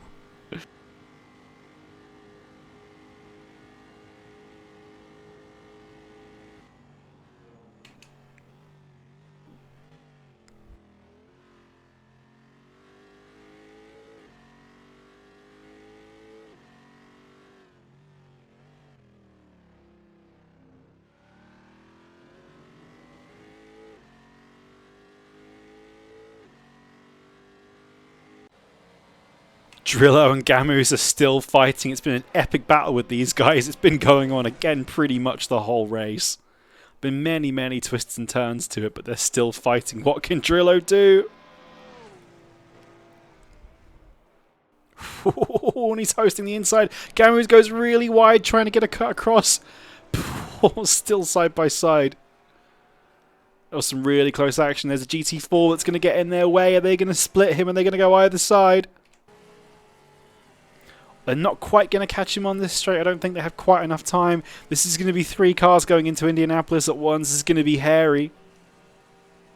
I'm going to stick in orbit cam because the TV cams can't quite catch all this. Look at the straight line advantage on that Aston Martin. It's almost criminal. Oh, I really feel for Drillo today. He's driving so well, but I definitely think that Porsche is a little bit slow. Oh, and this GT4 is really in hot water here as Gamus touches the GT4.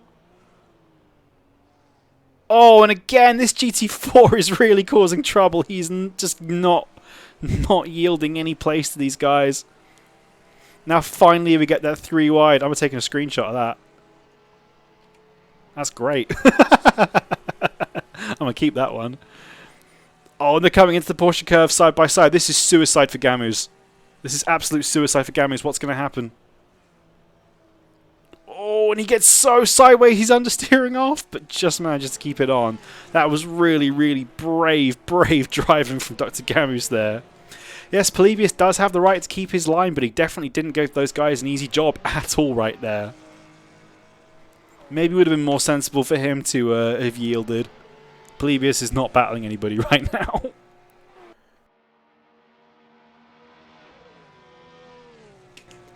Oh, that's a shame. Drillo kind of losing out there again due to straight line speed advantage. Well, he's got another 5 or 6 laps to have another stab at it. So come on, Drillo. I know you can do it.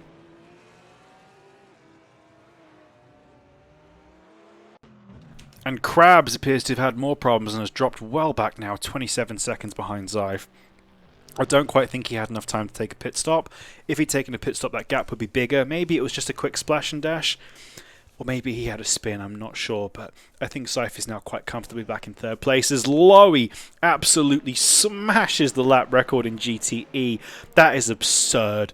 And Dirty is really not far off. 403s and 404s. And there's action here. Lowy's on the gravel.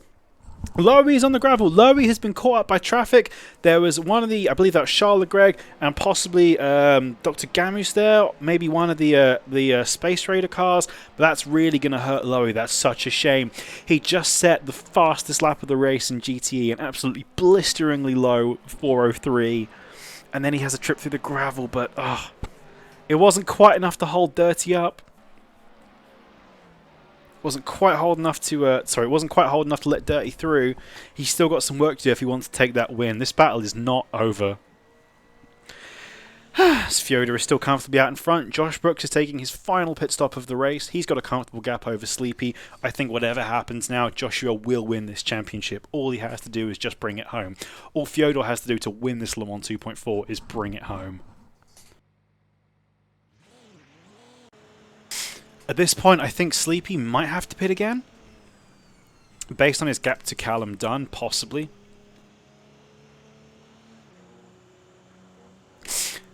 If Sleepy has to pit again, he might be fighting Callum Dunn to the line, but he should be okay, I reckon. Interestingly enough, the gap between Fyodor and Josh has come down. It's now only 48 seconds. I don't know, and Josh has just come out of the pits too. I don't know if Fyodor had some more problems. I think Fyodor has come out the pits too, but yeah, interesting. Maybe he picked up some damage on the last lap or something. That is peculiar. But, of course, Fyodor is still very comfortably out in front. He's going to have to lose a lot more time than 49 seconds for Josh to catch him.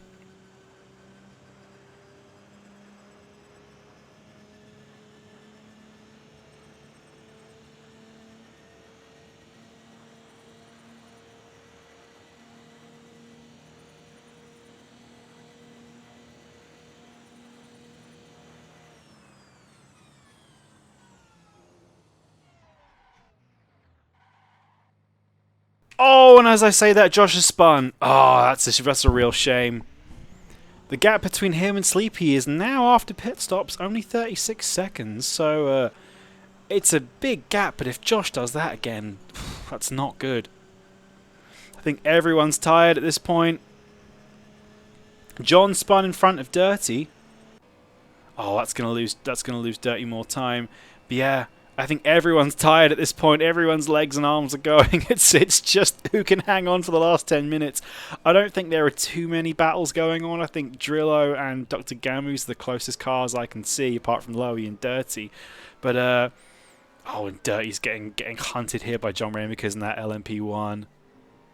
As Lowy is really busy with traffic up ahead as well. He's just getting swamped. There's a GT4 and a P1 around him. Oh, these guys have been racing for such a long time. Yeah, we had a massive monster marathon practice session earlier on in the day. Qualifying was well over an hour because it had 3 different tiers. These guys have been racing hard all day, and some of these guys have been really ragging it for the last week, practicing their little minds out. So I bet everyone is tired at this point. But there's just 12 more minutes to go. So let's say probably, let's see where Fyodor is now. Fyodor's coming up, so it's probably going to be 4 more laps after this one until the end of the race, I would say. So we're almost there, it's just who can hold it on. We haven't looked at GT4 for a while because not a lot is happening, sadly. Eric Axelsen is still leading. He's again managed to stay out of trouble the whole race, been really consistent with his lap times. I haven't had much to report upon because he's been so good. Rubber9 also has really held on, had a great race, as has Alexandra Boltasu, and Juan Manuel Gutierrez, and Polybius. All of these guys have just been really smooth, really consistent. I haven't seen any trouble. Lowy's in the pits. Lowy is in the pits. This could be huge. This could be huge. I don't know what happened. I don't know if Dirty has to pit again. This is an absolute the biggest shake-up of the race we've seen so far. There is 10 minutes to go. Can Dirty stretch out his fuel just a little bit longer? I remember when I spoke to Lowy earlier, he said that he had to take more fuel, or Dirty took less fuel. This is really huge. This could be a big thing. If Dirty doesn't need to pit, Lowy has just lost this race. We shall see, I guess. Let's go on board with let's go on board with Dirty and see what he's up to.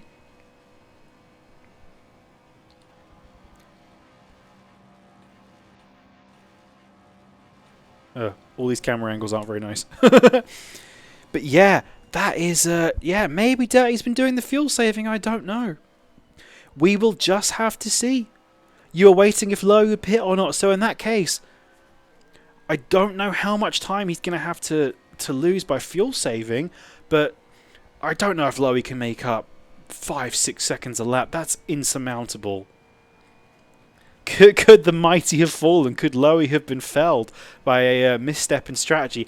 Pitting with 10 minutes to go? Surely not. Lowy, of all people, surely he'd be saving his fuel. That is very surprising. Very surprising.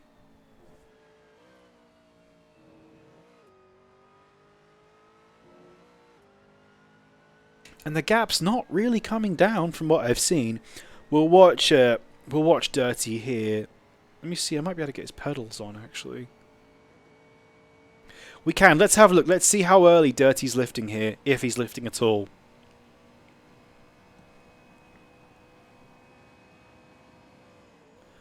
He was flat the whole way. I don't believe it. I don't believe it. Dirty did not lift at all for Mulsanne corner there. He was even on the throttle when he was braking. So this is really... this could be a masterstroke, an absolute masterstroke in strategy, if Dirty has managed to save his fuel throughout the race. And what a colossal misstep by Lowy if he's had to take an extra pit stop with 10 minutes to go. That's so uncharacteristic of him. We shall see. Maybe Dirty's just pounding it through because he knows he has to pit this lap. We shall see. No, the dashboard is not accurate. It always shows the same. Like, you go in any car, it'll say 20. See, Lowy says 20. Zyph doesn't work. Gamu says 20. Bamba says 20, so it's not that. Only certain things on the dashboards work, unfortunately.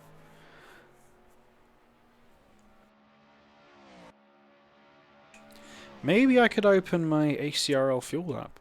Let's see if that works.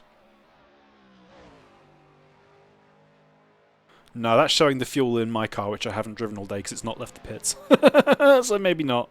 We'll have to just see if Dirty's going to pit then. Let's see what he does. If he does pit, he's lost over 2 seconds to Lowy on this lap, so it will not work. He will not be able to overcut Lowy. He runs really wide through karting.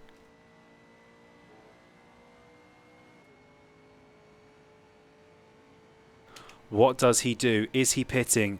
Dirty is not pitting. It's going to be 2 laps. I'm pretty sure 2-3 laps probably. I'm almost certain he can pull this off. If he needed to save fuel, he would have been doing it, and I've not seen him save fuel on this lap. Lowy's been catching up. That's because of the deficit, probably the clean air and the fresh tyres. But I think Dirty has potentially won this one on strategy today. After a gargantuan battle with Lowy for more than 2 hours, it's just come down to who could save fuel better. And I have to say, seeing someone out-strategy Lowy is a real surprise. Fyodor, the race leader, still commanding a really, really tight lead, despite a couple of little excursions he's had, but he's far enough ahead, it doesn't matter. It's interesting how Fyodor's lead hasn't really increased very much. I know within the first hour or so he was almost a minute ahead of Josh, and I think since then he's just been taking it easy. I know that he's almost certainly going to be really tired. It's been quite some months since he's driven this hard, and oh, Fyodor's off again! Oh no! With 6 minutes to go, that's only going to cost him a couple seconds. If we look on his delta, he's now 8 seconds down, but he's going to have to do that several more times if Josh is going to catch him. Just keep it calm, Fyodor. Don't have any more incidents. You don't need to lose it. You've worked too hard to win this. Lowy is catching Dirty, but it's nowhere near quick enough.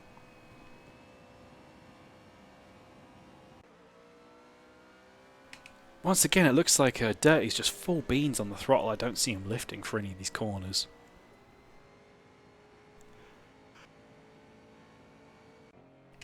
Oh. As Miguel Costa and Redacted are battling as well for the penultimate position here. Costa with his Arctic Monkeys livery versus I Redacted with his green lime livery. That is quite a battered car from Redacted. Looks like he's definitely been in the wars with that one. I don't know if that's been collecting LMP1s or collecting GT4s or just himself on the wall, but that car's definitely seen some trouble. But it looks like Miguel Costa is on his way to pulling off a little bit.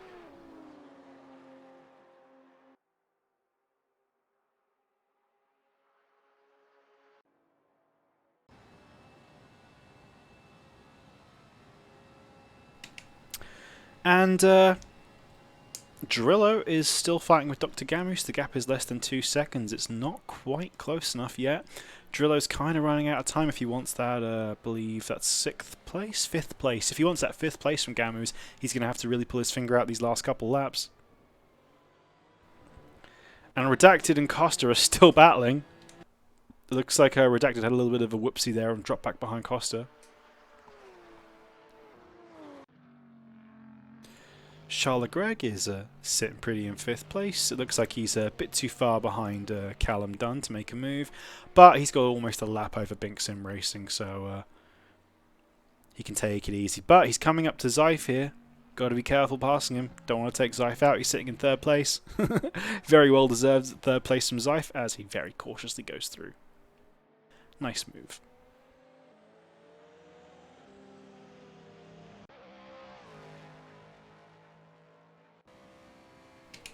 Lowy is absolutely ruining the fabric of space and time, bringing down that gap to Dirty. Maybe Dirty started fuel saving now, because this gap is really coming down. I think Lowy's taken out maybe 3 or 4 seconds this lap on Dirty. It's not going to be enough. We'll see what Lowy's lap time and Dirty's lap times are respectively when they cross the line here, but I think Lowy's going to have to save, going to have to pull out 6 seconds a lap if he wants to catch Dirty. Let's see. But that gap has come excruciatingly down here. This fight could not be over. I thought it was, but it could not be over. Dirty is short shifting. That's a 410 from Dirty. I don't know what's happened here. This could be a problem.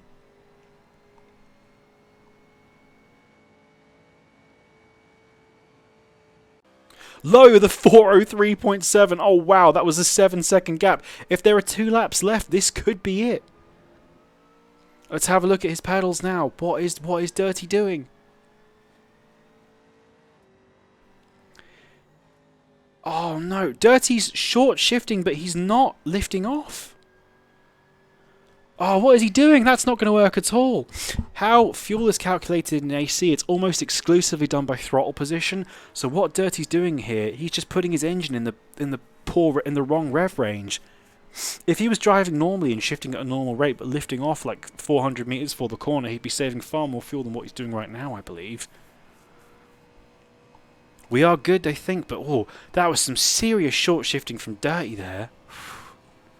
We're going to have to see what's going on. How is he going to lift before the corner? That's really peculiar because he isn't lifting. Dirty is not lifting coasting, but he is short shifting quite heavily. We'll keep watching this. We'll update this as it goes on, but yeah, he's shifting up into 6th at like barely 6,000 RPM. That is really, really peculiar. Well, we'll see how this unfolds. Lowy's probably got 2 laps to get it done.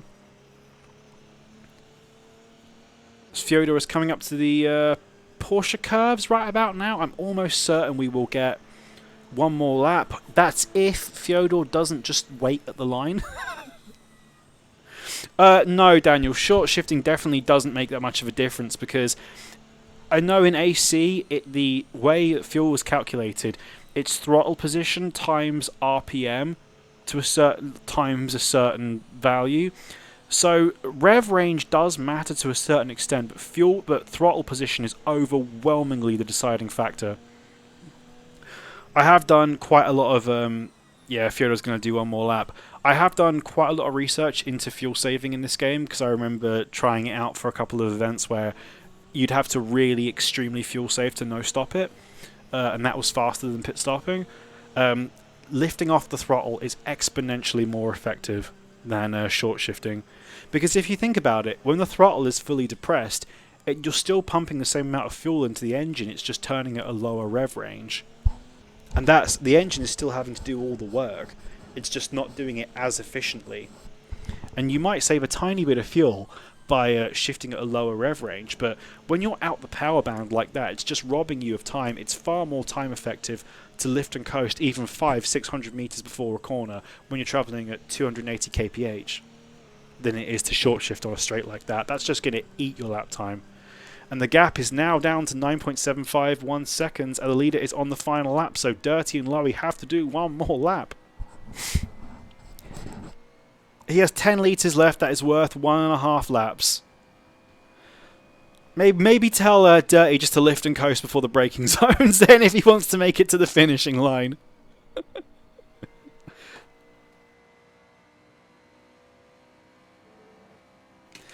And as we now enter the final lap, not a whole lot is happening, not a creature was stirring, even a mouse.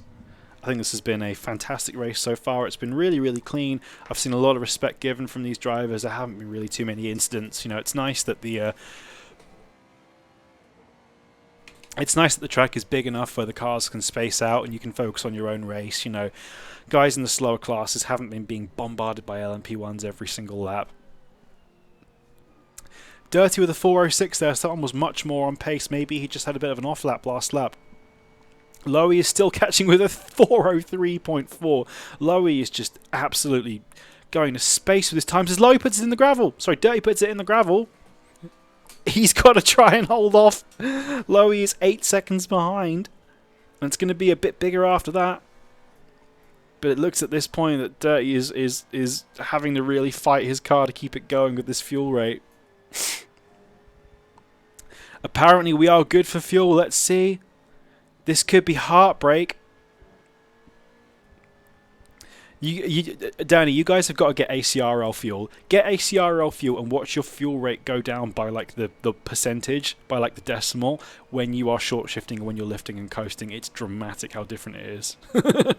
Also, ACRL fuel calculates your fuel right to the second. Bing, simracing, and John Rainmakers are battling here. This has gone back on. I don't know what happened here. As Bink goes for a bold move, and John touches him! Oh! We're going to see a fight on the last lap from these guys, almost certainly. Where is Fyodor? He's coming into the Porsche curves for the final time, I think. He is! John and Bink are still really, really close. I'll try and follow them for as long as I can, but I've got to catch the leader.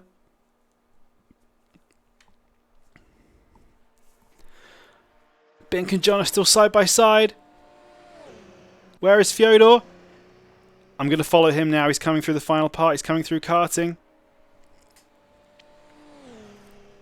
We'll catch up with Bink and John in a second. It looks like it's quieting down.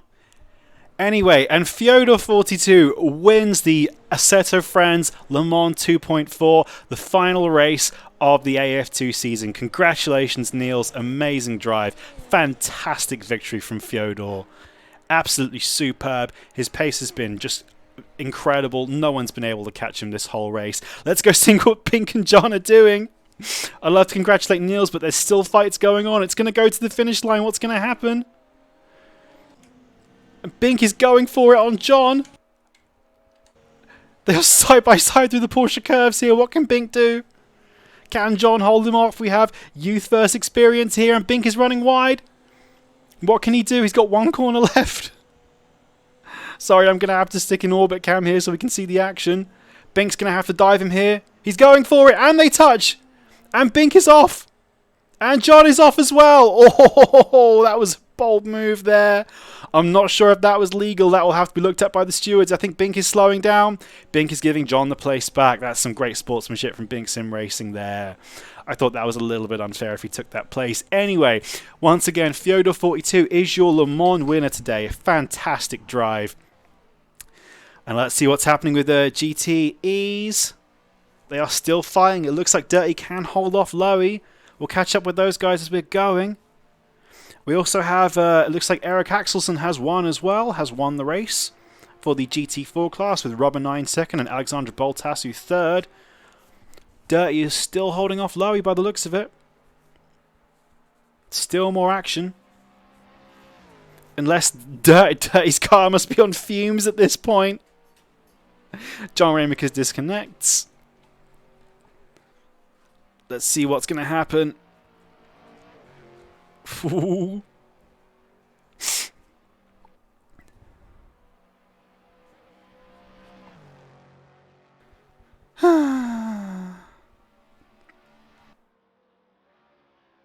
Through the 4 chicanes to the final time. He's flashing his lights. He knows he's done it. He knows he's saved enough fuel. Fantastic drive.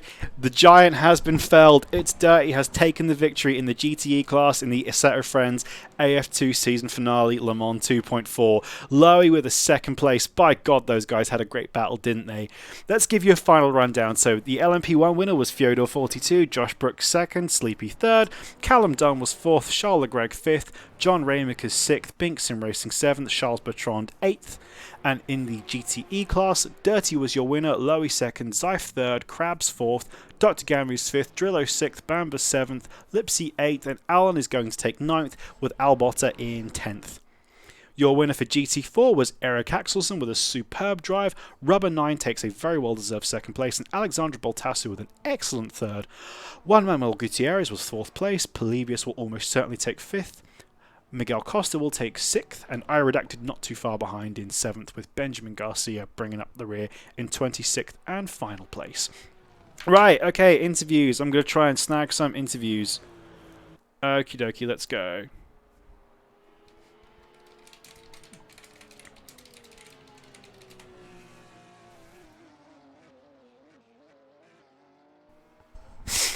Niels, congratulations on your win. How do you feel? Fucking delighted. It's amazing. I'm going on the start finish straight now to do some donuts. Didn't want to hold up the back, so. Very, very well deserved. Well, that's very good sportsmanship of you as well. Excellent racing. Congratulations. You were superb today. So tight. The thing is, my PC started dying in those last laps.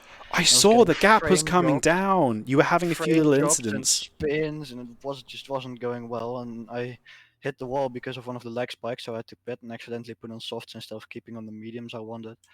So it was a total fuck up, and I'm still so happy I kept it in first. Well, I think you were so far ahead, it really didn't matter at that point. Josh had his own priorities. He was just trying to keep ahead of Sleepy, so he was taking it easy as well. But congratulations, very well driven.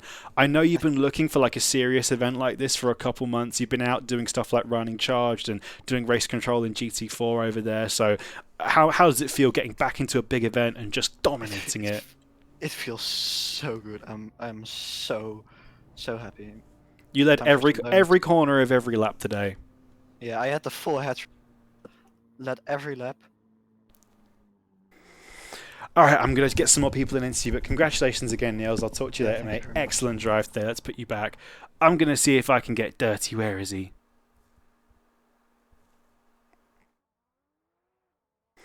Dirty, how's it going?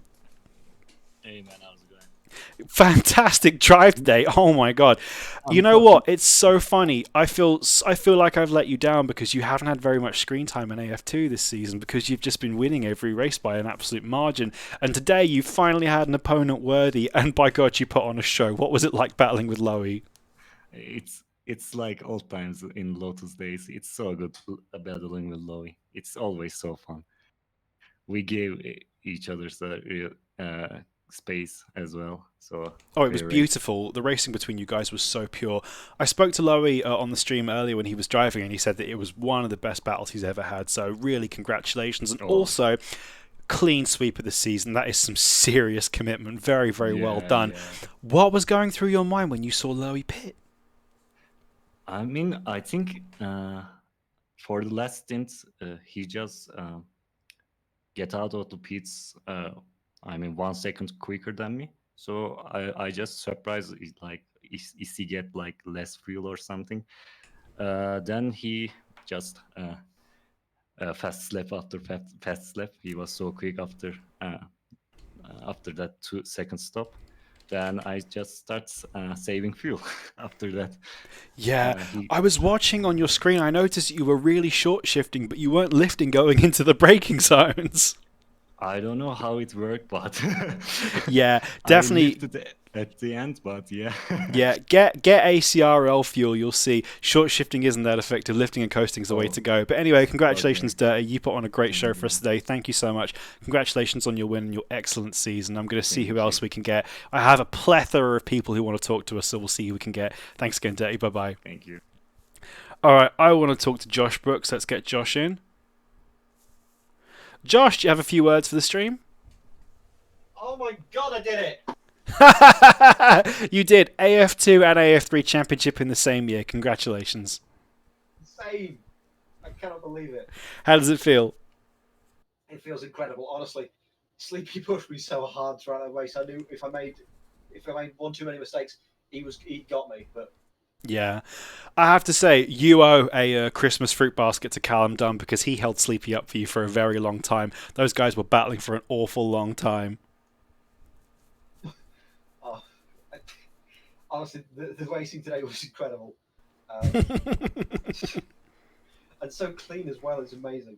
Yeah, I tell you what, you missed an absolute delight. We had Lowy and Dirty battling for the whole race. There were so many good fights going on. It's a shame you couldn't see them because you were in the car.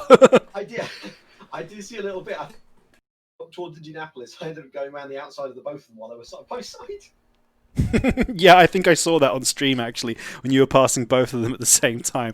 Well, congratulations on your series win, Josh. It's a shame you couldn't kind of go for the win today with Fyodor. I'd love to have seen you push him because he had some problems towards the end of the race. He was struggling to keep the car on the track. He had some PC issues. He put the wrong tyres on at pit stop, but I'm guessing you were just looking at securing that championship bag. Yes, my strategy actually said to do the softs on the last stint anyway. And I got on their first lap. I spun at the first small sound chicane on my out lap. Like, these are the wrong tyres. But I held on. Very well done. Congratulations again, Josh. Best of luck to you. And I'm guessing you have a very well deserved rest after this. Yeah, I'm having a nice early night tonight. All right, cool. I'll put you back. I've got loads of other people we want to chat to. So thanks again. I'll see you later, Josh. Rightly so. Thank you. Okay, let's try and get. Bink, do you have a quick word for the stream, please? Yes, excuse me, I just muted the stream because, as you know, I'm watching it too. Yeah, no worries. So yes, I just want to say thank you for no thank you, but just congratulations to Victor. That it was my friend for a long time, and I mean it's awesome for him to win Le Mans. It's a great victory for him, and it's just awesome. Awesome. How was the second half of your race after we spoke to you last? Sorry, excuse me. How was the second half of your race after we spoke to you last? Um, well, it was not that great, but for me it was also great. I got so little problem with GT4, but well, that's happening there, so it's like normal problem in Le Mans. Also, I'm quite happy that a lot of people just stay clean, and well, that's what we look for that kind of race. And hopefully that on the next season or other championship is starts to friend, it's gonna be the same, and it's Hmm. just Yeah, so I have other people to interview, so I'll make one final question. You had some contact with John Ramakers at the very, very end of the race there, and I saw you let him back through. That was great sportsmanship. What do you think happened there? Because I couldn't really tell. I only saw it once. Was that your mistake, or was it just a racing incident? to be honest, I mean, if I am really honest right now, I see John. It was on the junior straight of the last lap.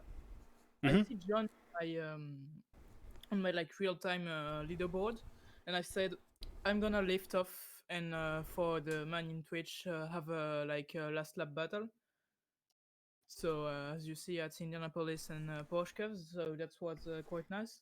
But Ah, on the Ford like chicane, it came out that it was a bit of my fault and a race incident, of course. yeah. I mean, I think what happened if I just go inside, dive bomb him. But the problem is on the Ford chicane that you really don't have a place for two LMPs. So it's or you dive No. bomb before you turn, or you crash, and that's what happened. And when I see that John just lift off and say okay, let it win, I said well, I'm gonna lift off. I think for the thing that he on the race it was difficult for him. I passed him a lot of time, and I said he deserved the sixth place, so I let him pass. Well, great sportsmanship, Ben. Thank you so much. I've got other people to interview, so I'll let you go back now. Thanks again. Bye bye. I'm trying to get Eric in to interview, but he moved. He went back out the chat after I moved him in. I'll try moving him back in again. Eric, would you like an interview? Congratulations. No? Okay, no worries. Well, congratulations on your victory. How was your race? It was pretty straightforward. It was my first race here with a set of friends. Oh, congratulations. Yeah, What a way to and start, by winning a Le Mans 2.4. yeah, yeah. I I gotta be pretty happy with that, I guess. Yeah, how was the car? How did the GT4s feel? It kind of feels like a maybe slightly an odd choice for a Le Mans event, but how did you get on with the Porsche today? I think it's um, I didn't have any trouble with it. It was I could I could maintain a steady pace, and yeah, I don't know, it just felt good. Yeah, I saw that your compatriot Rubber 9 was giving you a good run in the middle of the race, but you managed to get that gap back out. Did you have a mistake or something that caused you to fall back? Because I saw the lead was quite big and then it was quite small again. So what happened? Yeah, it was at the first pit stop. It was too hot in my room, so I had to jump out of the chair and Oh no! and open the window. Okay, well, very well recovered. Well, excellent drive again, Eric. Congratulations on your win and your first race in a set of friends. Well, I hope you have many more happy races here. Congratulations. I'm going to send you back now. Cheers. Thank you. Okay, let's see. Let's get Lucas on. Lucas, aka Charles Greg, aka Hulkenberg. Do you have any words for the stream? I couldn't watch the stream, but the race didn't really go as I wanted to.